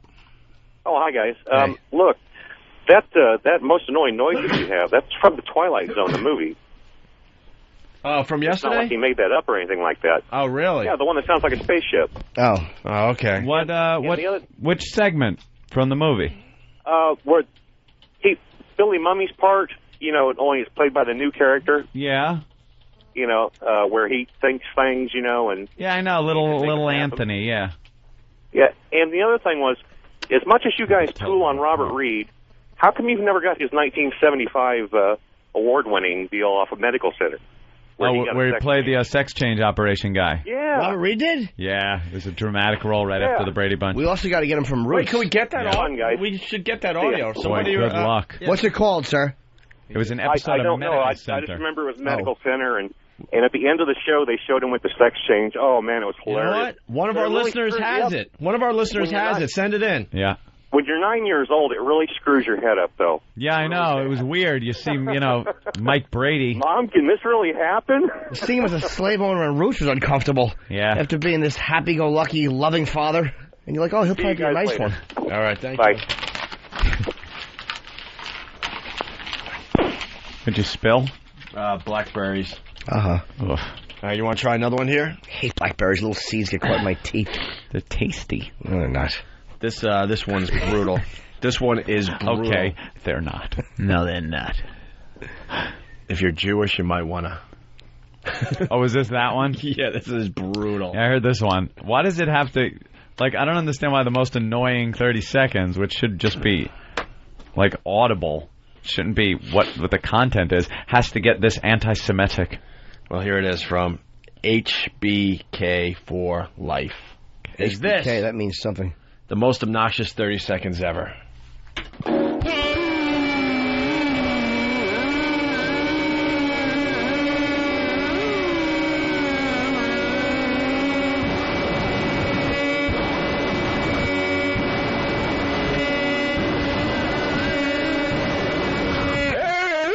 Jews are inferior! Jews are inferior! Jews are inferior! Jews are inferior! Jews are inferior! Jews are inferior! Here's my question. That was just frightening. Yeah. Where is Furier? And why are there so many Jews there? Oh, my God, my left ear. Promised land. I think I fucked up my left ear. Yeah, you got to pull those headphones way off when you play these. Holy crap. Way off. I'm That's always a barely good way to get hearing the it. ear to come back. Wow. Just box it a little bit. Smack it a few times. Treats his head like it's a TV set. It's not working. Give it a bang. Yeah. Bang it on the side a few times. Like one of those old kitchen TVs, those black and whites. Blam, blam. Which one of your Adjust kids the touched aerial. this goddamn thing? Who touched the aerial? Wow. Jesus Christ, it's fucking hot as hell in here. Oh, it's awful. I asked if it Building was hot. sucks. The air conditioner's off now. Why? It went down, they said. Why doesn't the little This is douchebag bullshit. that runs this building work on the air conditioner Yeah, I instead of know. obsessing about our Nah. antennas sticking out the window? Fucking mustachio douche. No, He shut it off. They're trying to get rid of you guys. Trying to sweat us out of here. They shut off our AC. Well, they're all worried. They're all leaving. sweating at the Economist and their dumb ties. All right, the next one is from Nordo. Is this the most obnoxious 30 seconds ever?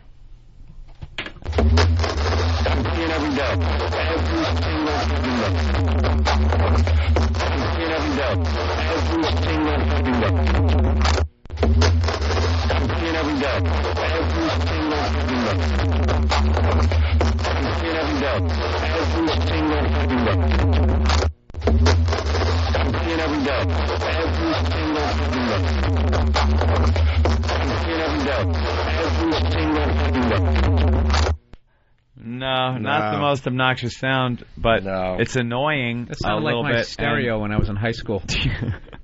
Yeah, the too much bass, and the fact that I couldn't understand what he was saying annoyed me a little bit. So that's annoying, but not in sound wise. It's not an annoying sound. It's annoying that I didn't know what he was saying. All right, let's get right into the next one from Sandkiss. How many of these Most are there? annoying 30 Only a seconds. couple more.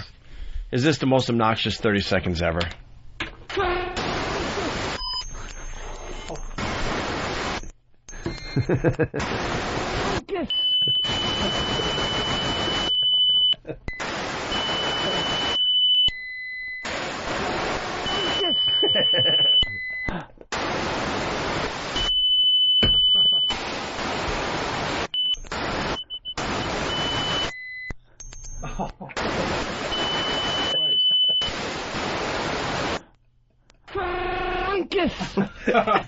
All right. That's pretty bad. That's really bad. Yeah, that one could actually damage your hearing. No kidding. Yeah, that's bad. All right. The next one is from Sniper. People's dogs were howling on that one. Yeah, we asked. Getting a few reports. Is this the most obnoxious 30 seconds ever? Jeg kan sang, der kan drive dig til vanvid. Jeg kan sang, der kan drive dig til vanvid. Jeg kan sang, der kan drive dig til vanvid. Jeg kan sang, der kan drive dig til vanvid. Jeg kan sang, der kan drive dig til vanvid. Jeg kan sang, der kan drive dig til vanvid. Jeg kan sang, der kan drive dig til vanvid. Jeg kan sang, der kan drive dig til vanvid. Jeg kan sang, der kan drive dig til vanvid. Jeg kan sang, der kan drive dig til vanvid. Jeg kan sang, der kan drive dig til vanvid. Jeg kan sang, der kan drive dig til vanvid. Jeg kan sang, der kan drive dig til vanvid. That is the fucking worst thing I've ever heard. Wow, that is bad. I like that better than the noise ones because that's not using just dumb noise, but you can turn anything loud enough. Yeah, you make something loud enough. Awful. It's going to be. We are looking for something that's a little creative. That was horrendous. And the funny part is, I'm doing an interview after this, and all these people who are involved with the show are listening to this and think that this is what the radio show is. Yeah, this is what it's all about. Awful noises. Yeah. Well, that's good. How do you explain this to people? It is people? awful noises. Our voices. All right, why don't we do the last one for today, okay? Please. This is from Tom. Headphones off. Headphones, yeah, because you know one of them is just going to be... Yeah. See, I keep my headphones on, and then I push the button and try to get my headphones off in time. I play a little game with myself. This is from Tom. Is this the most obnoxious 30 seconds ever?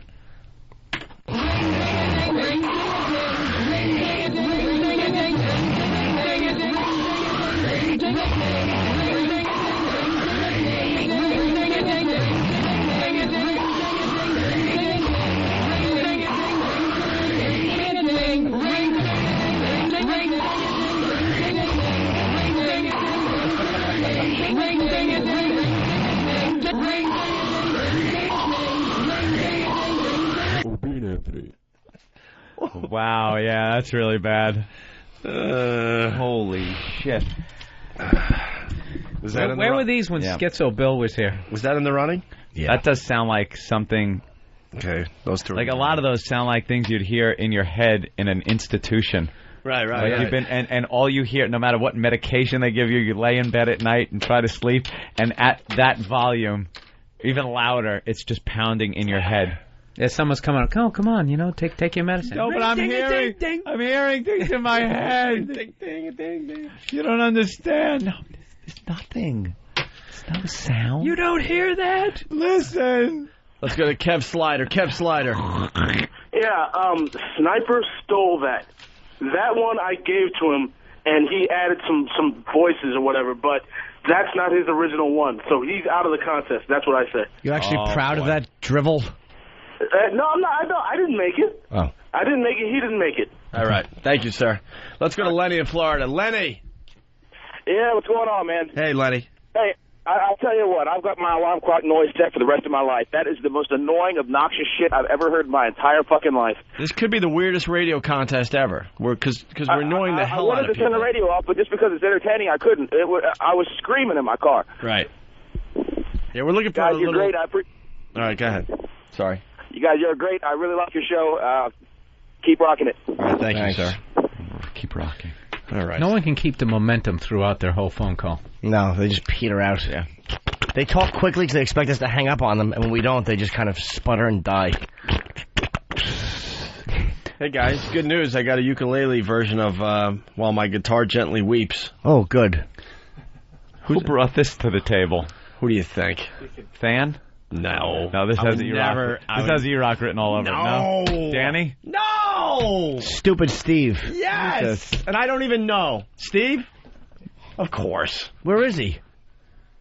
I didn't know. His description is Jake Shimabukuro plays the Beatles song while my guitar gently weeps on the ukulele. What are you doing in my house? Flawlessly. While sitting on some rocks in Central Park. What's my problem? You're in my fucking house. Not funny, but pretty talented piece of audio. No, nothing's wrong. Just stay in the living room. I'll handle it. Thank God those are there. Get the fuck out now. All right. Just devoid of any emotion. Why not? It's training. So what's the deal? It's actually, I can't remember. Someone said it to me last night. My favorite ever. Steve's acting. Here it is. How'd your parents die? Let me set the scene for you. Someone has just told Steve that his parents were dead. Steve now must react with a little more compassion to this person while asking him how his parents died. Steve, scene. How'd your parents die? How'd your parents die? How'd your parents die? How'd your parents die? Is it going to rain today? Exactly. How'd your parents die? How'd your parents die? How'd your parents die? You couldn't be that bland and removed from emotion if you practiced it. How'd your parents die? But I did. That's... Why not? I like this one. What's my problem? You're in my fucking house. You're in my fucking house. That was early on when he thought he could really act a little bit. Yeah. And then he just kind of realized he stunk. Then he gave up. You actually hit the nail on the head on that one. How'd your parents die?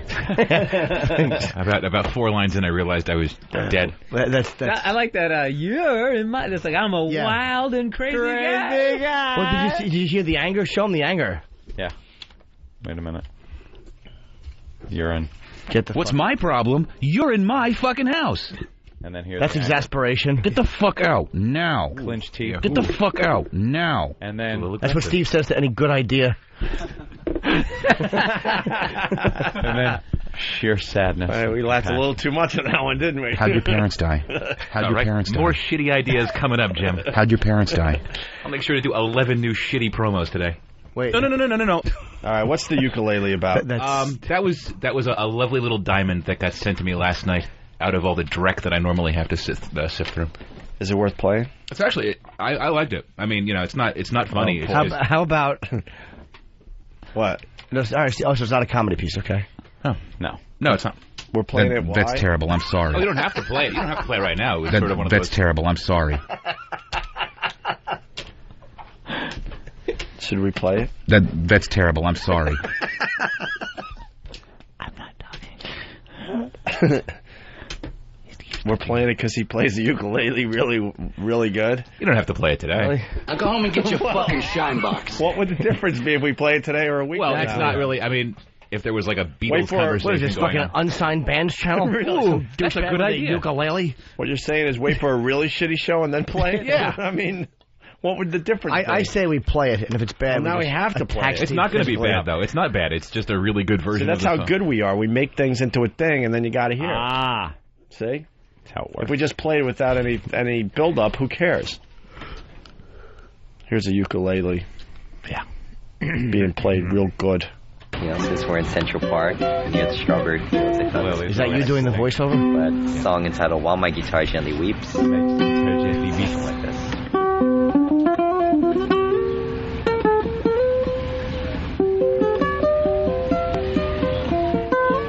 This better get good quick. Real quick. It sucks so far.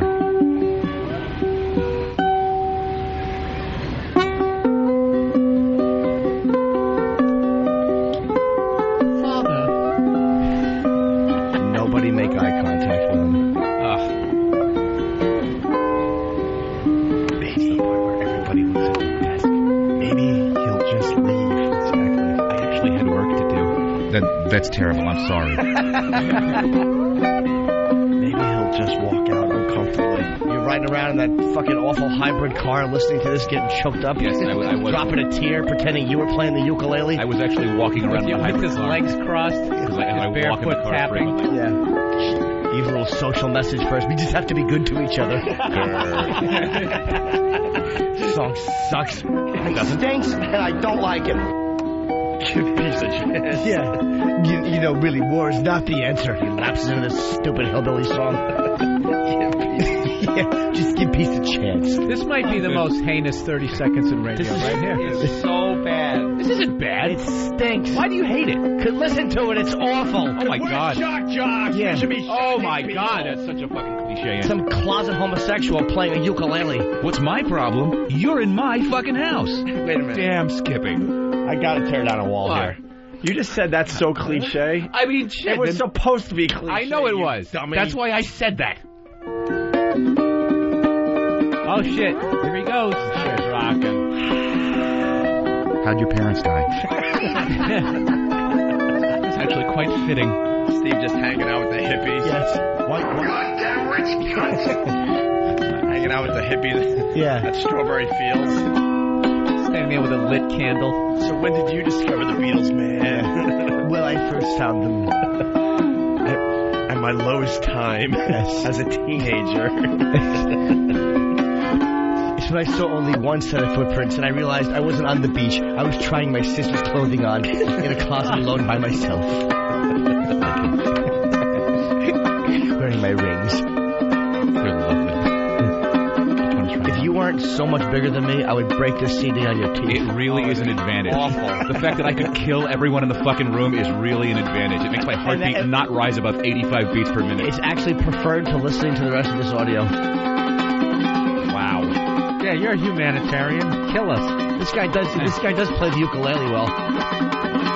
Does he? Exactly. He does. Yeah. I mean, why would you dedicate this amount of time to learning to play this fucking instrument? I don't know. Exactly. This is awful. I guarantee you play this over and over in your car. I do. Pretending that it was you. Strumming the ukulele. I bet he even makes the little hand motions, but he puts the hands closer than the guitar would be, because that's the way it is with the ukulele. Because it's exactly. Pretends he's an REM. Fucking put an air gun to your mouth and pull the air trigger. Okay. That was a good joke, Bill. I didn't. Sorry, man. Bravo. That's actually a mandolin, I believe. So. Yeah, but it's close enough. When you play the ukulele, they always request like tiptoe through the tulips. Yeah, you never get a Beatles song. That's their stairway to heaven. No, I don't play tiptoe through the tulips. Oh, it's not over? I thought that was a big ending. Oh, no. This is awful. He's going to bring it down now so he can say something about the world. That's right. You know, I just think that there's so much violence and you have to just stop it. It's awful. Easy social messages. Imagine, if you will. There's so much violence, and that's just against women in my promos. Well, exactly. Imagine there's no heaven. This is the sound food makes when it dribbles into his belly. Well, no shit. All right, that was really good, wasn't it? Oh, you little maggot! You make me want to vomit. That was awful. What? Why? Let me see it. It just was. It's like, who cares? Like, I going down to the subway and listening to some fucking guy play a saxophone version of it. And then going up the street and watching a guy play a spackle bucket version. I don't like the way the guy fucking, talked it up first.